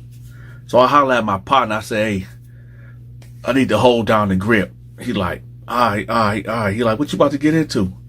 I said, nothing. I just got to go see something. Because I was going to approach him and be like, hey, man, I ain't appreciate how you came in. And if he would have said anything but what I wanted to hear. I know, y'all, prison is crazy, man. It's crazy. It's a whole different world, man. The free world is way different. The rules are different in the free world versus prison, man. And I just, when he ran down on me with the you know what, and basically got his items back for me that we was gambling with, he was in the right, but in prison, it is what it is, man. So if he was going to say anything but of what I wanted to hear, I was just going to have to push that on him. So as I'm walking down the tier, this dude named Young Ace come flying out of Castle cell. And here come Castle too, with that sword of justice, like Michael Myers, right? Apparently, Castle was gambling with this dude named Young Ace. Young Ace done ran up a massive debt with Castle, right? And he was planning on checking in. What's checking in? He is basically going to go to the guards and say, hey, I fear for my life and I need to get out of here. But somebody dropped a dime on Young Ace. They told Castle, like, hey, man, you better go check your mans, man. I heard he about to drop a dime and get up out of here, man. So Castle called him to the cell, but like, yo, I want to gamble a little bit more just to get him in the cell. And, well, it popped off. So he get to chasing him around. He poking Young Ace up, hit him in the back twice, like, boom, boom. He like, right? So he running around the pod and screaming, like, The guards, it was a female guard in there too, this older lady too. Not the guard Sarah, y'all, not the same lady. She ain't about to do nothing. She just get up on the walkie-talkie, casually, call the code, told y'all, lock down. We ain't really locking down. But then when we hear them doors crack and the goon squad coming, we went to go lock down. So they get up in there. Castle still holding the you-know-what. Next thing you know, get down. Drop it right now. Man, no, I ain't dropping it, man. No, he owed me. Man, them guards ain't trying to hear that. All you hear now is boom, boom. They got Castle. Bow, bow. He ain't dropped, though. He dropped the knife. He like, man, I told y'all, them rubber bullets ain't no game, man. Them rubber bullets is not to be played with at all. So he like, man. So they like, get down. Inmate, get down. Find the warden. what you mean final warning? Y'all already shot me. What you mean final warning? So he like, all right, man, I'm getting down. I'm getting down. So young Ace over in the corner all poked up. He like, yeah, man, he stabbed me. He stabbed me. They tell him, get down, get down. He like, all right, man. So they got him spread it on the cement like that. They get over there. They cuff him up. They cuff Castle up, and they get them both up out of there, right? So now I'm thinking to myself like, and I'm sorry, y'all, this is prison. Y'all gonna call me whatever y'all want to call me, but I don't even care. Because when you locked up, it's a dog-eat-dog world, right? What do you want, man? Well, word is, so-and-so is planning to hit you with a poker when he come off his visit. This is why he on this visit, because he sending his people for the last time, because he know he finna go to the hole and get shipped. In prison, there is a lot. And when I say a lot, there's a lot of military mind games that's going on at all times of the day. Case in point, there was this cat that loved to gamble. And his gambling, you know, he lose a lot. He lose a whole lot. So one day, he over there playing poker, and he wins. Now, when he win, oh, I forgot to tell y'all, he owes somebody. He owes somebody about 30 soups right now. So when he win, he up about 35 soups. Okay, so when he win these 35 soups, he get his soups, and he go to his cell. The cat that he owe is on a visit. So, dude don't want to give him the 30 soups. In fact, he already got it in his mind that he not going to pay dude that's on the visit that he owe 30 soups. I finally up. I finally won, and I got to get these 30 soups up and leave me with 5. I got to get dude up out of here. Now, dude that won the poker game that owe these 30 soups, he ain't no fighter. He ain't known to push that blade. He ain't known to rumble and fight with cats. So he like, how can I get out of paying this dude what I owe? How can I get this dude? Oh, he's on a visit. All right, y'all. This is military mind games enacted right now. So he go into his locker. He keep his banger in the peanut butter. So he take the cap off of the peanut butter, take the banger out. He look down the tier this way, and he look down the tier that way. Homeboy that's on the visit that he owed 30 soups for, still on this visit. Got about 10 minutes left. And his cell that way, 2 cells down. So he look again, make sure the coast is clear. And he beeline straight to dude's cell with that banger. When he get in there, he take the sword of justice and put it in dude's pillowcase. Then what do y'all think he about to do next? What he do next? He go to the control booth. Yo, guard, I gotta talk to you about something. All right, come on in here. He go in the control booth.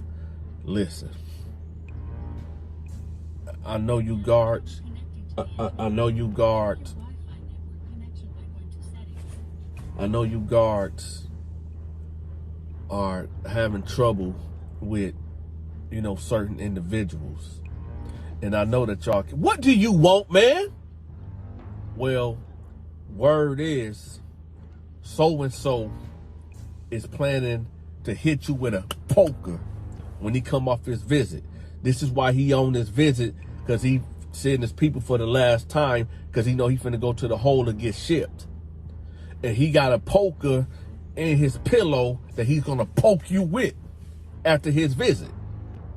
I'm just letting you know, man, because I'm just trying to do the right thing, man.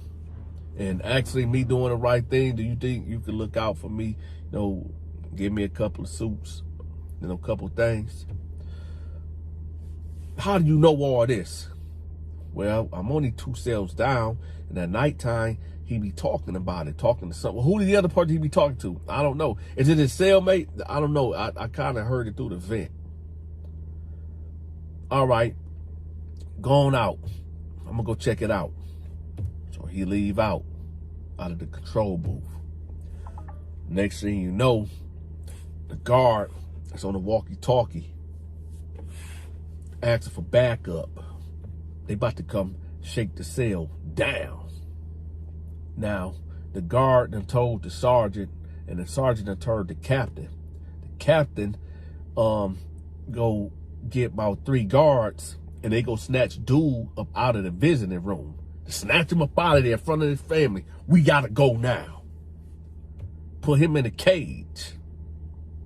So he like, man, what the freak is going on? Why they jack me up like that in front of my people, man? He don't know what's going on. They all go to his cell.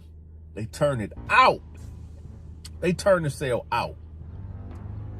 And guess what they find? That sword of justice. They find it in his pillowcase. Got him. So they come back to the cage. They're like, oh, you being charged. Charged for what? Man, that ain't mine, man. That ain't mine. Oh, it ain't yours? But we found it in your pillowcase. Man, you think I'm that damn stupid, man? You think I'm that damn stupid? They ain't trying to hear that. So then the other guard, that dude told that the hit was out on him. He like, so you was gonna use this on me? Man, what? You was gonna use this on me, huh? You was gonna poke me up after your visit? Man, what are you talking about, man? Hey, I don't know what's going on. I don't know what y'all dudes on, man. Man, listen. That ain't mine. I don't know what you're talking about. You don't, huh? Yeah, man, I don't know what's going on. Don't worry about it. Don't worry about it. It's cool. Hey, y'all, before we go on with this story, I need for y'all to hit that like button for me and lean on the Cash App or PayPal just a little bit for me, all right? And hit that like button and grab that merch from the store. So he like, oh, the store, it's in the description below. Just click on the link. It say click link for merch. Click on it. So dude enabled a vicious, crucial military mind game. Instead of him paying the 30 suits that he owed, he decided to get dude up out of there. Dude ended up catching 4 years.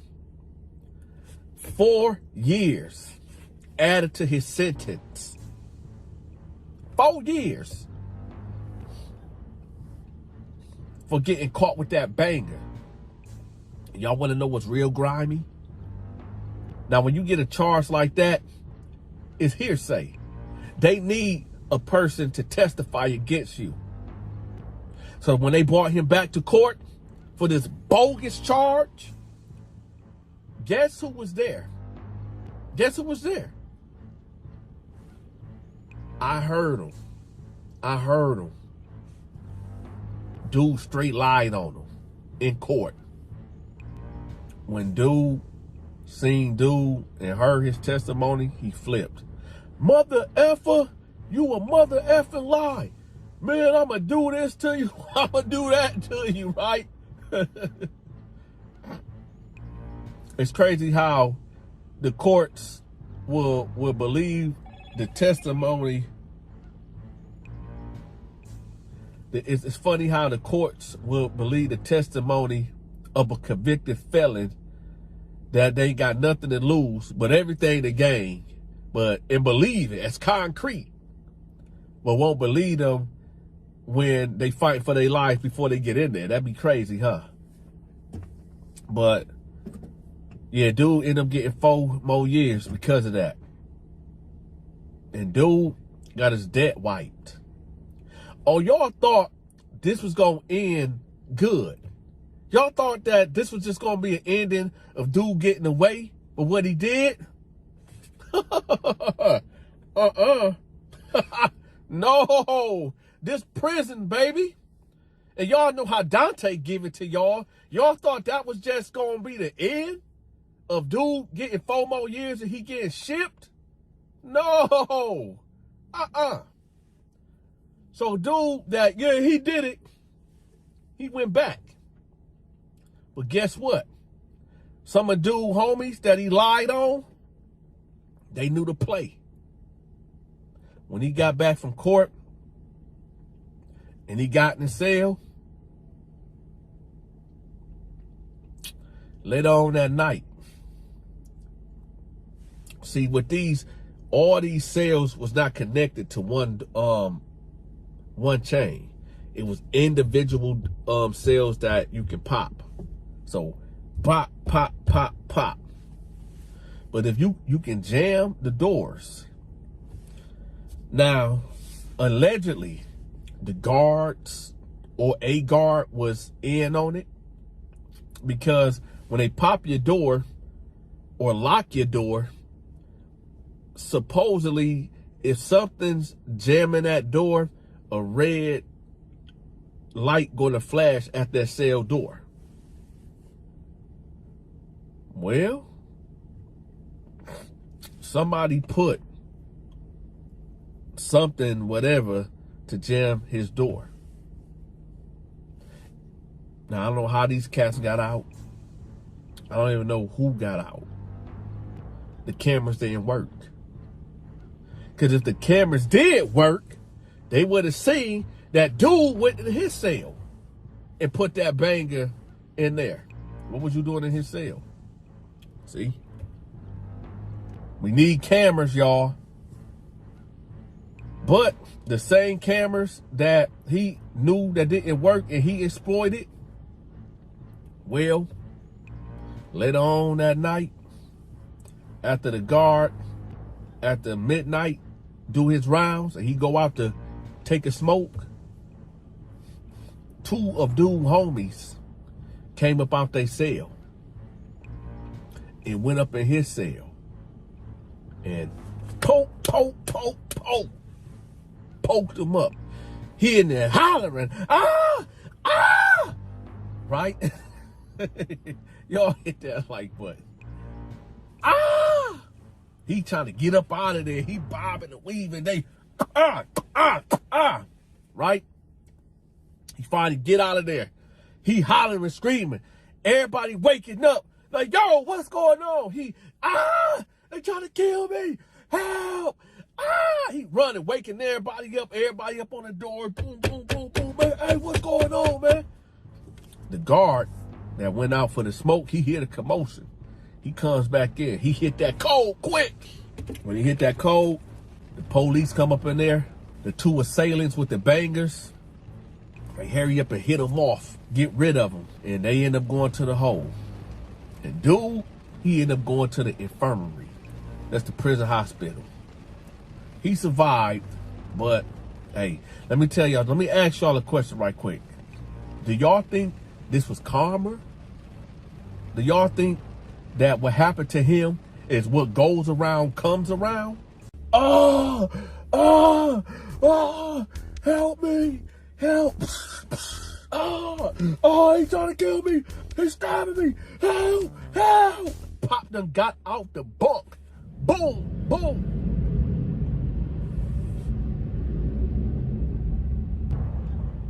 That noise that y'all hearing is an airplane.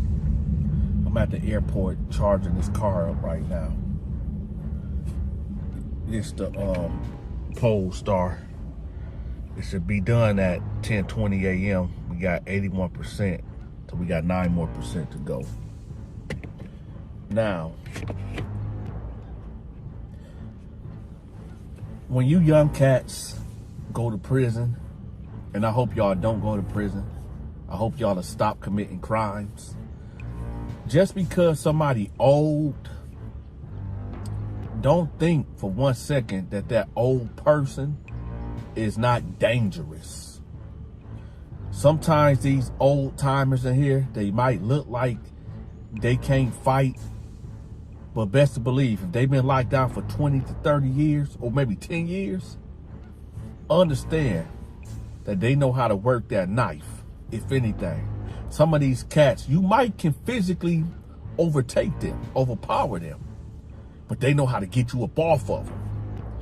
You might be on top of them, boom, boom, boom, and they come out with that sword of justice and get to poking you, getting you up off of them. The person I got in the thumbnail is one of them old timers that played no games. You think that you're going to talk loud to him and get away with it? You think you're going to just say and do whatever you feel necessary to him that's unlawful? You're going to pay for it. You're going to pay in flesh and blood. So you get this 34-year-old young cat that ain't never, well, not young because that's middle age. You get this 34-year-old cat that come in there. He basically come in there saying what he ain't going for, and how things gonna be. And they put him in the cell with this dude, with this old gentleman that played no games. So when they put him in the cell with him, he called him Pops off the jump. Hey man, Pops, man, what's up with you? Dude all loud and boastful, all that. Y'all know the type that always gotta be loud, always gotta make a scene, always gotta let people know that I'm here. And that's what he doing. But Pops don't like all that. Pipes he like to program a different way. You know, he want everything to be easy going. You know, he want things quiet. He don't want no type of drama, none of that. He just want to do his time and die, because he got 2 natural licenses. So that's why I said he got 2 natural life sentences. That's why I said he just want to do his time and then die, because he ain't going home. So he been programming this way, and in the last 5 years, dude done had about 15 cellies, and each one of his cellies end up getting poked out the cell due to this type of behavior that this 34-year-old wild card is doing. Hey man, Pops, what up, man? Hey, check this out, man. Pops laying in the bed like, man, what's up with this? Why you? Yo, Pops, man, my name is Bernard, man.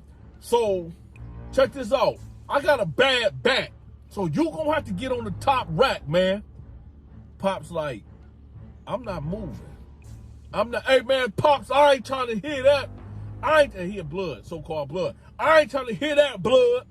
Pops, you gonna have to get up at the top, blood. Pops like, this ain't gonna work.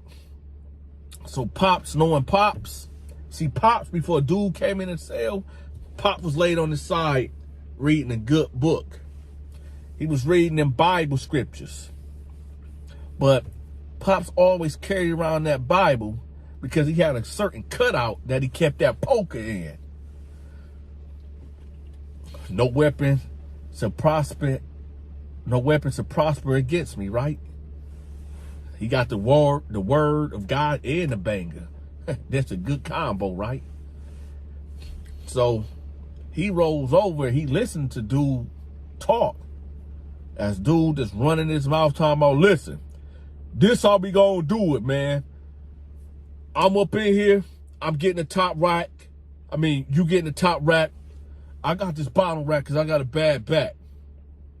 Right? Now at this point, y'all, he barking on Pops. So Pops is easing out that sword of justice. Dude don't even see it. Dude lean in. Do you hear me? You heard what I said? Man, get up. Pops go, bow, bow. Usually you see cats with a butt thick right there. Dudes get cut open right there. Pops ain't slicing. Pop poking. Pop is trying to pop something out your face. The first poke, Pops got him right here. The second poke, got him right there in the eyeball. Boom, boom. Oh, help me, help. Oh, he's trying to kill me. He's stabbing me. Help, help. Pop done got out the bed. Pop done got out the bunk. Boom, boom. Help me, help me. Pop poke him. Bow, bow, bow, bow. Pop ain't playing no games, y'all. So Pops done got back in his bed. Dude against the cell by the door. Like, please, don't, guard, help me, guard, help. Pops is on his bed, just looking at him. I told you not to mess with me. I told you, don't mess with me. I told you, don't mess with me, little nigga.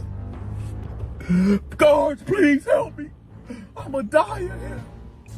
Guards, I'ma die. Please come get me.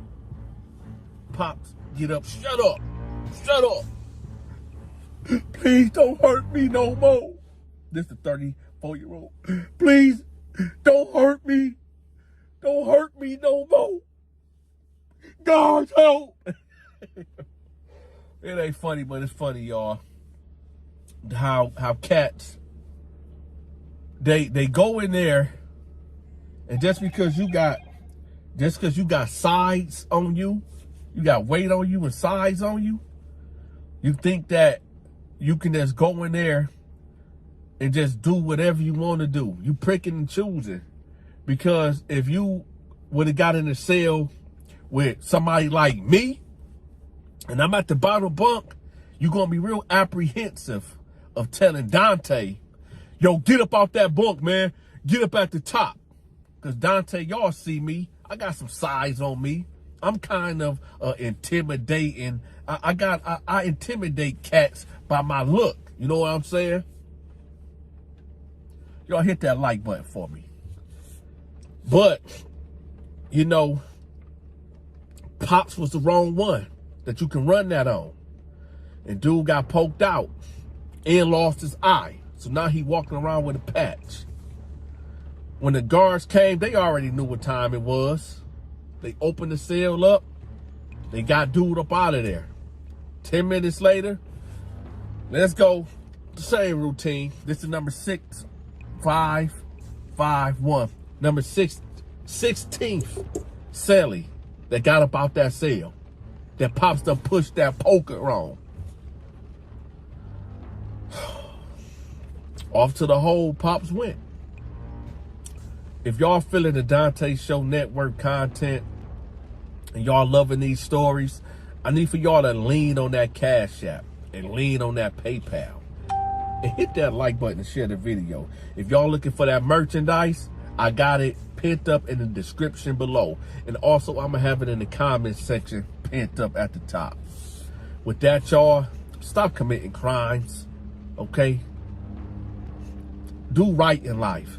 AJ, when they got done with AJ, he laid there, bloody, feces, his own feces, laying in his own feces and blood, shriveled up on the floor, on the concrete floor of his cell.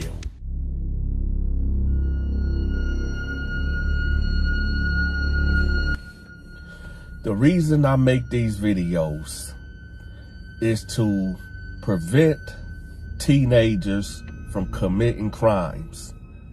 Because what they don't know is that when you get locked up, well, let's just get to the story. So you got this dude named AJ. AJ was from Detroit, Michigan. AJ, he came from a good home. His mama wasn't there, his daddy wasn't there, but grandma stepped up. Grandma took him in because his daddy was a drug dealer and his mama was a dope fiend. So, like I said, grandma stepped up. shout out to all the grandparents that step up in their grandkids' lives when their kids can't do it. So one day, oh, I forgot to tell y'all too. So grandma worked at GM. She real high up in there, like a supervisor or something. So she got that bread, and she always spoils him. You know, she really never told him no. He always got the new Jordans that came out, the new Air Force Ones. When they came out, he always had the latest fashion. When he turned 16, grandma bought him a car. And she said, the only rules is this, okay? You have to be back in this house by 7 p.m. And, you know, you have to pay your insurance, which was crazy because she pays him a allowance, so she paying for the insurance anyway. Well, AJ decides that he's feeling himself. And on the school nights, he coming back around 10 o'clock at night. So grandma tell him like, hey, you know, we talked about this. You can't be coming in here late like that. You know, the next time you do it, I'm gonna need them keys. All right, grandma, my bad. I could have let you go to Child Protective Service. You could have been in foster homes. This is what she thinking. I done took care of you. I never let you went without anything. And this is how you repay me? So she like, wow. So she get up and she walk up to him and say, give me them keys. And so she try to take the keys. And he brushed back. Now at this time, y'all, he balled up his fist. And she said, oh, you really gonna hit me? He said, man, it's my car. I'll pay the insurance on it. Yeah, with the allowance that she give you. She tried to go for the keys again. What he do? Balled his fist up and cold clock grandma. Grandma stumbles back and she hit her head on the edge of the chair. She's knocked out cold. He like, oh, grandma, my bad, dang, grandma, my bad. So she wakes up, she groggy, coming out of her knocked outness. She say, get out my house, get out my house, get out my house. He like, no, I ain't going nowhere, no, I ain't going nowhere, no, get out my house, I'm gonna call the police. When he heard that, he freaked out. He balled up his fist again. He pounded grandma out. All up in the face, all up in the head. Grandma passed away due to her life-threatening injuries that her grandson, the baby boy that she called AJ, that she saved from the streets because the mama was a dope fiend and the daddy was a drug dealer. This little baby boy that she raised to the age of 16 put hands on her and took her life. Now the story is about to begin. But before this story begins, I need for y'all to hit that like button and share this video. I'm not begging y'all to hit the like button off of the sake of just hitting the like button. No. YouTube have slowed down my page for whatever reason. So we got to get back in the algorithm. And I need for y'all to hit that like button for me, share it, so we can get this channel pushed out. All right? And also, if you feeling the content, man, lean on that Cash App or that PayPal for your big partner just one time for me. All right, let's get to it. So now, he panicking. He don't know what to do. So he called his girlfriend. Ring, ring, ring, ring, ring, ring. What's up, baby? Hey, baby, where you at, man? AJ? Yeah, man, hey. Oh, man, I need for you to come over here, man. I'm finna come pick you up. AJ, it's a school night, man. I need you, man. I need you. All right, come get me. He go over there, pick his girlfriend up. She get in the car. What's going on, AJ? Man, I think I killed my grandma. Huh? I think I killed my grandma. AJ, what do you mean? Man, we got into a fight, and I think I killed her. So they get to the house. Grandma is laying on the floor, and now she got blood coming out of her mouth, and she got blood coming out of her eyes and her ears. Girlfriend like, I don't want to have nothing to do with this, man. Just call the police. No, I can't call the police. I'm not gonna call the police. No, I'm not doing that. No, I'm not calling the police. Well, I'm getting out of here. I ain't got nothing to do with this. I don't want to have nothing to do with this. All right, man, well, what should I do? I don't know, but I'm gone, AJ. I'm gone. Girlfriend is gone now. She leave the house. So AJ just go upstairs in his room and he started crying because he know he done messed up. The weight of what he done did is coming down on him. And it's coming down on him real heavy. So now he hear, boo! Detroit PD! Detroit PD! See the girlfriend? She freaked out. She wasn't used to nothing like that. When she left that house, she got on that phone and she called the police. 911 emergency. Yeah. My boyfriend just killed his grandma. Y'all need to go over there. Slow down.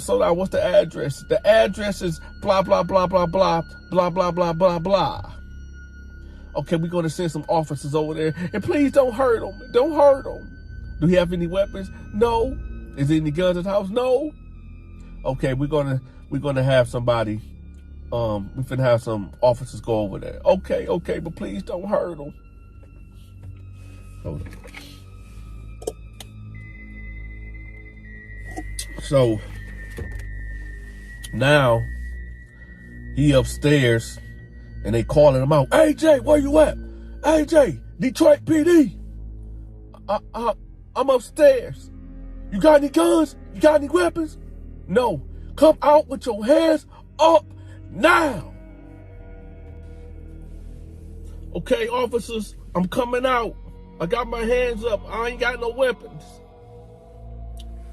So the police, when they see him, they grab him instantly, throw him against the wall, put his hands behind his back, cocking his arm all the way up.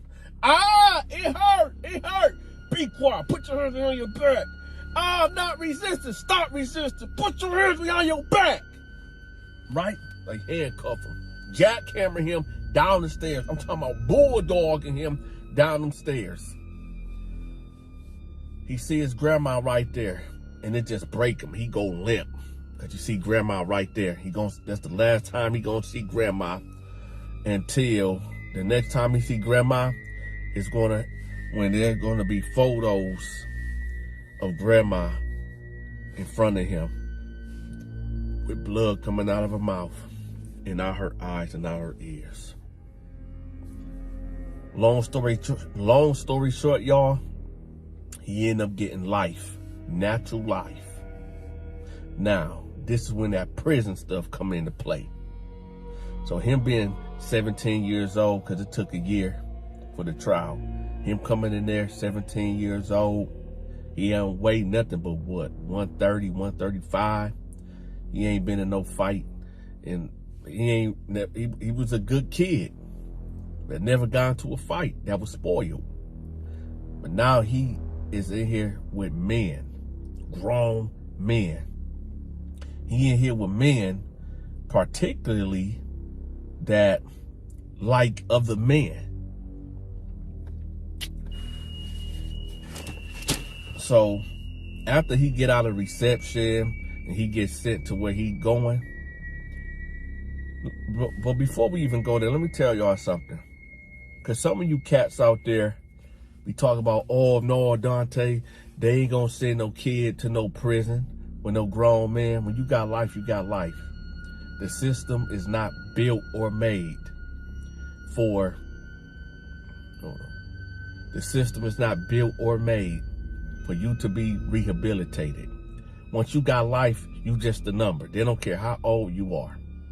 Yeah, they got juvenile facilities for juveniles, but sometimes, hey, it's just a dog-eat-dog world out here. When you got life, they like for now. You know, we got to respect the cell.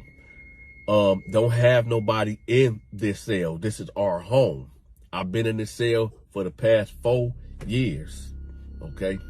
I done had cellies come and go, but I remain in here. So this my house, okay? As I look at it, you are just a guest.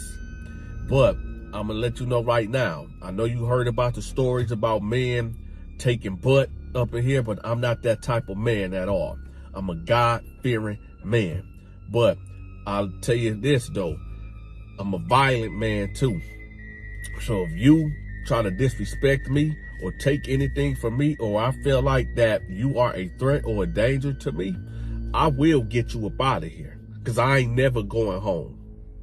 And you said you got life. Well, you gotta, you gotta be able to navigate through these halls of this prison. You gotta know how to program. So, don't have nobody in this cell. If you want something from me, if you need something from me, just ask me, right? Matter of fact, here's a couple of things that'll get you by. Here's an extra deodorant. Here goes some toothpaste. Here goes a couple of bag of chips. All right. At this time, we get up, to go to breakfast. At this particular, they're gonna assign you a job. The counselor gonna, talk to you and try to get you a job, get you a high school diploma and all that. That's cool. But my biggest thing, don't have nobody in this cell. All right. And when you get back, when you get done talking to the counselor, I'm gonna fill you in on some more stuff about this prison. You're like, all right, cool. Bet. So dude go, he go talk to a man of God. Now that was a lie. This dude was a dope fiend that was always getting high. And he owed 2 of these cats a big debt. So he basically brokered a deal to these cats, letting them know like, hey, I got this fresh celly, and shoot, clear my debt and break me off with a couple ramen noodles. Shoot, give me a couple ramen noodles. And we good. Y'all can have them. I'm pimping them out. Shoot, whenever y'all want them, shoot, it is what it is, right? AJ, when they got done with AJ, he laid there, bloody, feces, his own feces, laying in his own feces and blood, shriveled up on the floor, on the concrete floor of his cell. You don't think it can happen to you. You, right there, don't think it can happen to you. Every time you do something, every time all you have to do, it takes one mistake to end up behind bars.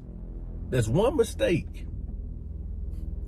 And I know people talking about, oh, that don't really happen no more. There's so many homosexuals out there that's giving it up willingly. That's a fact. That's a fact.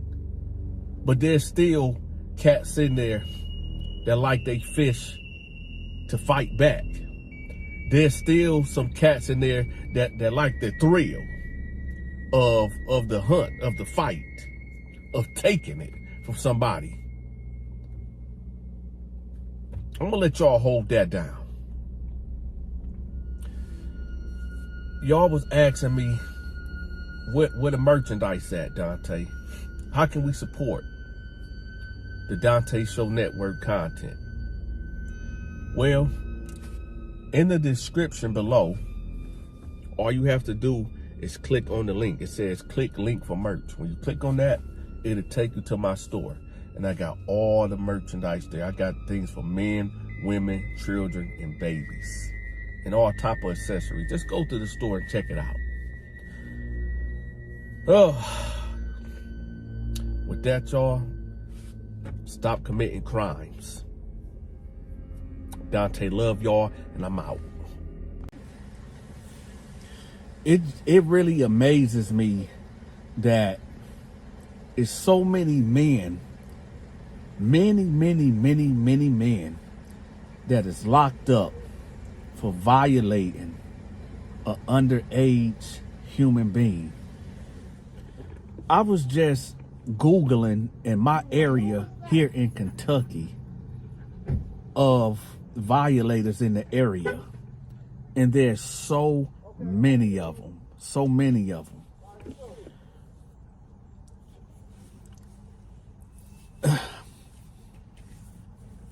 Okay, so Thanksgiving is right around the corner. Y'all say, yo, Dante, what do Thanksgiving got to do with this? Hold on. What do Thanksgiving got to do with violators of children?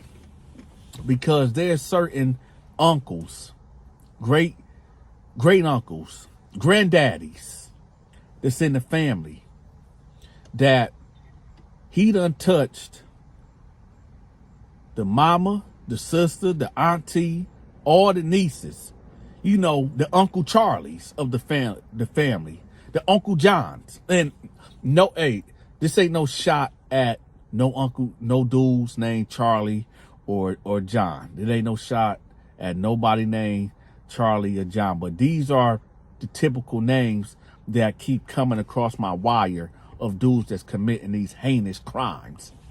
So that's a disclaimer. This ain't all Uncle Johns and not all Uncle Charlies, but this is the Uncle Johns and Uncle Charlies that always at the Thanksgiving table thinking that it's all good. You know, he's sitting right at the head of the table with the knife, with the turkey, cutting the turkey out, right? And mama always tell the daughter that's 10 years old, when Uncle Charlie or Uncle John is in the living room, don't go in there. If he try to tell you sit on his lap, don't you sit on his lap. My thing is this, and I know for a fact that I got maybe one guaranteed, two iffy, that I got violators in my family. And when I see, because I hear the stories, I heard the stories, and me being who I am, sometimes I just want to, but we'll say that, hold on. Hello?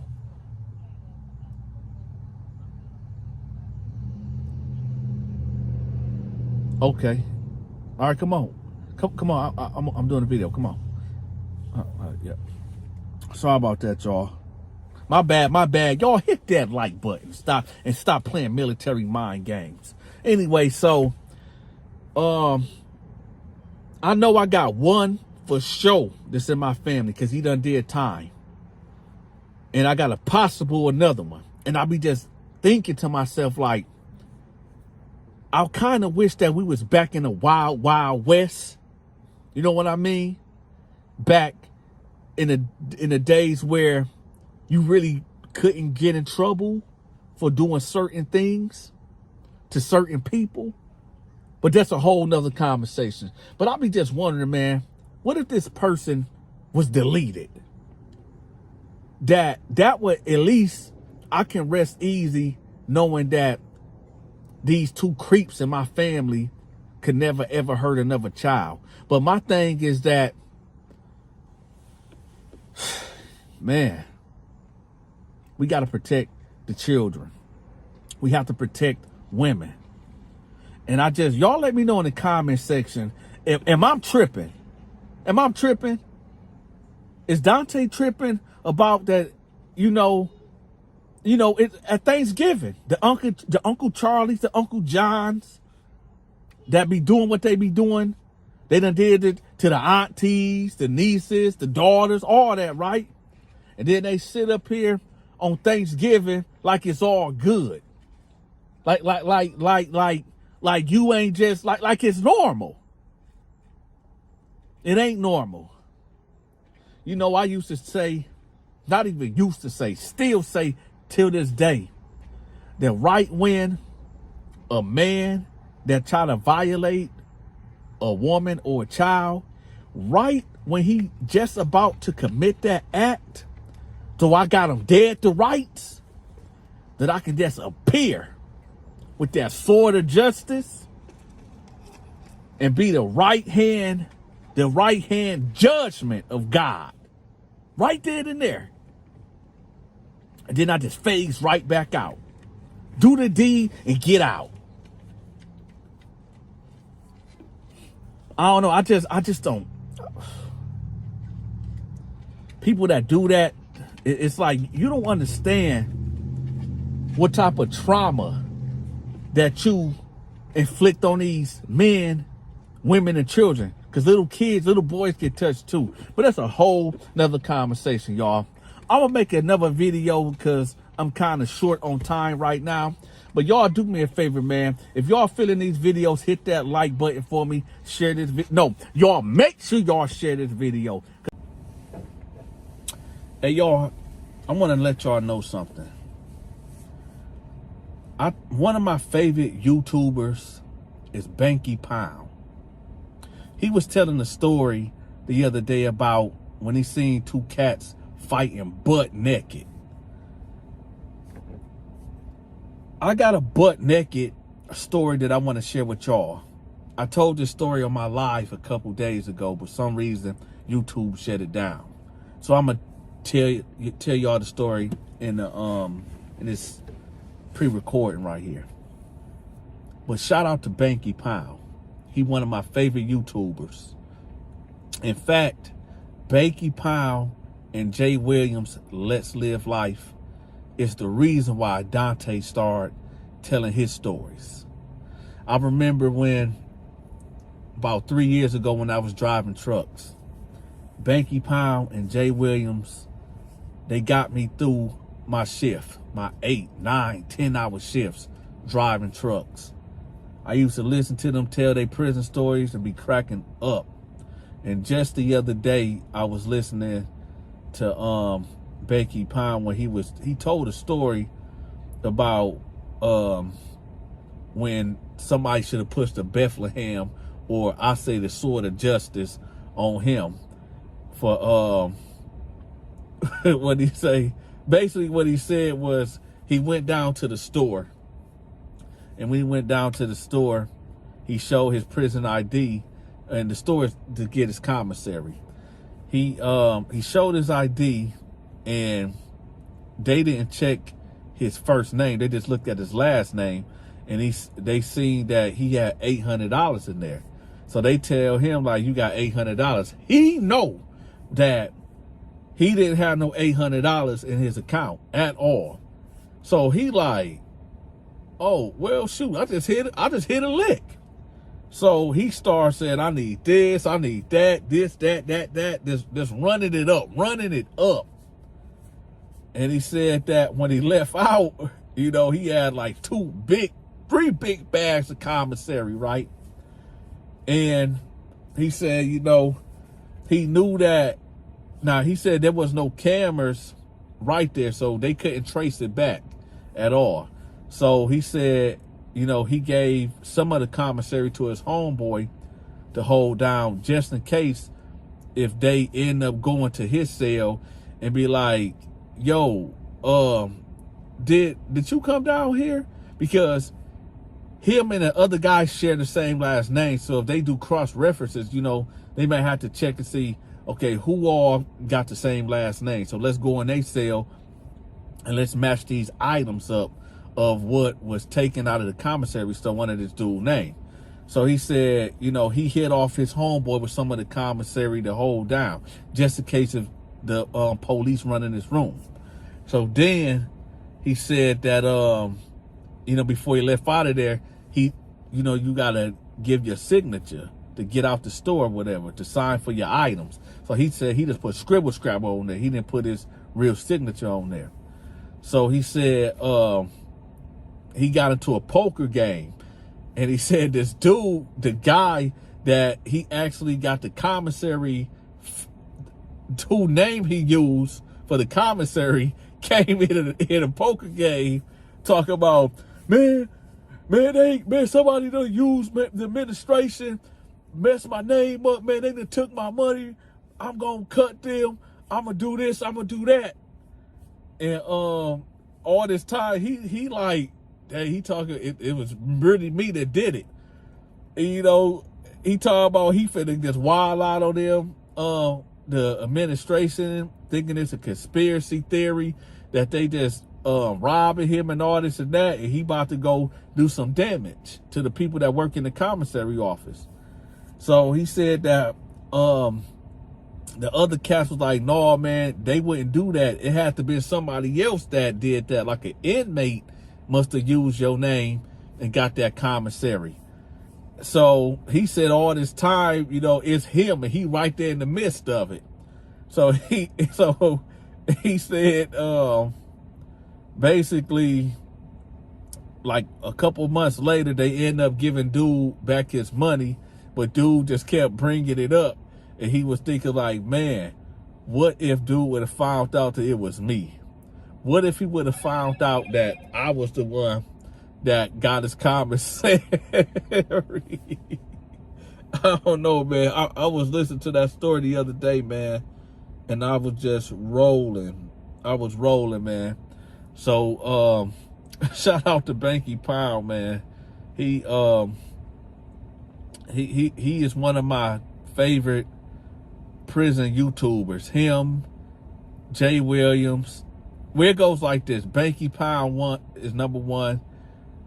Cartoon 53 from Avalon, he number 2, and number 3 is jwilliams. Yeah, them my top 3 prison YouTubers. Y'all let me know in the comment section who is your top 3 favorite prison YouTubers in the comment section. I want to know. All right, and if I'm your number 1, put me as your number 1. I ain't tripping.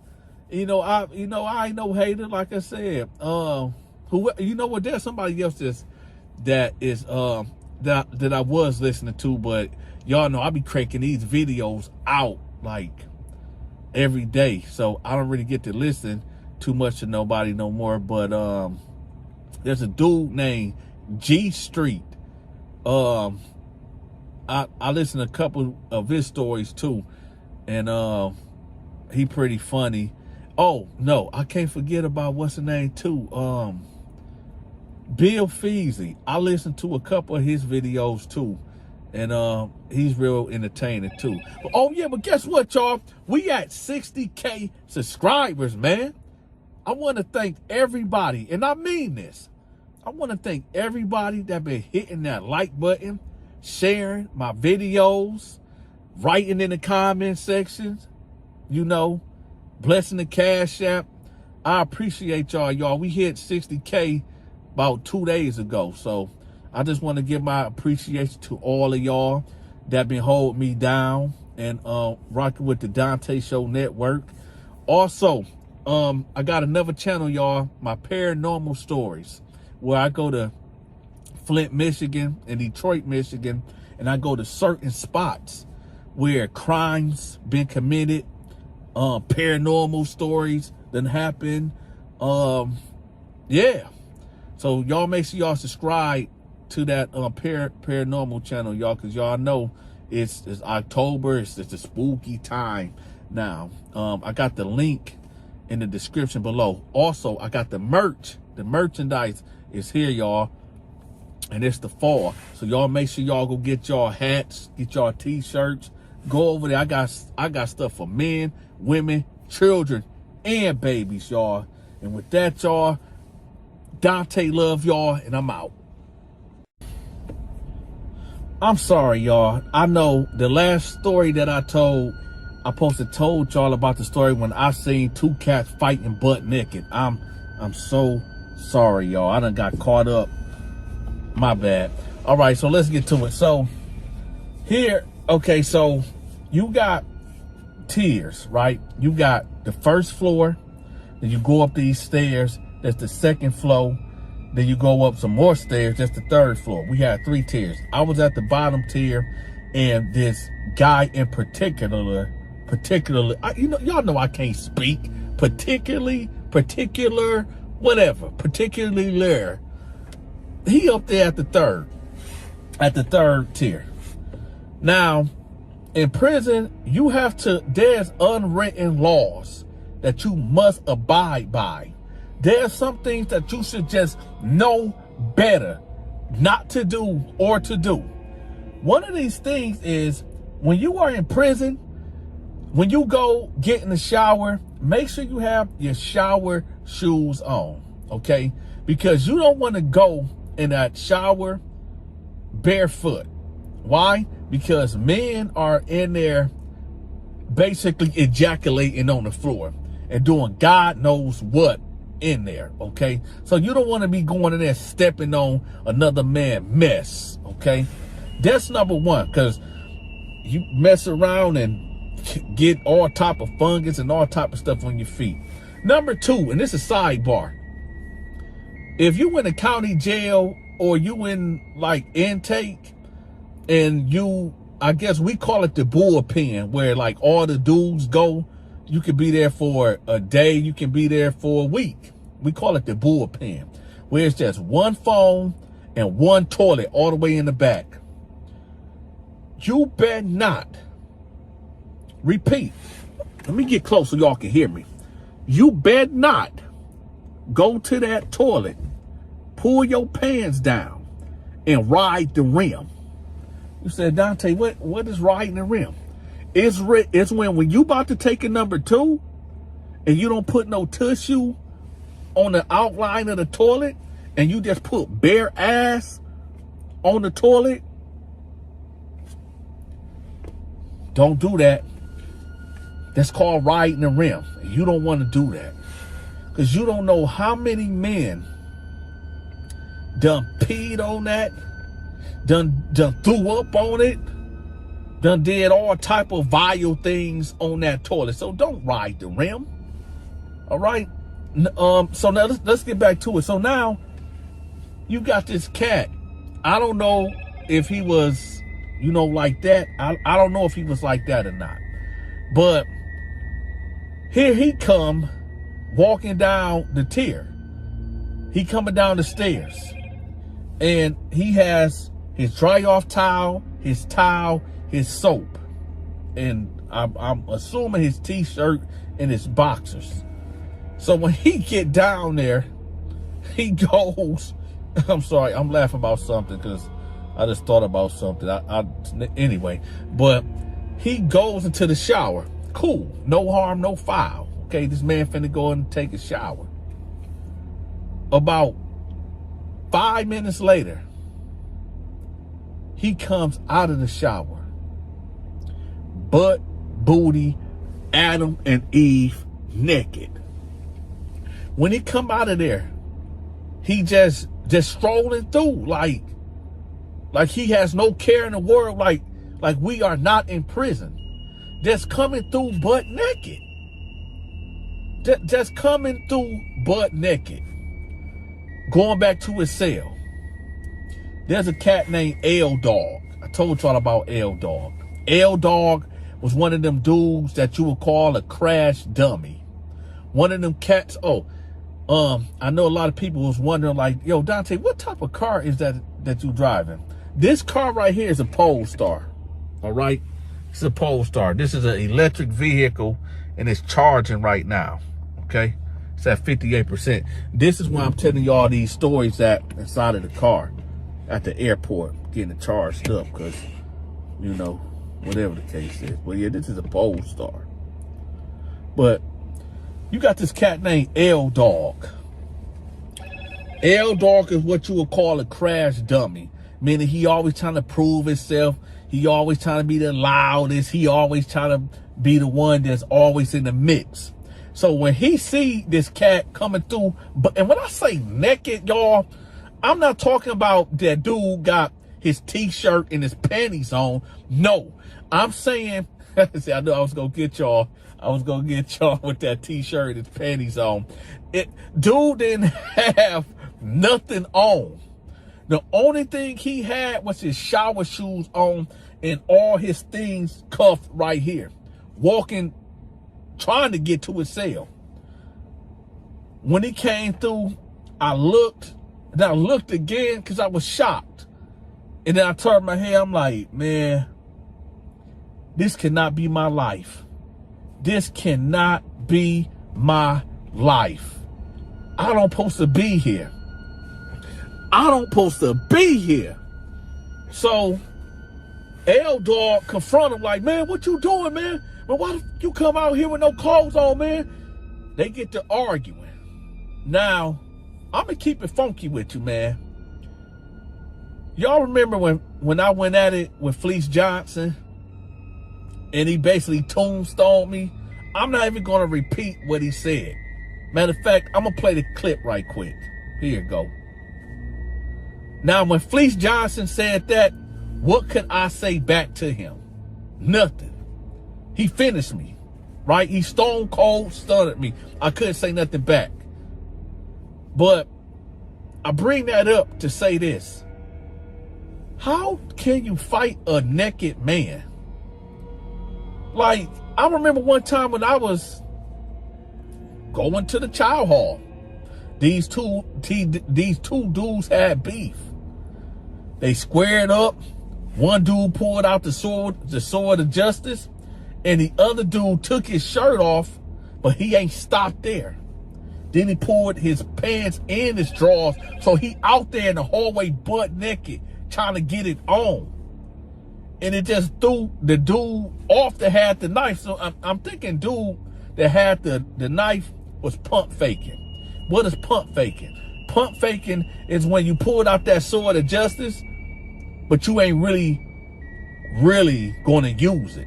You pump fake it, like kind of scare them with a scare tactic, but your intentions is really not to use it, but to scare the person. So I seen that happen before with these two cats was about to bump, and one dude just stripped butt booty naked and squared up with him. I don't know if that is a defense mechanism or what. But anyway, let's get back to the pod. So they squaring up, and they just get the throwing. Boom, boom. They get the throwing, exchanging punches. Now, this is where it get really weird, because when L-Dog like went down to scoop him, like to boof him, like pick him up off his legs. Remember, dude is naked. So basically, when his head and his face went, basically his face was touching dude genital area, his penis basically. His face, his head and stuff was hitting it when he was boofing him. But when he tried to boof him, dude basically locked his legs together over dude's neck and got the elbow on him. Boom. Hey, hold up, man. I'm ashy in a mug. Hold on. God dang, I need some lotion. Ain't no lotion in here? Why y'all didn't tell me that I need some lotion, man? God dang. So he just jackhammering. Boom, boom, boom. Bust him in his back. While dude's head is between dude's legs, literally with his ball sack on top of his head. So he basically, he spaced them out, you know. Till the guards came in talking about y'all stop that and this and that. And I mean, just imagine you about to fight somebody and they just strip butt, booty, naked. I'm talking about bare back, bare ass out. You know what I'm saying? How can the fight over? The fight is over. It's over. What can you do? Anyway, y'all, I done started my paranormal channel. The link to the channel is in the description. Just click on it and it'll take you to my paranormal story. Right now, I'm in Detroit and I'm about to go to Flint, Michigan and I'm going around telling paranormal stories. I'm going to certain locations in both of these cities where true crimes done happen at, and paranormal and ghost stories done happen at. And I'm doing the reports. Also, y'all, I got some content that's coming in November, and y'all gonna love it. Y'all are going to love it. So y'all just, I don't want to tell y'all what it is, but I'm gonna be releasing snippets in short form in the YouTube shorts. I'm gonna be releasing a lot of snippets in the shorts, but then I'm gonna release the full videos, but I'm gonna make another channel for that. Y'all gonna love it. Also, y'all get y'all merchandise. The link in the description is below to the store. And with that, y'all, Dante love y'all, and I'm out. Oh shit, here we go again.